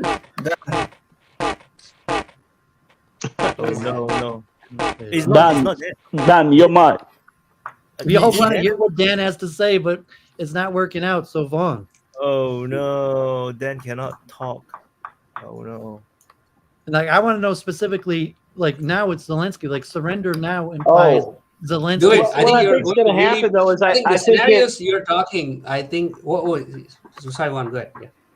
I just think at a certain point, the Ukrainian military is not going to become a factor. They'll be off the table before the high command is off the table in Zelensky. So the goal is to get rid of the military first, and then once they're gone, I mean, it's going to be a free-for-all, the night of the long knives, whatever you want to call it. I mean, that's when people are going to cut and run, get out of there. I mean, but what if the military being taken out is the first objective, and once they're gone, there's really nothing to stop Russia from imposing whatever it wants on whoever's left. And they'll decide. That's the question of surrender, though. What if they blame Zelensky? I don't think they'll take a surrender. I mean, maybe it'll be Zelensky. I don't think it'll have to be a military person because everyone else will be gone or dead. None of the civilian government's going to stick around. If they want to blame Zelensky. You need if the they want to blame surrender for the Zelensky for the loss legalities of of Russia. Bakhmut, then he could go. I mean, Zelensky could double cross the West and surrender, or he could disappear. But if he just disappears and Russia puts in some sort of puppet regime, it won't be legitimate. And what Dan was saying, if you actually had so many, they have so many hurdles. I mean, if you agree with me, they say that really unconditional surrender is impossible. There is no path, to the question who surrenders. Capitulation? And say, well, if it doesn't matter if there is no path to surrender, what's the difference or not? And if you do think surrender is important, how is it possible and who surrenders? But my question is it working? No. Okay, am I on? Yes, Dan, go ahead. Give us your theory. Give us your theory. This is my theory only because I fought in a war, okay? I'm a veteran of a war, and I knew when I lost, okay? I'm a veteran of the Afghanistan war. I did 3 tours to Afghanistan, and I knew when the war was over for me. So the war was over for me, and I'm going to tell you first, the war was over when I didn't see a victory, a way to victory. I knew that we were never going to win that war, and we ended up losing. When Ukraine suffers a large amount of casualties, this is an unconditional surrender that's going to hit them in the face. So Zelensky doesn't have to say it, okay? If this war lasts 1 year more, if it lasts another year more, this is my thought in my war game. Enough people will die, like war happens, and that's your unconditional surrender. The people will choose it. You don't need Zelensky. Zelensky can end up in a fucking bunker. Who did the unconditional surrender for the Nazi Germans? It wasn't fucking Hitler. He was somewhere else. Zelensky's irrelevant. The people are going to choose the unconditional surrender if the war gets that far. That's all I'm saying. If they don't make peace, they had to destroy Berlin. That means that means so it's not over till the people Kiev is didn't choose the surrender of that Germany. kind of scenario. Who Germany was somebody who stood in the position of Hitler and signed the document and said, "We're surrendering." It wasn't the people. Wait, it wasn't the people. It was wasn't their the leader. There was someone who took Hitler's place and said, "Yes, we will surrender." Exactly. In the Do you know why? Do you know why? Because leadership do. People don't. Because what? No. It wasn't. No, it wasn't that. When you have an army that's no longer effective on the battlefield, they read the battlefield. What are you talking about? They know what's the happening. leadership decided there was no point in exactly, but it's completely influenced. It's completely influenced by what's happening in the battlefield. What are you talking about? The leadership is not blind. But that's what we just finished saying. You said it was but I'm telling you, the people didn't know what they were doing. They were sending 16-year-olds to go there, 14-year-olds to go continue to fight. Exactly. You're just proving my point by telling me that they're sending little kids. It's showing quite the opposite to your point. You're telling me that the people wanted to surrender. The people were sending more cannon fodder to fight. It wasn't until the leadership came in and said, "Look, forget Hitler. He's dead.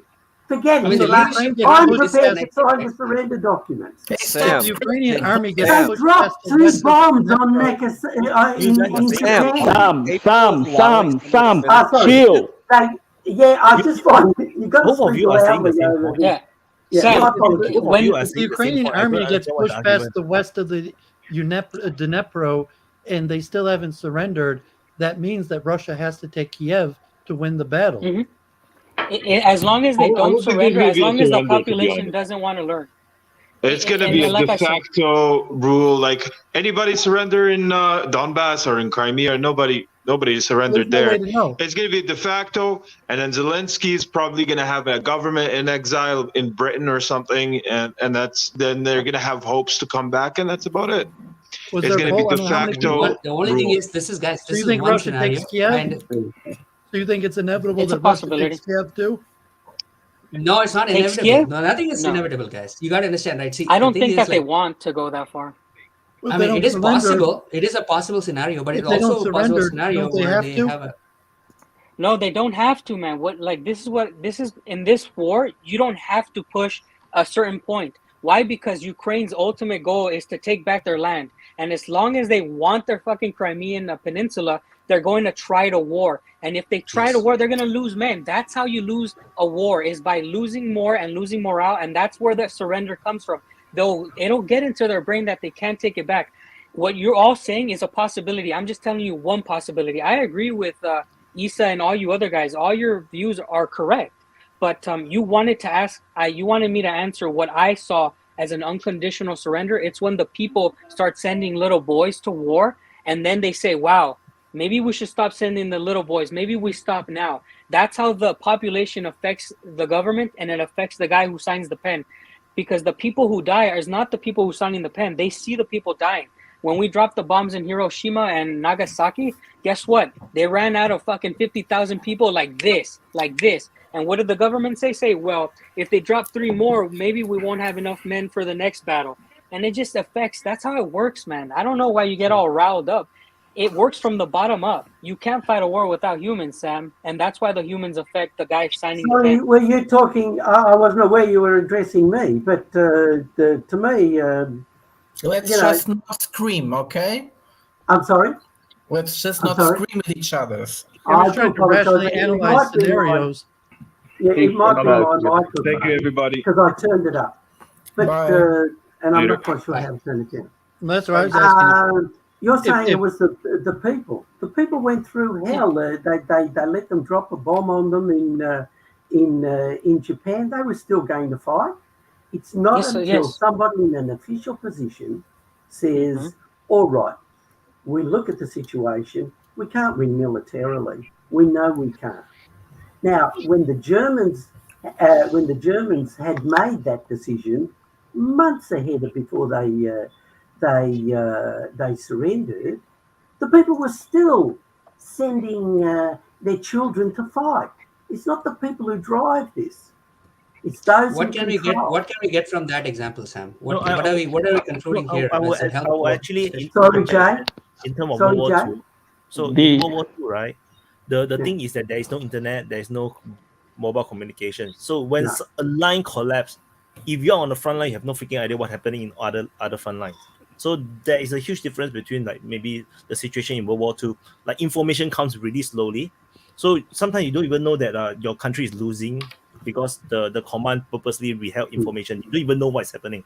In today's age, it's very hard. The moment they have a handphone, you have access to internet, even just 3G, information gets to them very quickly. And who knows, they are watching DPA. I'm like, what the fuck, man? Like, the things is so the collapse will come.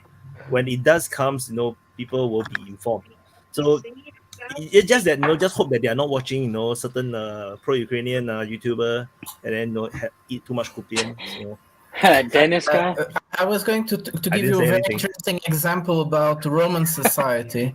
In the Roman society, when someone died until 15 years old, people made camps and wrote amazing dedications to them. But after they died, if they died older, like 20 years old, nobody was caring anymore.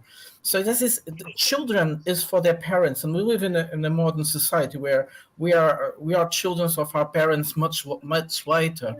So if there is a point when Zelensky starts to take out children to fight, mothers and fathers will become very aggressive, extremely aggressive. I hope I made a point. Yeah, but Prada, I understand, but right now it's in the heat of the war, right? People are more patriotism. There's other feelings that drive, people's thinking, right? But again, overall, I agree. Oh, yeah, I'll just throw my kids at the problem. That's the morale. Right?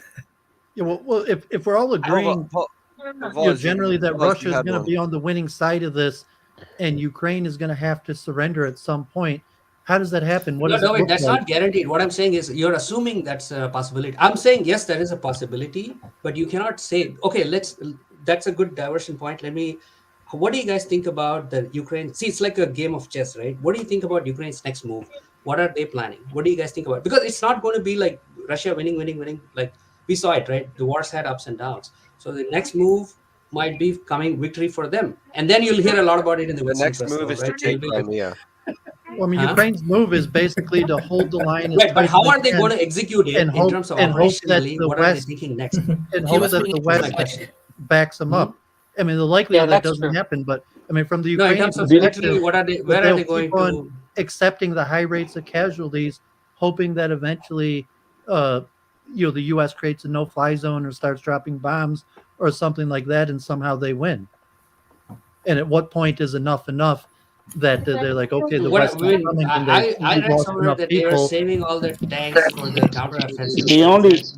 The only chance Ukraine have to win this war is if NATO join in, put troops on the ground. But ask yourself this: do you think NATO can put 100,000 men? No, but why do you say that? Why do you say that? In this war? Think about it. No, I don't agree, boss. Because think about it. Right now, Ukrainians don't have. I mean, officially, at least, there is no NATO presence, right? But they have still held the ground, and so what makes you think that they cannot get? Like they had victories, so what makes you think that they cannot have more victories? Wait, you said they didn't have any victory. Holding the ground doesn't matter. They lost mountains of corpses to hold that ground. That's the problem. That's fine. That's fine, Alan. It's not fine. Do you really think? Mountains of corpses. If you lose mountains of corpses holding a city or two cities, right, or 10 miles of land. Do you really think the British and the American gonna send their troops to fight Russia? They might send mercenaries. Poland might. Well, I mean, they but could don't send think the British and American. It would be interesting. Yeah, but have mercenary on mercenary. How many? How many mercenaries? 1,000? You could probably get hundreds of thousands of mercenaries. No Americans, no British. Well, some Americans, but no German. There, it could become a mercenary on. And we know the French. Okay, but David, do you know that if the West opens up a private military like Wagner, it would not go good for them. The last private military that we had, I worked with Blackwater in Afghanistan. They used their biggest weapons were probably mortars, and if that. And Wagner's operating at such a large, their capabilities are way bigger than the West. If the West wanted to start a private military, they would have to do it 30 years ago to be where Wagner is now. This shit doesn't just happen overnight. You need so much moving parts. You literally have to have the United States at the border pumping in weapons, and you need the logistic trains just as far as the eyes can see. So realistically, you would have to have real military in Ukraine. But I want to talk about a winning condition for Ukraine, and this is my personal opinion. A winning condition for Ukraine is surrendering at the most strategic time now. At the best strategic surrender that they can get, keeping most of their land. Why is this important? Because if they don't surrender now, the line just gets a little bit closer to the Dnieper. And that is my opinion, that I consider Ukraine having a victory if they only lose Crimea, which they already lost a long time ago, and the Donbass region. And if they lose nothing more, that is a fucking victory. And I would be like, wow, these motherfuckers did it. Why? Because they could have lost so much more, and it's looking like they will. So that's my opinion. That's exactly what the U.S. political side. I don't know how the news works where you are, but here in the UK, everyone knows Ukraine is winning. Now, here everyone knows Ukraine is winning. Yeah, same thing here. Same thing now, here. The parliament is gonna ask to send troops in Ukraine to fight. Everyone's gonna say, "How come you need us to go when Ukraine was winning?"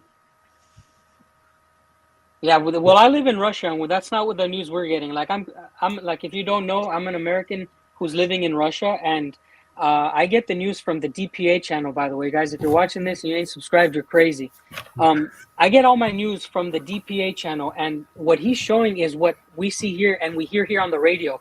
And I always compare, I say, what the fuck is going on? If the West thinks that Russia is lying about the news, then why is this guy who makes news, I mean, I consider him from the West, but we get the same news that Wyatt's putting out. It's very realistic, and you're telling me that your countries think that Ukraine is winning. It's very scary. Why? Because they will continue to throw bodies, like Wyatt said. They're obviously not getting the real news. Here I hear Russia lost 5,000 men in one day. Yeah. And then I ask myself, where's the proof? Where? How? There is nothing. You're not allowed to ask that question. That means you're a Yeah, pro-Russian but how? public. You're But not allowed to ask that some question. just give me proof. How? Just how? Well, I mean, Even God if forbid, just like they're lying to us, they could force us to fight. I mean, like in reality, American, British citizens, just like they're not lying to us now, they could draft us and force us to fight there. And you have to recognize that is a They're not gonna possibility. draft you guys are too old. They're going to draft me. You know, age is really important. Yeah, I mean, this is unfortunate. So right That's now, what what do you guys think? Some reasonable, how does this end? And then you take the political factor. If Dan is right on a logistical level, but just the other factors like economic and the narrative, that it appears you probably have a whole nother year where this narrative is going to keep on going, and they can keep the funding of the battle. So what's it going to look like on the ground 6 months from now? And what difference? Now, my question, David, I don't have any scenario that I mean, you guys are more military experts. David, what is I don't going see to be any happening? scenarios that work out well here. I don't know if anyone you feel like has an out on this. Well, you gotta look at the United States Congress. There's a lot of talk right now, and they're probably going to be doing some major defunding in support of the war, or it's going to get hung up, which means basically the same thing. They're not getting it while they fight over getting how they're going to do it. So it could be delayed, it could be stopped, but the funding is going to start getting choked off on Ukraine more than likely, either through procedural holdup or flat.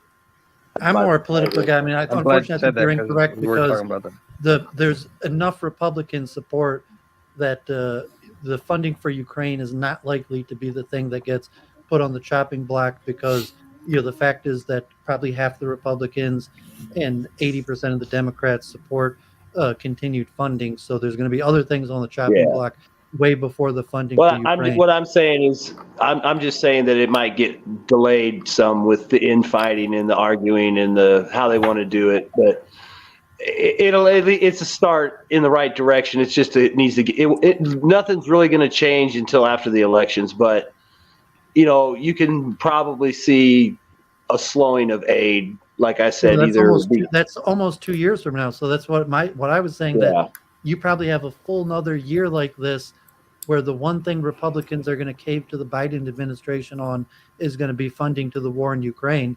So you probably have a full another year of basically unlimited financial support to Ukraine. So where is the next blow? Like, I will say this though with the American thing, and I'll shut up for a minute.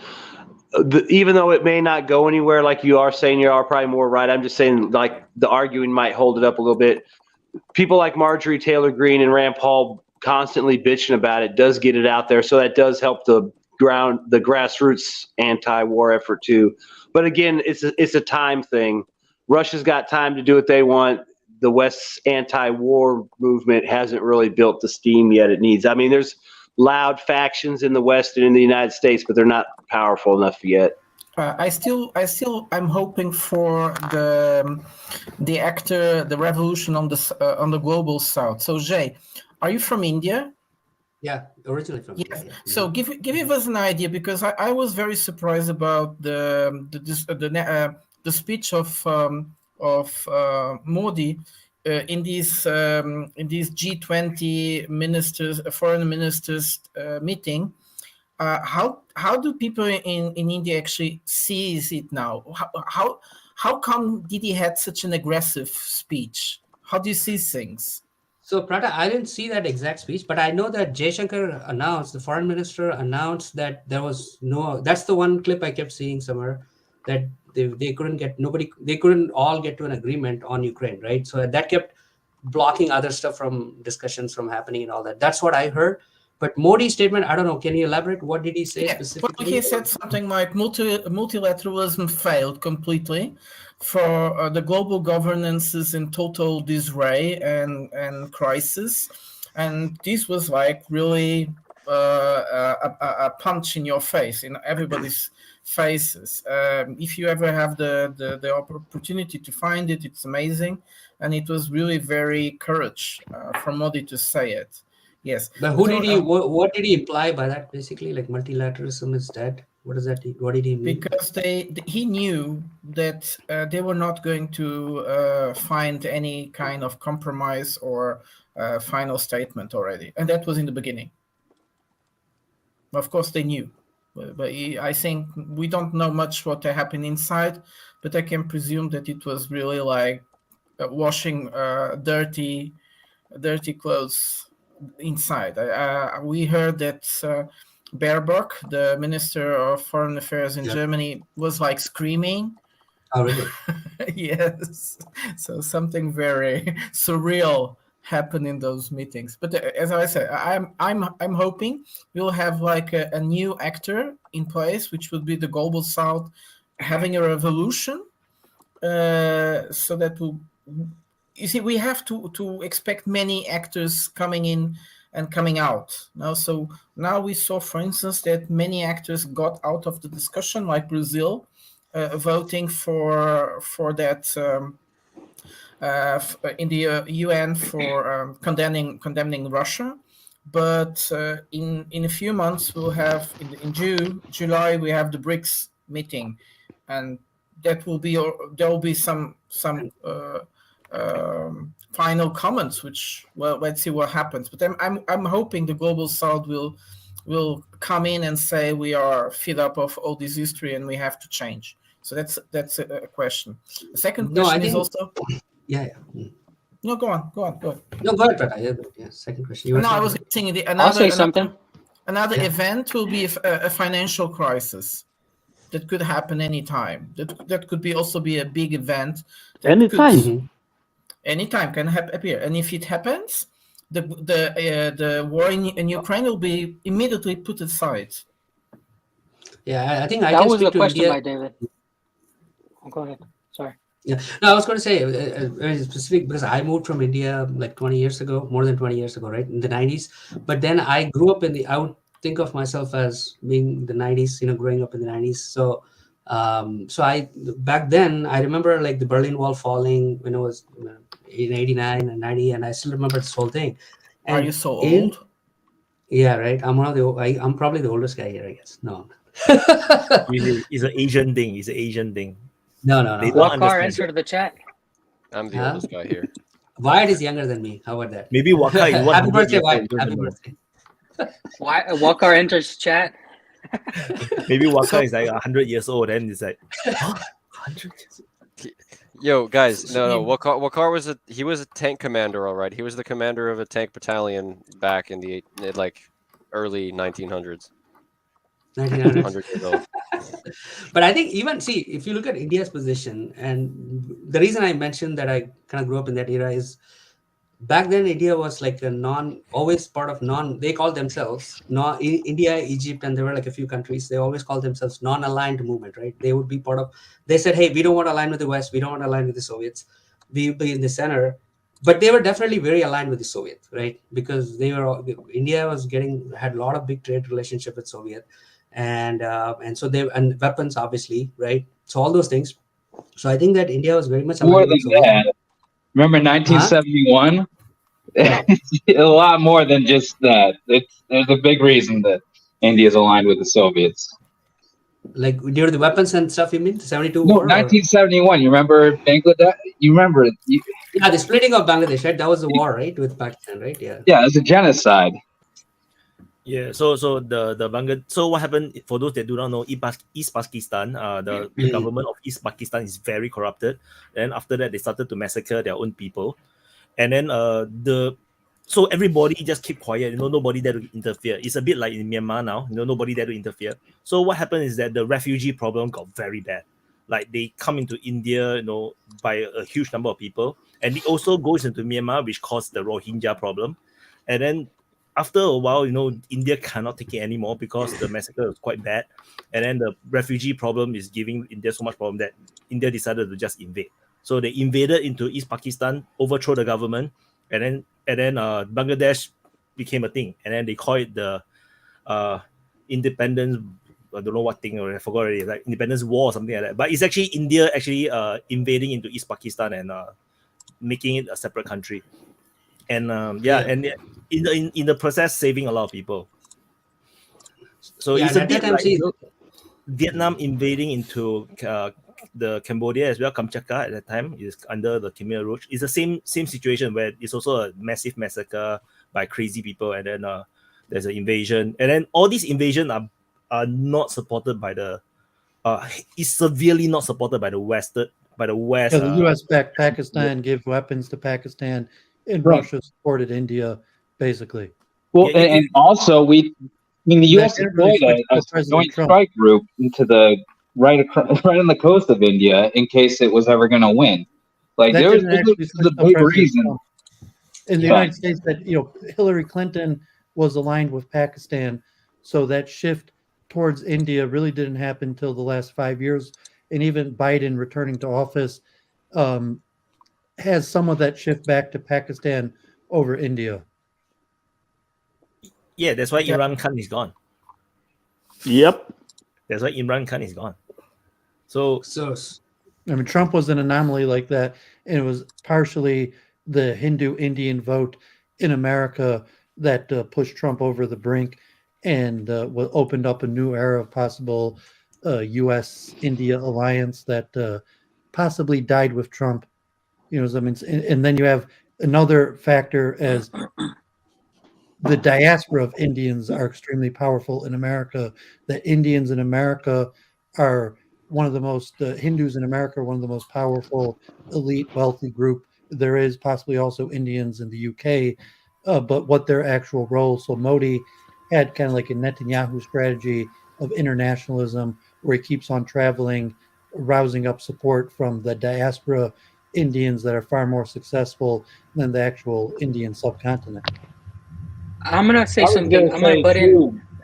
I want to just clear this up because it's important, because I got disconnected when I was talking about the Belarusian people and the Russian people, how they're very different from everyone else.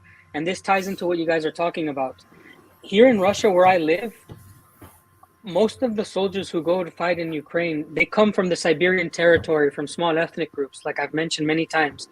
The people here don't talk about India. They don't talk about China. What's interesting to me is that here they only depend on the Belarus, the Belarusian people and themselves. So when I hear in our conversations, we always talk about China, we always talk about India and all these geopolitical things and how it's going to affect the war. I want to let you guys know that these people don't think about that. Like the regular people are not getting news about China and India. Nobody's thinking about these things. And I find that fascinating that in reality, what you guys are saying can affect the war.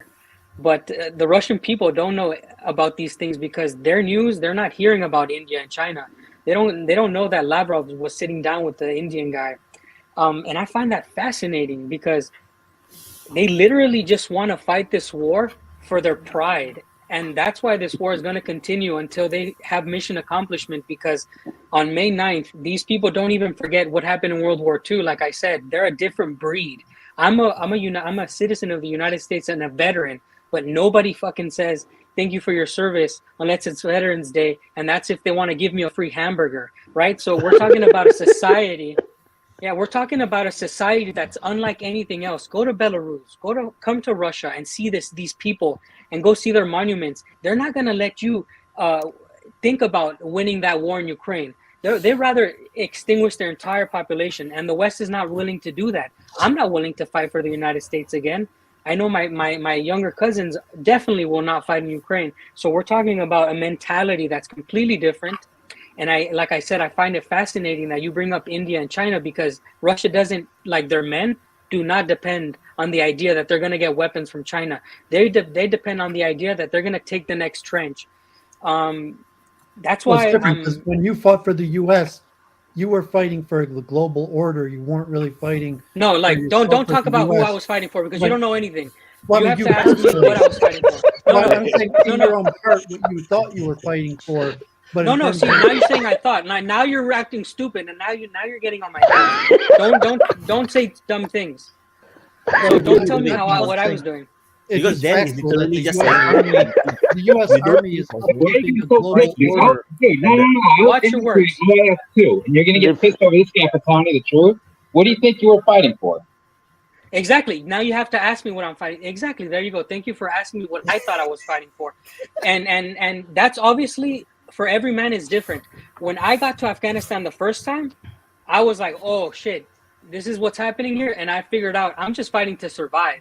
You could ask other men, but I'm fighting to survive. And you can wave your head like this, but you want to talk about politics like it matters. It doesn't matter. When you sign up and you go, that's it. You're just fighting for your life. If you go to Ukraine and in the line and you ask a man in his trench and you ask him like, what are you fighting for? He's gonna be like, no, please don't kill me. Why? Because he wants to live. And you could move your head like this all you want. Bro, But if you've never I been was there. All right, I think functionally, exactly. what were you If fighting you were for? there, if No, you were there, I if wasn't you in were there, Afghanistan. I was in Iraq. then you were fighting All for right, your I wasn't life. in Afghanistan. I was in Iraq. But tell me what you were fighting for. You're gonna say it's for your brother. You're gonna do that with this and the other. To live. Functionally, what were you fighting for? Functionally. Functionally? No, Yes. God, there's nothing. I was not thinking about anything else than other to survive and make sure that me and my buddies were good. That's it. You could try to push it out from make it what does political, that but that's translate it. to what actually matters? Nothing matters to Geopolitically, me. everything matters to me. You have to understand. Geopolitics. How about this? How about as a this? As a soldier, is different. How about this? Like, maybe why did you join the military? Like, what inspired you That's to a join better the question. military? Maybe that's That's the a better easier way question. to get to that. Okay. There you go. Yeah. Awesome. So, as a Mexican American, thank you, Vaughn, for asking that glorious question. As a Mexican American, in my culture, we're brought up to serve the country that we live inside of. If I would have stayed in Mexico, I would have served the Mexican military. If I moved to Australia, if I moved to England, it would have been my duty as a man because my bloodline serves the country. We don't bite the hand that feeds us. Now, once I joined the military in the United States, they sent me anywhere. I don't care. Then it's up to me to make my own idea why I'm there. And so you keep asking me, you want me to get political? I'm not going to get political. I fought to survive. That's it. And if it offends you, that's your battle, bro. You're a veteran of Iraq. That doesn't offend me. My point is, it doesn't matter how you and I feel fighting for it. It doesn't matter. There is something that we are fighting for, even if we don't want it, right? I So mean, there is that's a you, goal. brother. There That's is a you. political That's you. goal You're that we broken. were fighting for, and that You're we broken. were. That's Can I right, dude. comment real quick? If you see the interesting new that- generation, they It's don't join the interesting army no more. Even in Russia, if you see people are more worried about TikTok and stuff. The one who loves in Russia, the one who loves TikTok, they left. Erwin, you were saying something? Yeah. I'm just wanted to talk about what Dan said. Because he said he's Mexican American, but I'm I'm naturally born Mexican. Yeah, me too. And I grew up. Awesome. I grew up in the United States. I grew up in Mexico when I came to a America. dreamer. I don't know if you've heard the term. Yes, of course. But culturally here, to be honest, I've been here a year, and I don't see no respect for the military. Like, they beat the military. They ride. Are you talking against about the America or military. Mexico? In Mexico. Okay, you've been in Mexico for a year? How old are you? In 1 year. I'm 27. Okay, I just I'm got here. 33. We're about similar age. Okay, when I was growing up, see, I grew up in Mexico. I went to school and I did everything. When you grow up in Mexico, you're meant to have pride in your country, and you're meant. Yeah. We had regular service in Mexico. It's you have to do how the fuck is this word in English? The cartilla militar. Obligatorio. Yeah. Yeah, It's you have military obligatory. card. You have to get the military. Yes, you have to serve in the military. Now, what you're thinking, what you're seeing now is a country that's completely different than it was in the 90s, and there was less. It was less rotted. Society was. The world has changed in the last 20 years, brother. So that's probably why we have different compulsory service. Yes. So we have different. We saw a different Mexico. You're seeing a completely different Mexico. But go on with your point. It's everywhere. No one wants to join the army now. Hispanics disproportionately make up a large part of the armed service. But they do. To some extent, when you're fighting for America, America's best interest is a maintenance of a global order, as opposed to possibly Russia, that they're not fighting to maintain a global order. And when you feel like, okay, really the only threat in America border-wise is Mexico. So when you're fighting, okay, there was 9/11 and terrorism, but you were basically there to maintain some level of the global order that is necessary for America's. That's political. It's all political. I'm trying it depends on how you bolster want what you're saying about Russia. And when the people in Russia fighting Ukraine, it's more intuitive. It's a border war. It's not trying to maintain some global order that's possibly hard to understand or even likely incorrect, like most Americans. Yes. So I want to my war completely different. Yeah, because you have to understand that the reasons why an army is fighting in any place, right? That is geopolitical or political. That is a political division. The soldiers ourselves, like I was a regular soldier for 6 years. The reason why I signed on is because I don't want to waste time doing conscription. I just want to be paid like a full-timer. So I served 6 years. And I got full-time job, full-time salary. That's a fucking Chad move, by the way. Yeah, because in conscription, I will be taking the minimal pay, like it's worse than minimal pay, 300 Singapore dollars for a month. Like that is only like 200 US dollars per month as a conscript. So that is my reason for signing on. And then if suddenly Singapore go to war, I will be at war. There is no such thing as what I think about what is the war is for, what is the purpose of it. There's no such meaning.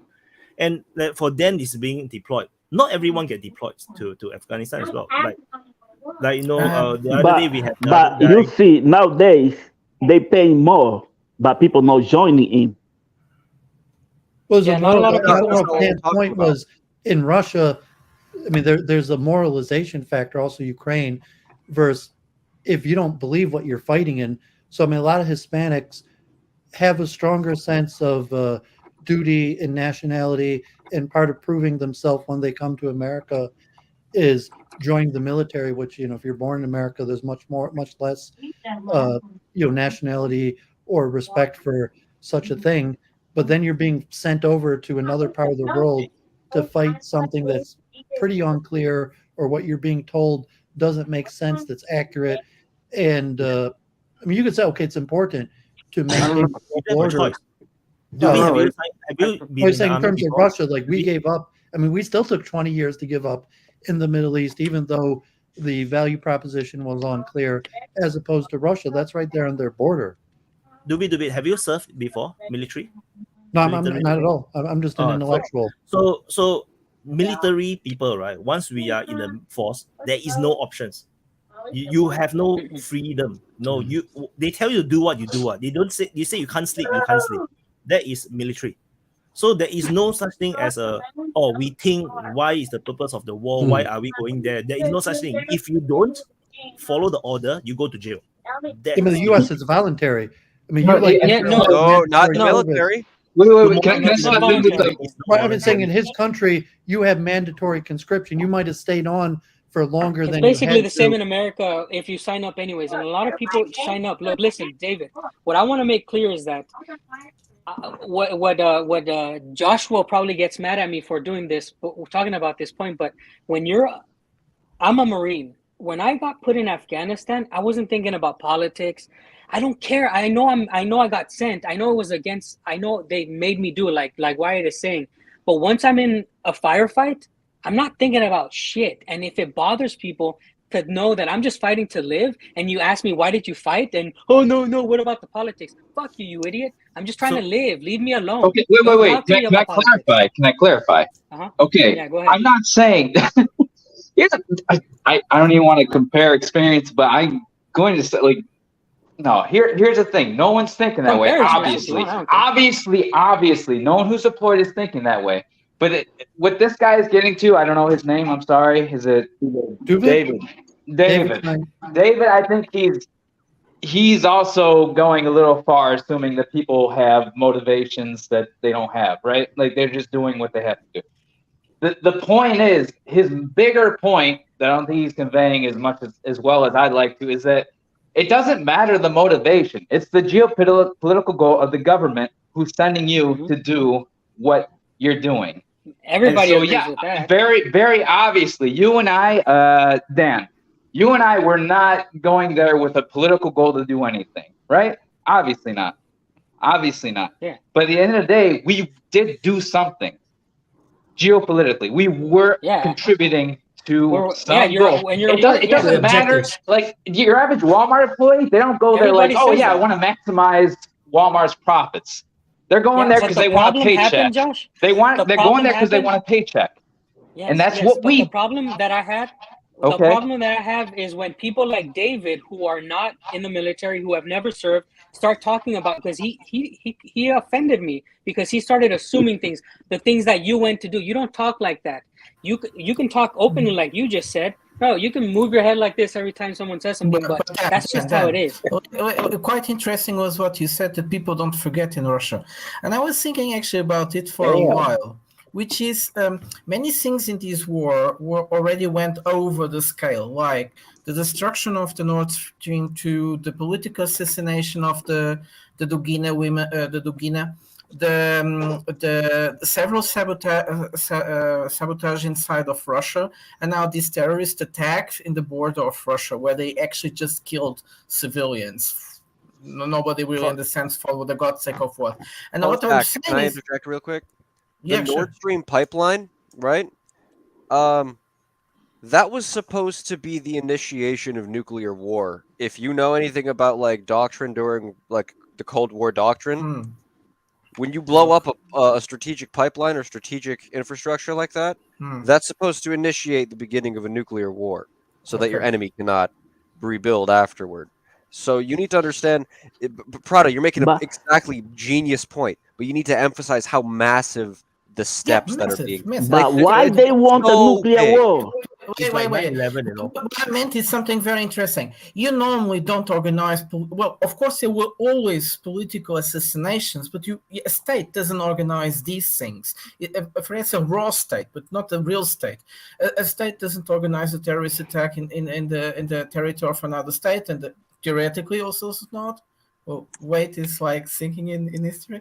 Okay, but anyways, my point is, if Russia doesn't win with glory, and the West needs to understand this, if Russia doesn't win with glory, the world that we'll be living in will be extremely dangerous. They opened the Pandora box for the Russians to make all kinds of revenge, horrible revenge, like we can't even have any imagination of. What do you think is happening in USA right now? No, things are just exploding, train derailing, all for no reasons. Like, just they're trying their best. Okay, guys. The rails. Hit him again. That's a bit dodgy. Rails in the US happens a lot because their trains are too heavy. They really overweight their trains. It's actually quite something normal. Oh, you are a Russian troll now. Oh my freaking God. How can you know? Ukraine had the amazing idea of ordering what you call locomotives. Yeah. Or the American locomotives, and the Soviet engineers told me, no way, this is too heavy. And what happened? They destroyed the old tracks. They had to take them out. They're too heavy. Probably cheap communist quality. Too heavy though. But yeah, it's low quality communist steel, obviously. Anyway, I want to say something real quick with regards to Joshua and Dan and what David said. Like when I was in the National Guard, we would get put on alert for like Bosnia and shit. I was fully aware of what was going on in Bosnia. I didn't really support us going in there and supporting Bosnia. But if they would have sent us, I would have fucking gone and I would have done my fucking job and I wouldn't have worried about the politics because they don't give a fuck about what I think. And I can feel guilty or deal with it when I get back, if I get back. I mean, once you sign the contract, you really don't have any say in it. Yeah, you should. If you're like the way I operate was, if I'm in the Army, I'm going to watch the news. I'm going to read what's going on, because I don't want to be sitting in my fucking barracks and all of a sudden, oh my God, we're on alert. Whoa, what the fuck's going on? You know, if I pay attention to what's going on, I'm not surprised. So, I mean, it's just like, most guys probably know what's going on, but like once you get to that point, who gives a fuck what Dick Cheney said? I mean, you got to worry about the guy shooting at you and the guy next to you. I mean, but that's the disconnect, though, and that's and you have to have that disconnect if you're doing this, right? You have to have that disconnect. So that's my only thing. I'm not saying they know what they're talking about. And Dan, and my point was more geopolitical, because like I'm an intellectual. And I'm thinking about geopolitics in America. Like I said, we're drunk from our own power. That's why our getting our asses kicked by the Far East. But I'm thinking about geopolitics, and I'm just looking at Dan. It's like, well, unfortunately, he's a Mexican immigrant, and therefore he wants to prove his patriotism and join the army. And I'm an armchair philosopher that's just moving him on the board to look out for economic geopolitical interest of the United States. And that's really the situation in Ukraine also. From the U.S. perspective, we're trying to maintain our perception of a global geopolitical order, and it's distant because we're playing around with other people's lives. Yeah. And I agree with you. I agree with you. But I think if you want a black-pilled moment, I think a lot of soldiers realize they're pawns and they live with it. They accept it. Yeah. So it's I their agree choice. with what you say. I agree with what you said. Well, I also tried to differentiate a border battle. If it was actually a border battle, like in Russia, it might be different. I'm sorry, Dan. When I blew up was because I understand what you're saying, but when you didn't use tact and you want to say what you don't talk about me. Just talk about either generally or ask me like Vaughn and Joshua asked me. Because at the end of the day. Because at the end of the day, it matters what the man was there for. We're just single human beings. We know that we're pawns. Now, if we have to live with that and somebody says something to us like you did, then that's going to cause problems. Why? Because then people are going to tell you, hey, by the way, I did it for this reason. I did it for that reason. So I think that perhaps next time have more tact. So maybe I can give an example, maybe from Singapore, we are not involved in wars, right? So, we have conscriptions, every man have to serve. So, when before I was conscripted, I was thinking that, I want to join the army, at least do my part, I want to experience what being a soldier is. Then, okay, I'm fighting for my country or something. By the time you're in the army, you're in the freaking boot camp, which is what we call basic military training, and you got fucked by your sergeant. And then you got sent, into deep, stupid trenches. You will not be thinking like, "Oh, this is for my country." Like, fuck it, you're like, "Fuck." I mean, it's like when people ask you like, "Well, what'd you do in the army?" It's like, "Well, they paid me to fuck. They paid me to shit. They, the guys that went over Iraq and Afghanistan, they paid me to jack off in a fucking outhouse that was 120 degrees." It's very low patriotism. It's very low patriotism. And in fact, I'm a Marine. What were you, Joshua? Or what are you? Sorry, I was Army, 11 Bravo. All right, so I'm a Marine, and he's in the Army. Even between us, we don't like each other. Like, so you have to think we don't even. No, it's the truth. It's the truth. Even about no, man. Like honestly, when you're in Afghanistan, no. I'll be honest. No, the only time I was in Fallujah. I interacted with Marines constantly, for better or worse. Yeah. And it was. You guys are fantastic. I don't know. There's we talk a lot of shit. We talk a lot of shit. And we talk a lot of shit about the army, like in Afghanistan, that's just blowing though. There's no one. Yeah, I know, but what I'm trying to, I'm not talking to you. I'm trying to explain to someone who's not in the military. So, David, even amongst ourselves, we give ourselves so much shit. There's little patriotism. It's like more like, hey, I'm a 11 Bravo, and like my dick is bigger than yours. So there's so many reasons. It is, there's though. so many.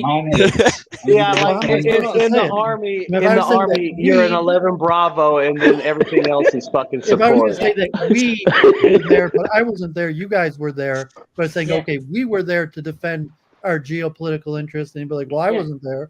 You were there. But that's why I'm So I'd telling say, you, well, we you have were so there, many even shit and, amongst you ourselves. know, I We're don't know like, why you were there, but I wanna I know take why America this was there. trench.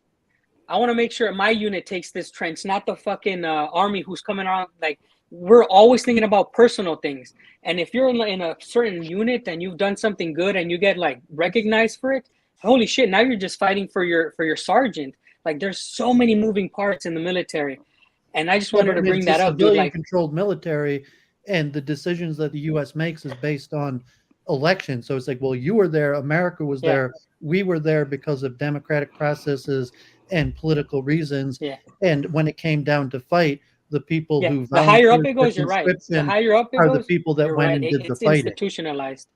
Yeah, Yeah. you're right. That's how it works. The So higher I up would- you go, it's institutional. So I also want to share, for those that never served in the military before, even if you're a volunteer, even if you're a conscript, for whatever reason you're in the military, the moment you're in the military, you have no freedom. You cannot think that, I'm a volunteer, so I can quit anytime. There's no such thing. That is not what the military is. The military, once you are in the military, once the you're in pen the leaves the uniform, paper, there is right? no Once such thing there's as you signature. leaving at your own will, because that if a war starts tomorrow, you're gonna run away. Then the whole purpose of the military fails. So even if you're a volunteer, you are you'll be under the martial law, and if you go against the rules, you go against the orders, you don't want to answer a certain order, you go to jail. That's it. There is When you're not so democratic there either. There is no freedom. No. So in Well, I Singapore, mean, right, No. Even in totality the United States military, once you're signing that paper, the millisecond that pen leaves that paper, your signature is done. Your soul is gone. You belong to the government for the next 4 years. So in or however Singapore long military, it's right, we have a saying. It's a So in legal military- contract. It's a legal contract. Yes. So in Singapore military, we have a saying. So during peacetime, military is always below the civilians. We are below. And then when you're recruit, you are the lowest life form in Singapore. That's it. You are the lowest life form. You have no meaning in life. Your meaning is just to follow orders. Because you're below the civilian and the military is so big. The military is so big and you're at the very bottom and you have no rank. You recruit have no rank. No, you're not even a private. So you're the lowest life form. And that's the reality. And there's no escape, Anyway, it's 4 hours, 45 minutes. So we need to do closing. I think this timing is pretty good for the Americans right now. I feel that this is the very good timing for you guys. It's perfect time for us. I have It's a 1 p.m. midterm tomorrow morning. What about me and Prata? Nah, you're fucked. Sorry, buddy. It's 5 in the morning here. Nah, get to drink coffee, go on with the day. So let's do the closing. No, we'll start off with Prata. No, you're muted. Welcome to the open mic. This is our Yes. This discussion was extremely interesting today. I think we got great points today. I think I'm going just to repeat a bit the last one I said. We have to take in attention that if Russia loses a war, will have consequences, geopolitical consequences that are so great that everybody should be afraid of, especially the West, because it will have to pay. They will have to have a payback, and it will come. Especially Germany sending all those tanks, and this will be very, very ugly. So thank you guys for listening to me and for the great discussion today. Alan.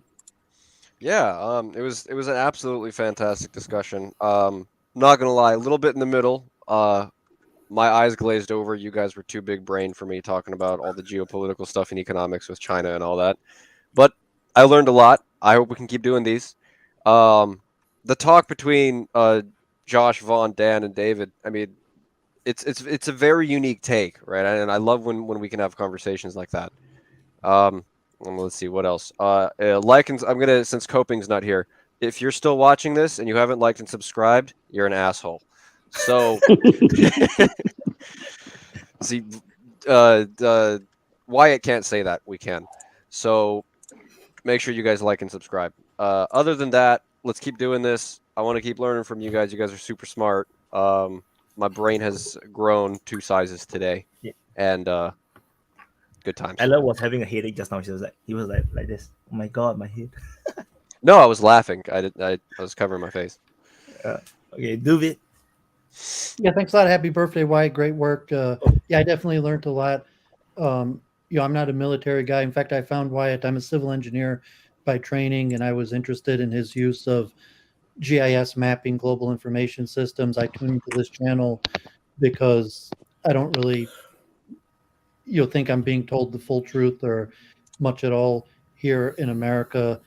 But at the end of the day, I'm actually much more interested in the geopolitical and economic. And I think, like we were discussed, I think warfare is downstream from economics.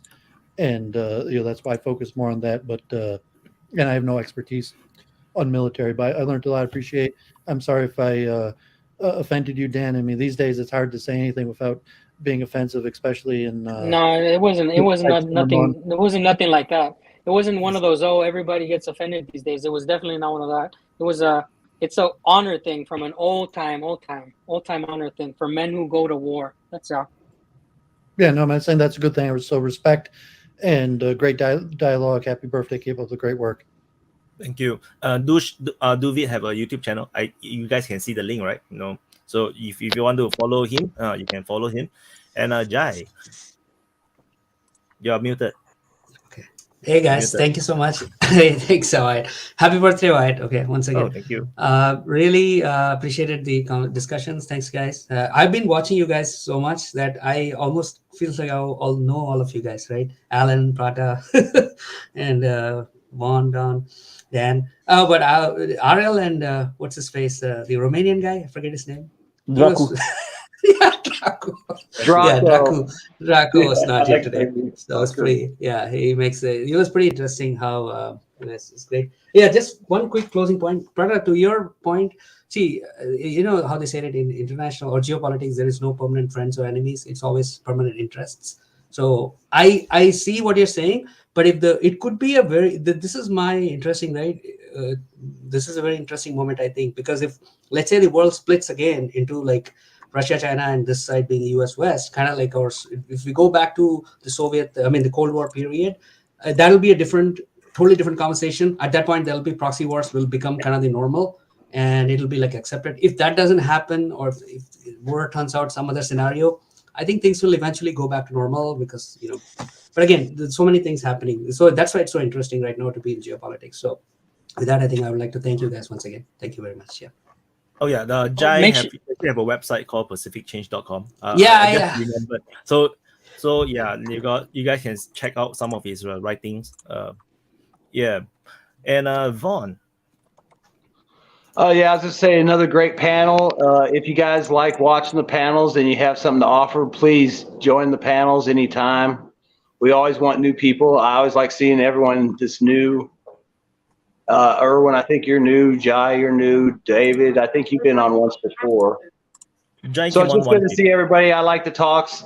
There was rumors. Here's my only thing. There's been rumors about Leo 2s in Chavez Yar.